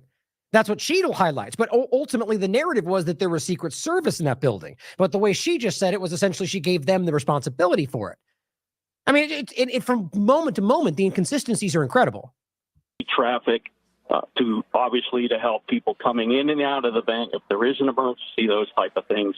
Oh, this is that video, by the way, that I mentioned. I didn't show it, but where they're trying to get through this fence and they have to literally run the fence down with a car. That's their reaction time. So this is happening and they're waiting for a lock and a key. Why don't you just hop the fence? It seems pretty silly to me. We saw the number of people, the number of cars at the event. And I was so frustrated and quite frankly hit my limit again last night when I saw, again, Secret Service says it was the responsibility of the local police department. That's absolutely not correct. Yeah, the local police department is not the entity in charge of the safety and protection of a president or a former president.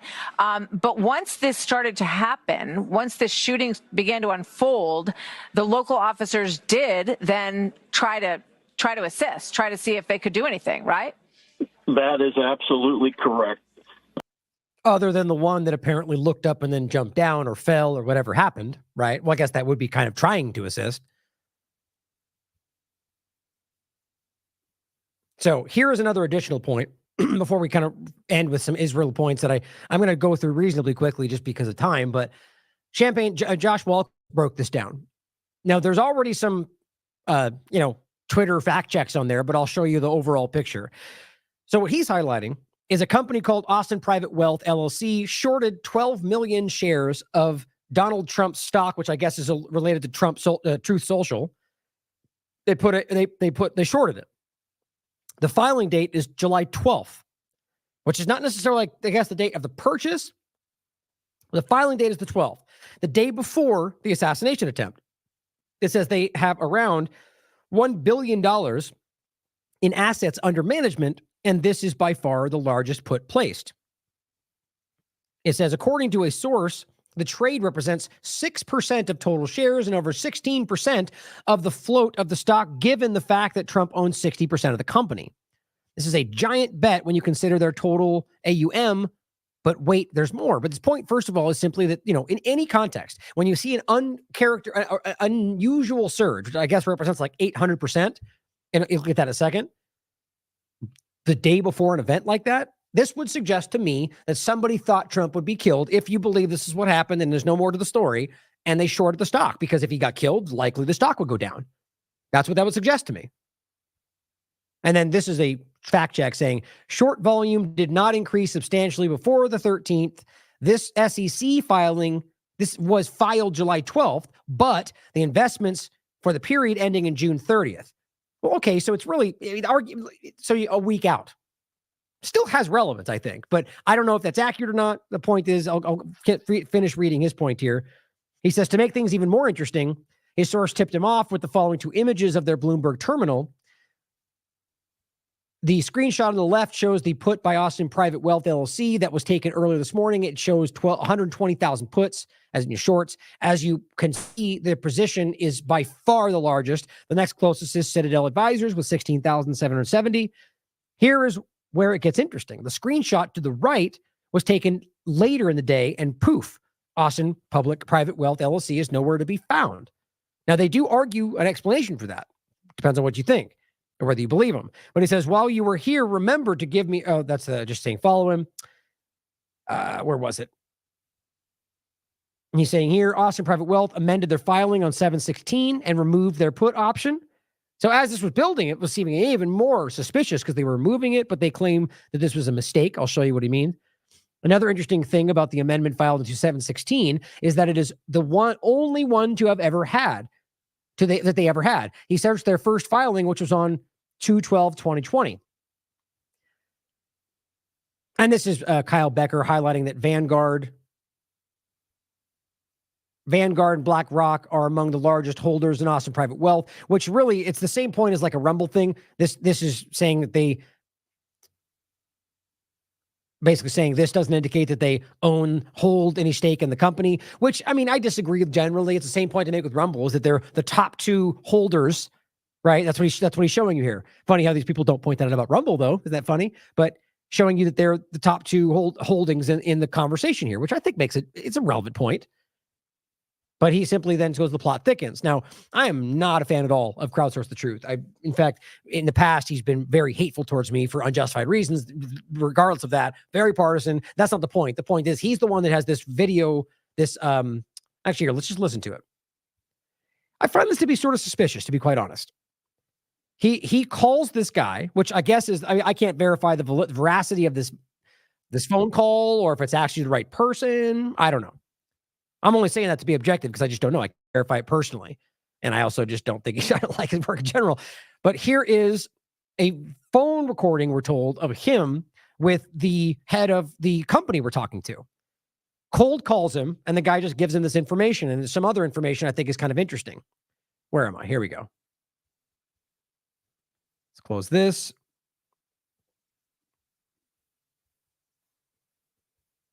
Where are we?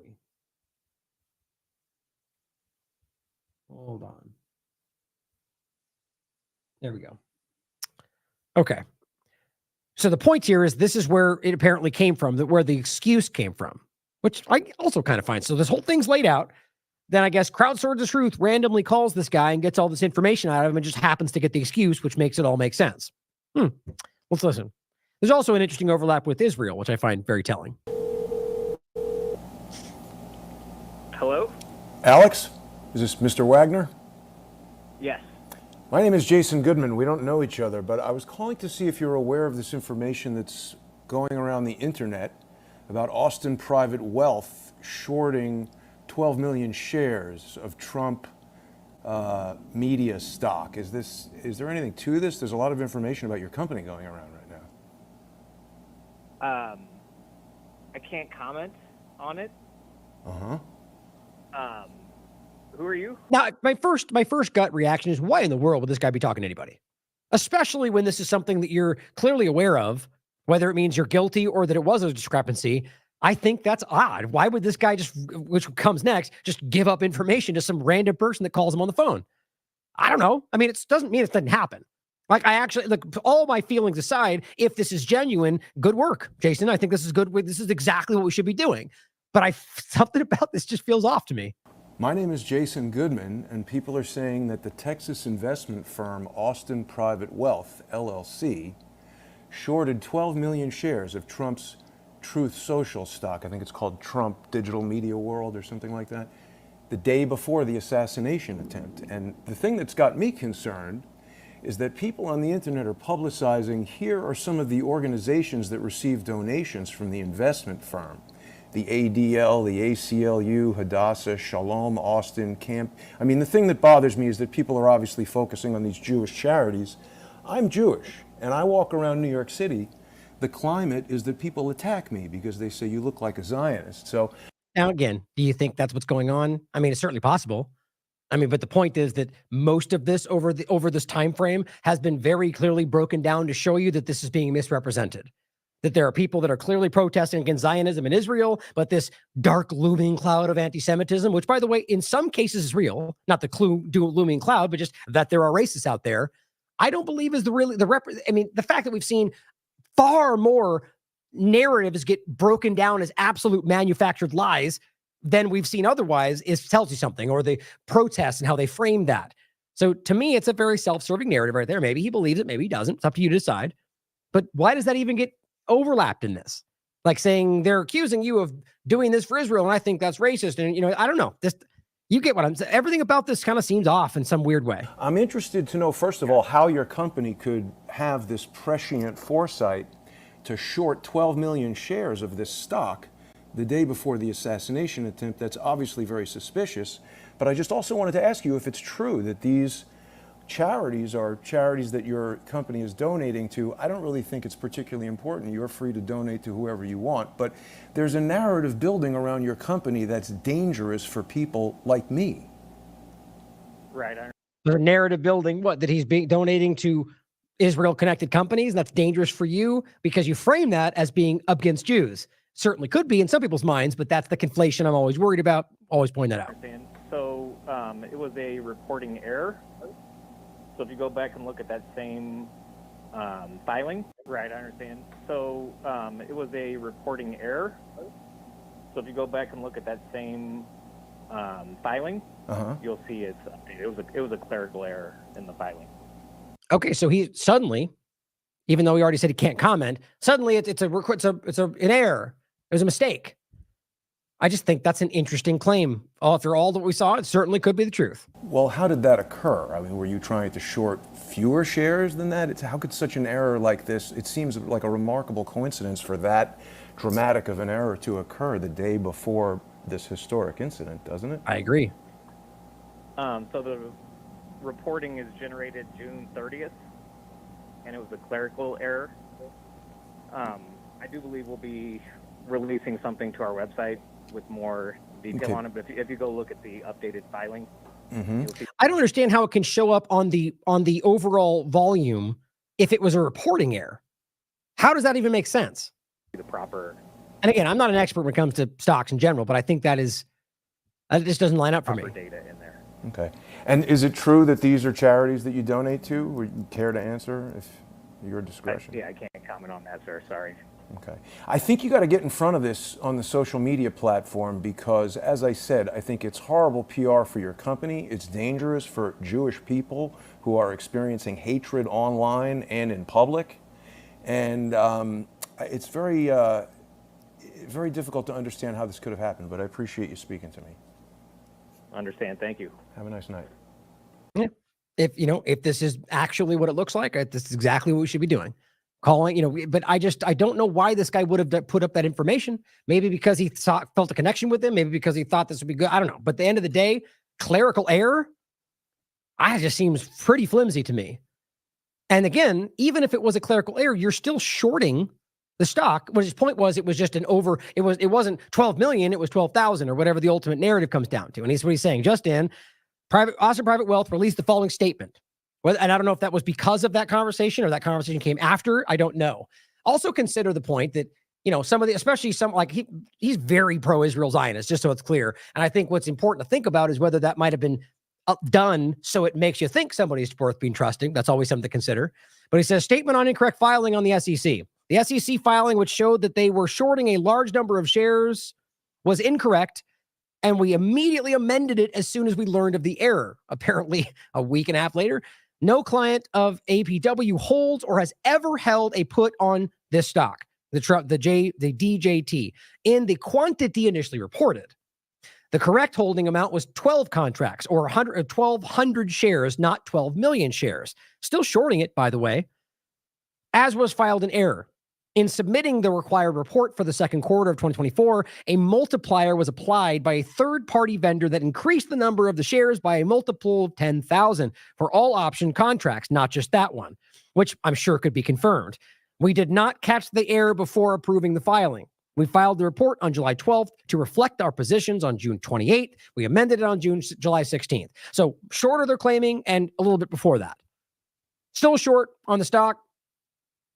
Depends on whether you believe it was a mistake or not. Quote, we deeply regret this error and the concern it has caused, especially at such a fraught moment for our nation. We are committed to full transparency, maintaining the trust of our clients, blah, blah, blah. Okay. Simple, gigantic clerical oversight. Move along. That's what Josh says. And then he says, I see the community note was added. The reporting date was 6/30, and the 13F was filed on 7/12, as if it makes a difference, followed by an amendment on 7/16. So he's just saying that there's no real correction needs to be made. That's what he said, and I agree. It's interesting. I definitely think it's relevant. Then this just last point before we get into some overlap Israel conversation and then rattle off with the last part. This is very strange to me.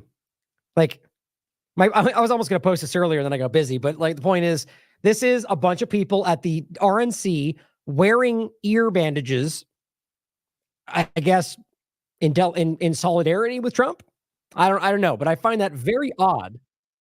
It's like a whole thing right now. People are wearing ear bandages all over, like here, and I'm seeing like an internet thing too. Wearing them online, posting pictures. Strange. Like they're doing it for them. Like, here, come put an ear bandage on. You know, again, it certainly could just be one of those like social contagion. We all just do it because we're doing it and it's part of the rally. And I don't know. What I was going to say is what I was going to post is the two-party illusion is a cult. Convince me, prove me wrong. It's like very, very weird, very cultish behavior, in my opinion. I find that very odd. Just a side point. Now, overlap. Sean McGuire posts this. There are many reports that the FBI got into the phone of President Trump's shooter by using Israeli technology. Of course. He says, I will repeat. Now, this is very pro-Israel. Israel is one of America's most important allies, if not most important. This is a two-way relationship. This is a two-way relationship where each side mutually benefits. Yeah, right. Yeah, right. Please show me what those. So he's highlighting this. You get to use the things that America pays for, by the way, to break into the phone. So yay, benefit. Give us our $4 billion and continue to support our genocide. Hardly mutual benefit. Anybody with a brain can see that this is a one-way street. But the point is that this is what's being presented to Republicans to make them, they see, we're on the same team. Everyone's together. Fight for Israel no matter what. They're using technology to break into his phone. Doesn't that concern people? And also the overlap of like the DNA stuff where they said they got his information from his DNA and his biometrics. I'm not as shocked by that as some people. I think that's been going on a long time. And the database through COVID-19 and everything else, we know it's there. They want to tell you that. So they just simply recognize that they can do that. Biometrics, your DNA, they've got this all. This stuff is stored. Data. This is a data bank. This is simply showing you that they can do what they use this technology that probably paid through this overlap with the same, supranational intelligence technocratic entity and break it into his phone. Hooray, pro-Israel, yay, Republican. That's what they're trying to do. Now, on top of that, Blackwater was just promoted as kind of like a not so much a joke, but like simply saying BlackRock should replace the Secret Service. And I saw that kind of floating through the conversation. BlackRock is a dangerous entity. Whitney Webb was talking about this for like when the day that happened, simply highlighting Republicans are being played. And both sides get played. It's just at this moment, that's what they're aiming at. But here, Censored Man highlights, this is on the 17th, founder of Blackwater proudly telling you that, guess what? He provided the ability for the Israelis to flood Gaza. The very thing that's causing disease and destruction and death of the hostages, which has already happened. But he did that for him.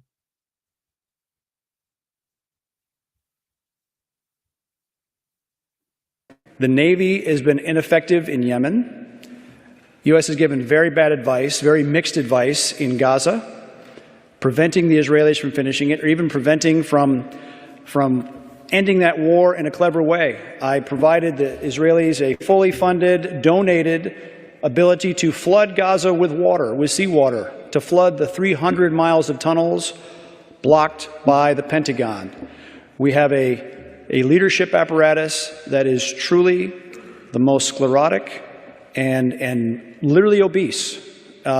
We have as many general officers today as we did in World War II when we had 14 million men in our arms.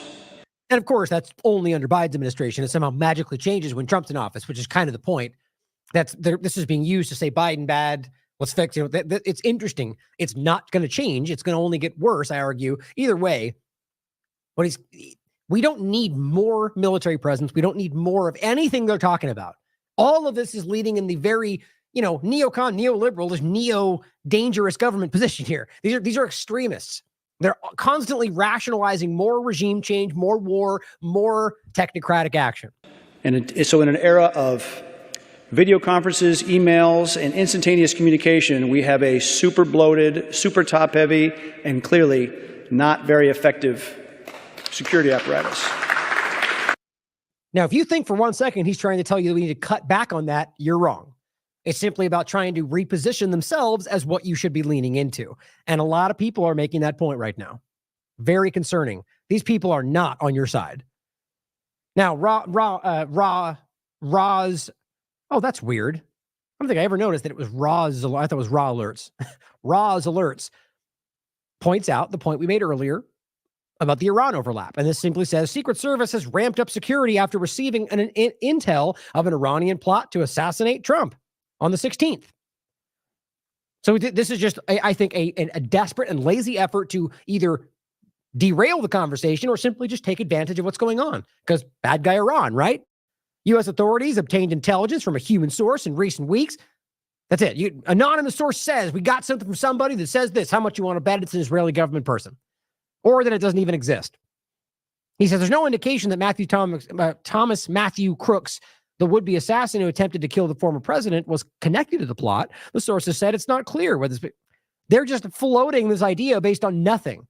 Sort of like the limpet mines with John Bolton and any number of other things they just throw at you and then scream that we're got to defend ourselves against something we've yet to even prove. Caitlin Johnstone highlights this. It's a Simpsons meme for the podcast. Richard Bedhurst within it saying, according to U.S. officials, is not a source, it's state propaganda. And then it shows the bus driver going, don't make me tap the sign. We can't forget that, guys. U.S. says does not mean anything, or any government for that matter. Natasha Bertrand simply going, breaking exclusive, the U.S. has obtained intel that Iran secret plot. Same thing. And this is Ron Paul speaking with Daniel McAdams. Simply highlighting, showing, I gotta stop saying the same word, showing the idea that this is just belligerence. And J.D. Vance and all the rest of them doing the same thing, which we're short on time, but I'm going to play it real quick. Just a little bit of it anyway. And the headline is, Trump's VP pick, Vance says, Iran needs to be punched hard. Well, that's great diplomacy, I'll tell you.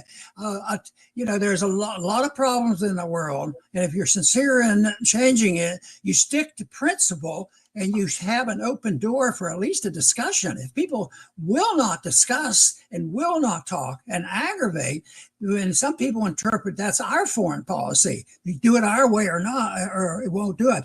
But acting like a bully does not work. Yeah, I mean, I think J.D. Vance, I think this was, if not his first interview, one of his first interviews after being named the VP pick by Trump.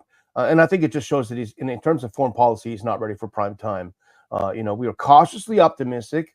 There's a possibility of good things happening.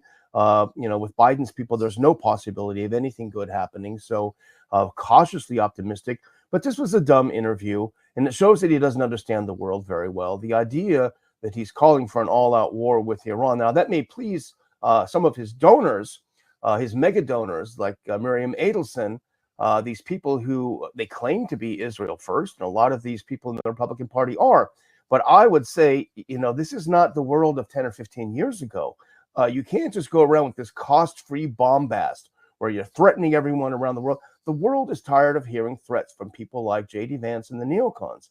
And the fact of the matter is, if J.D. Vance hits Iran hard, Iran is going to hit Israel hard, and is going to. We've already seen with the strike a couple of months ago how they were able to breach the Iron Dome, and that was with very, very small amount of missiles. And they have a lot of missiles. They have very high-tech technology.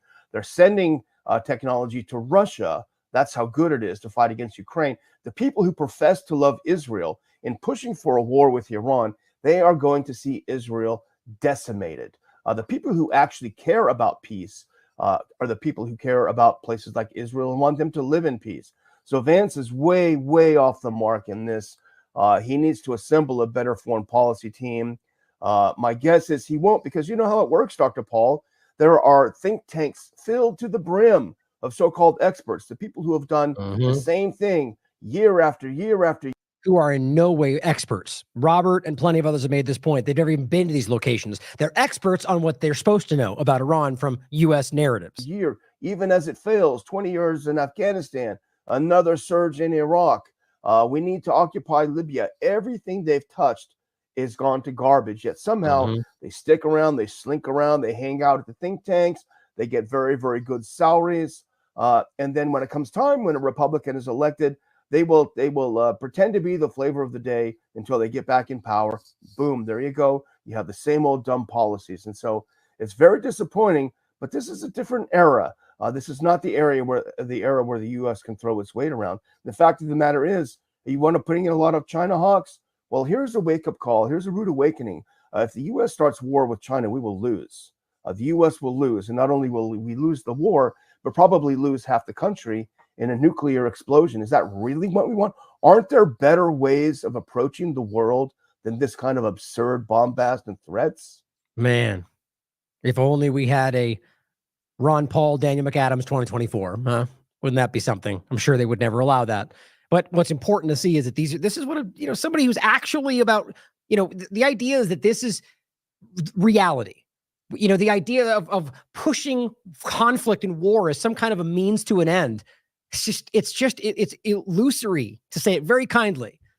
This is being done for anything but benefit of the American people. Very clearly, I think it's in many cases the benefit of Israel. I think that's undeniable. As I've said many times, the partisanship seems to only agree in two things. It comes to war, and then Israel, and we're usually at war because of Israel. I think that's obvious. But it's nice to hear them point these things out. Daniel McAdams, by the way, in the beginning point, was one of the ones that commented on my post and simply said they're simply the woke right. They're the same thing. Cancel culture, same damn thing. Now, I want to wrap this at 4 hours, which is long, and anyway, it's only a few minutes left. So I'm only going to show a couple things quickly, but I'll make these points. I wanted to highlight one thing. I think I might have been so this was a translated story, and I think I might have misinterpreted the translation. I thought the story was, what he's highlighting here is that there are Israeli settlers who are robbing houses of evacuated settlers, which is ridiculous. Like, it just shows you who these people really are. I thought what they were talking about were other houses in the West Bank that were being pushed out of, and they were kind of just hopping from house to house. It might be a different story, but in case I was wrong, I just want to highlight that. What we're seeing here is that I just think this is absurd. There are Israeli settlers that are robbing from other Israeli settlers, which, it's humans are like that. Doesn't have to be indicative of something Israeli or these people, but everything else they've been doing shows you that these illegal settlers are extreme. They're extremists. They're raping and pillaging and murdering and burning houses down and burning people alive. Maybe it's not every one of them, but clearly we're seeing this happen right now. And it's important to see. Now, some things to end with in general. The hostage negotiations are still continuing, whatever you want to call that. And what's so absurd about this, Israeli media has been outspoken, not just Haaretz, not just Wine, like all of them have come out and made it clear. As you can see, how Netanyahu has systematically foiled talks to release hostages from Hamas captivity. That's Haaretz. Recent article. Here's AIPAC on July 17th. Free the hostages. And I just simply said, you're ridiculous. You're own me because they are an Israeli entity. Their media is openly going, they're sabotaging the talks. And all they can do from their American standpoint is act like it's all the Hamas fault. Everyone needs to free the hostage. Everyone's trying but you guys, including Hamas, it seems. Here's another article. Netanyahu hoped Hamas would reject the ceasefire offer. When it didn't, he turned to sabotage. May 5th. It's been going on the whole time. We can show you this, as we already have, from October the 7th forward. The first week, they've been sabotaging this from the very beginning. Now here, Khaleesi highlights, which I'll play in a different show, simply Starmer being asked directly. We've seen chemicals, we've seen white phosphorus, we've seen bombing of safe houses or safe routes, we've seen civilians being killed. What's your red line? And he goes on to basically go, Israel's right to defend itself, and we're behind Israel. How gross. Oh, at this point, my God, and all this we're watching the whole world get attempted coups here. This is the very clear supranational, whether you think it's Zionism or not, putting people in position, as far as I can see, that are blindly pro-Israel. Here's Assault Rod highlighting the lies about all of this. The U.S. government, including Miss Ridiculous Ambassador Linda Thomas Greenfield, saying because the UN Security Council backed a concrete plan, Hamas joined Israel in agreeing to the framework, simply saying that Hamas, kind of rush, Hamas is the one that needs to accept this. And she says, highlighting it, must keep pressure on Hamas to accept the deal. She says, Assault Rod says, it continues to blow my mind that Biden officials repeat this lie and pretend Netanyahu is not intentionally sabotaging ceasefire talks. Here is Jerusalem Post. Netanyahu actively sabotaging hostage deal. July 16th. July 16th. And they stand up and they lie to their people. American ambassadors. I mean, this is embarrassing. Here she highlights it again. Here's the New York Times. Netanyahu talks a hard line on ceasefire talk. Takes hard line on ceasefire talks. Here is Jerusalem Post and Times of Israel. Sabotaging hostage deal. Stop sabotaging. Hostage families. Slam Netanyahu. And the New York Times just can't bring themselves to tell you the truth. Why? Because they're being influenced. BM highlights this individual who was freed in the last pause. And all he highlights is that they are, I don't know why that word can't get it. All he's demonstrating here is that they will lie and come back on their word. He says, once again, Israel violates the terms of the previous hostage deal. So why would they believe they're going to uphold these ones? The point is, this was a person they released before, and they were supposed, one of the points was they weren't supposed to go back and arrest them again. And guess what? This freed captive, a kid who was put out in the last pause, who was already held with no charge, has been re-abducted by Israel. That's how this is going to work, guys. And they don't care about their deals. Owen Jones highlights this in regard to, there's again, highlights this from Haaretz. Netanyahu ordered Israeli army to turn off recording of the meetings after October 7th. Benjamin Netanyahu orders the military to turn off the recordings. He says it's obvious why he did this, to cover up evidence of intent to commit war crimes. Philip Lazzarini of UNRWA discusses the schools being bombed. He says, almost a daily occurrence, at least 8 schools hit in 10 days. This is all happening. This is post this assassination attempt, and this has gone wild. Nobody is even remotely, this is not, there's no narrative. It's not Hamas was there. They're just murdering children and bombing buildings everywhere, demolishing buildings, planned explosives, posting it on TikTok, laughing about it like every other day, but it's overwhelmingly obvious. The other 48, I think it was the 14th to the 15th, it was a 48-hour period. I think that was the 2 days. 320 Palestinians were killed. They're ramping this up because they know no one's looking, more so than ever. He says, the war robbed the girls and boys of Gaza of their childhood. This is Lazzarini speaking. Schools must never be used for fighting, military purposes. And all they can do is tag this and be like, but that's why Hamas was using them. Nobody has proven that. The U.S. and Canada, their chief allies, even made that point. You have yet to prove or even give evidence of UNRWA's connection to Hamas. They just yell those narratives and act like everyone agrees. They're lying to you. Elijah Monnier points this out. In 1 week, Israel's bombed 5 schools. This is on the 16th of July, he posts this. 5 schools under the UN flag hosting Palestinian refugees, all of them with children and women and amputees and elderly, all of them. And they're bombing them indiscriminately with massive bombs the U.S. is still providing. The 2 most recent are Nusrat and Mawasi. Mawasi being a safe zone, which are both considered safe zones, by the way. No country worldwide is stopping their deliberate killing in Gaza. Yemen's trying, but don't have the resources.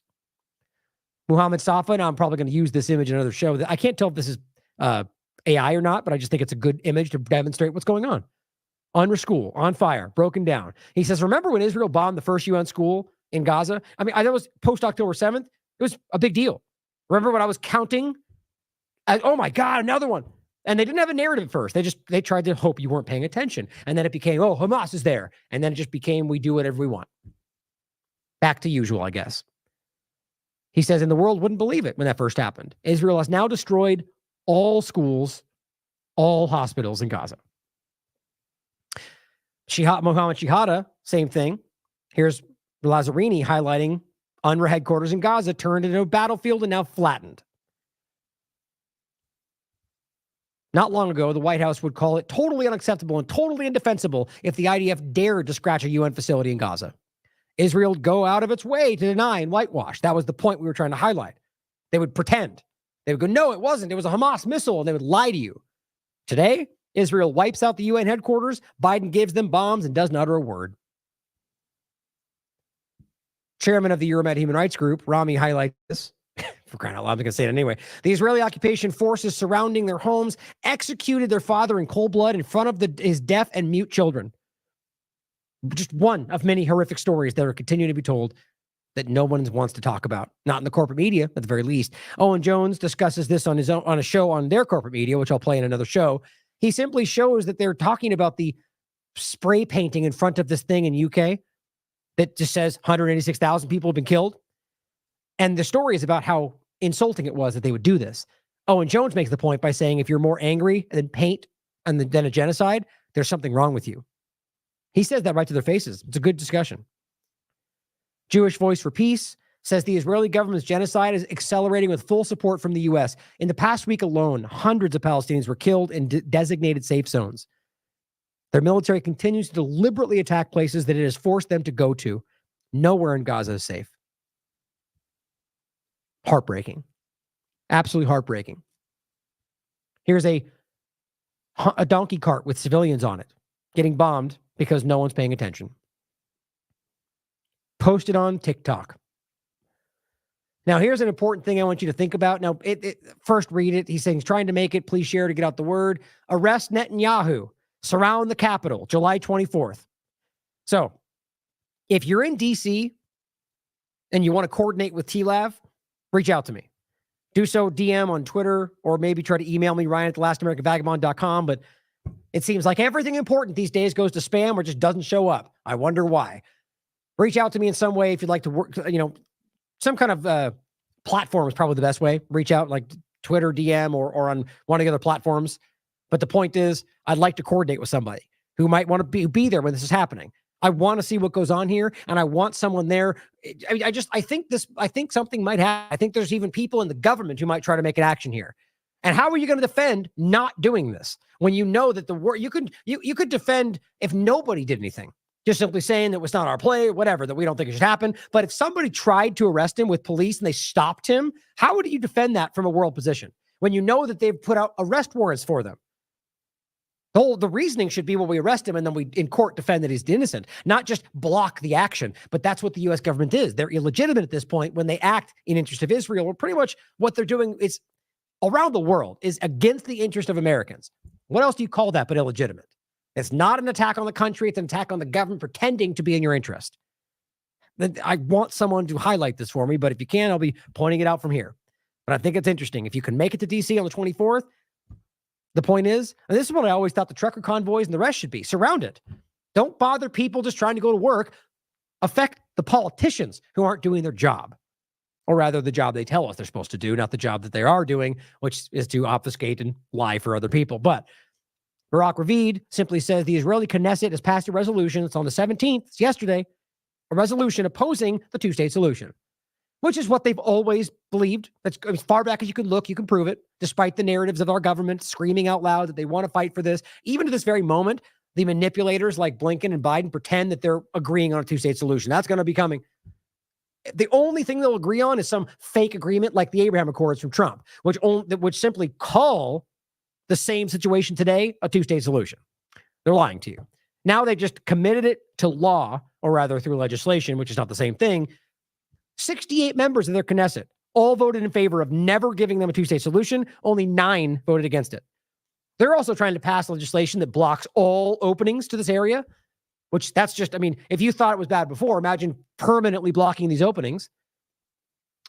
Here's a clip I'll play, these last two to end the show today, from Suppressed News. Anybody who's going to be left in Gaza, he says, you're all going to die, each and every one of you. This is a blatant, this guy is openly telling you the very thing that they're not supposed to say. This is an Israeli soldier telling you how extreme they are. Pay attention. When they tell you who they are, listen. Now, this one, I forget. This was So basically, there's been a lot of these videos posted on TikTok, on social media, where they're showing you what they're doing, what they're burning down, what they're stealing, right? This is different. This seems like a guy who is angry, and I think the kind of impression is that they are failing, that they're not getting what they thought they would, and this is him lashing out, trying to project strength, but really, to me, it just shows weakness. It's Mickey. I'm a major in the IDF reserves, and I'm also a volunteer police officer in the Israeli police. I got a message for the people of Gaza, for the terrorists inhabiting Gaza. Yo bitches better start running. Anybody who's gonna be left in Gaza when we get there, all y'all are gonna die. So just be clear, it might start out by sounding like he's directing at terrorists in Gaza, but what he means when he says that is all Palestinians. That's why he made it clear and said everybody, anybody. Don't misunderstand that. They say we're fighting terrorists, but they believe they're all terrorists. And that's just simply not true. Each and every one of you. Your house is going to be demolished. Yep. Your family ain't going to have no place to live. Yep. Better start running. Before you start running, you better return our people safe. Fail to do so, and we're about to open the goddamn gates of hell on your ass. You Very rational. started messing with God's army, with God's chosen people. God's army and God's chosen people. Nothing irrational about that, right? Like in the context of committing violence against other people under that guise. I mean, we're going back to crusade times mindset here. Like you're just righteous in whatever you do because God said you could. That's what I'm always talking about. That is Zionism. It's dangerous, whether Christian or Jewish. Biden is a Zionist. Don't forget this. And we're realizing that most Zionists today are Christians. The problem is extremist mentality. And they're openly telling you that they're going to do these things, and they're all hiding it from you. I mean, our own politicians are blindly supporting this. We buried 20 bigger empires than a bunch of bearded, goat-loving motherfuckers like you. Right. That's, yeah, because he clearly cares about the other Palestinians that aren't terrorists, right? We outlived for 5,000 years. You're just a speck in our history. You just unleashed the biggest shitstorm that's coming your way. So I suggest you leave Gaza and you never ever return. That's our territory now. You're done there. See? Leave or die. Yep. Pretty spot on. Exactly like we're all telling you they're all thinking. And I'm talking about the IDF and the entire Israeli establishment. They're pushing to take this. They believe they have a right to it. They believe it's theirs. It's everything the media is pretending isn't happening. And that Netanyahu lies when he speaks to U.S. audiences, which he'll do on the 24th, unless he's arrested, which I hope he is. But think about how dangerous that is. And they're killing their own people. That's been proven as well.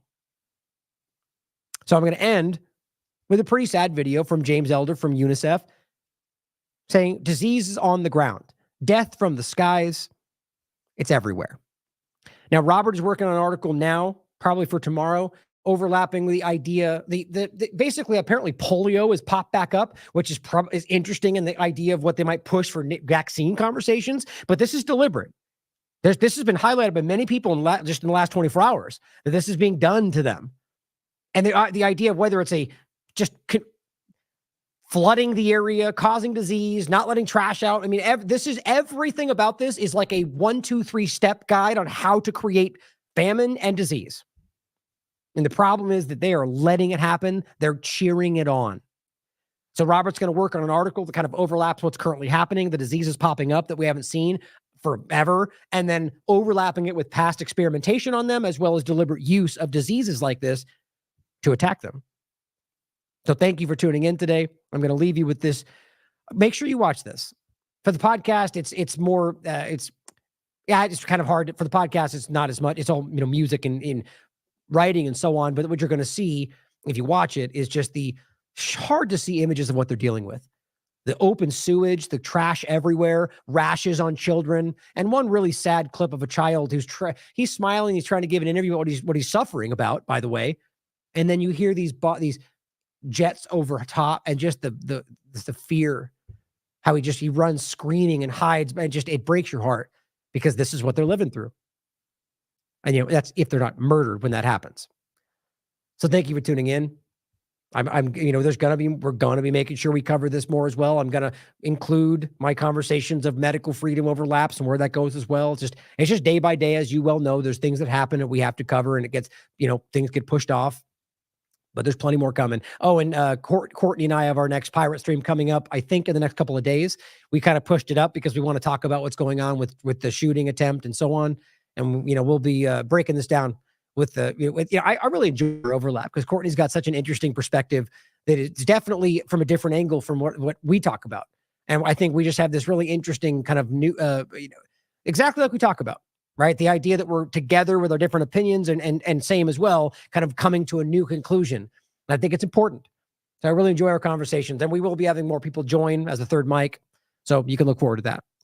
Thank you for tuning in. If you want to support this platform, down below, the links and some in the chat they might post for you. There's lots of ways to help us. We certainly need your support. And by the way, thank you for everybody that's been sending in things. I haven't got a chance. There's been so much going on.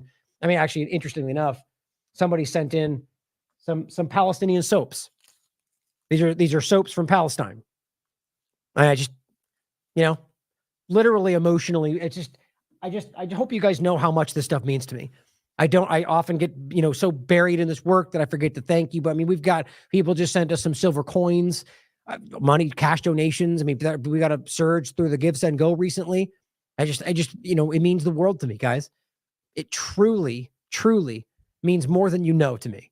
It's not just about getting another dollar. And this means everything to me. And the fact that you guys believe in what we're doing is the only reason that I continue to do this. Obviously I care. I shouldn't say that because I do this. I would do this if nobody was watching. I believe in it. But the fact that you guys believe in us and you continue to support us is really, I should say, why we're able to continue doing this. Oh, and I will also want to say that the Ikes just sent me their new book. Haven't got a chance to read it yet. It's called The Reveal. So I wanted to thank them for that. This all just happens to be sitting here right here. But the point is that, there's a lot of you out there that have been sent, just kind words, postcard, everything.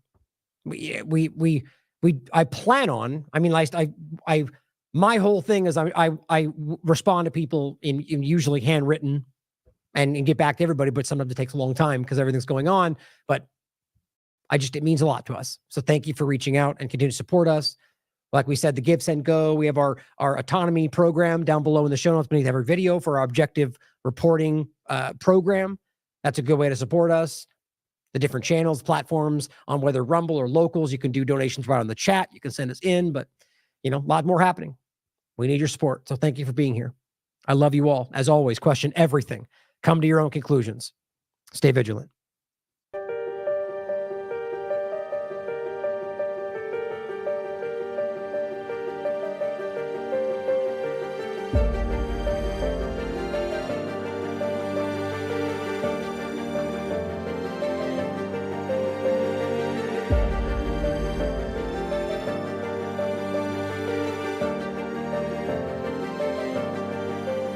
أثر طفح الجلد على حياة ابني من الوجع موجوع من بطل قادر يمشي لأنه كل الطفح جاي في رجليه المية ملوثة ومالحة النفايات الكتيرة اللي المتكدسة جنب مخيمات اللاجئين هاي هي السبب اللي بتخلي تنتشر الأمراض بزيادة.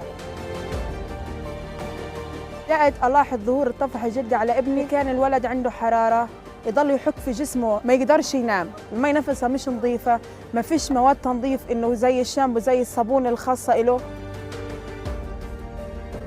فيش مي نظيفة أتحمم فيها وبظن حك بقدرش أنام في الليل والولاد برضوش يلعبوا معي وبخافوا من الحب اللي فيا. أنا اسمي وحيد عمري 7 سنين بحق من الوجع اللي برجل حاب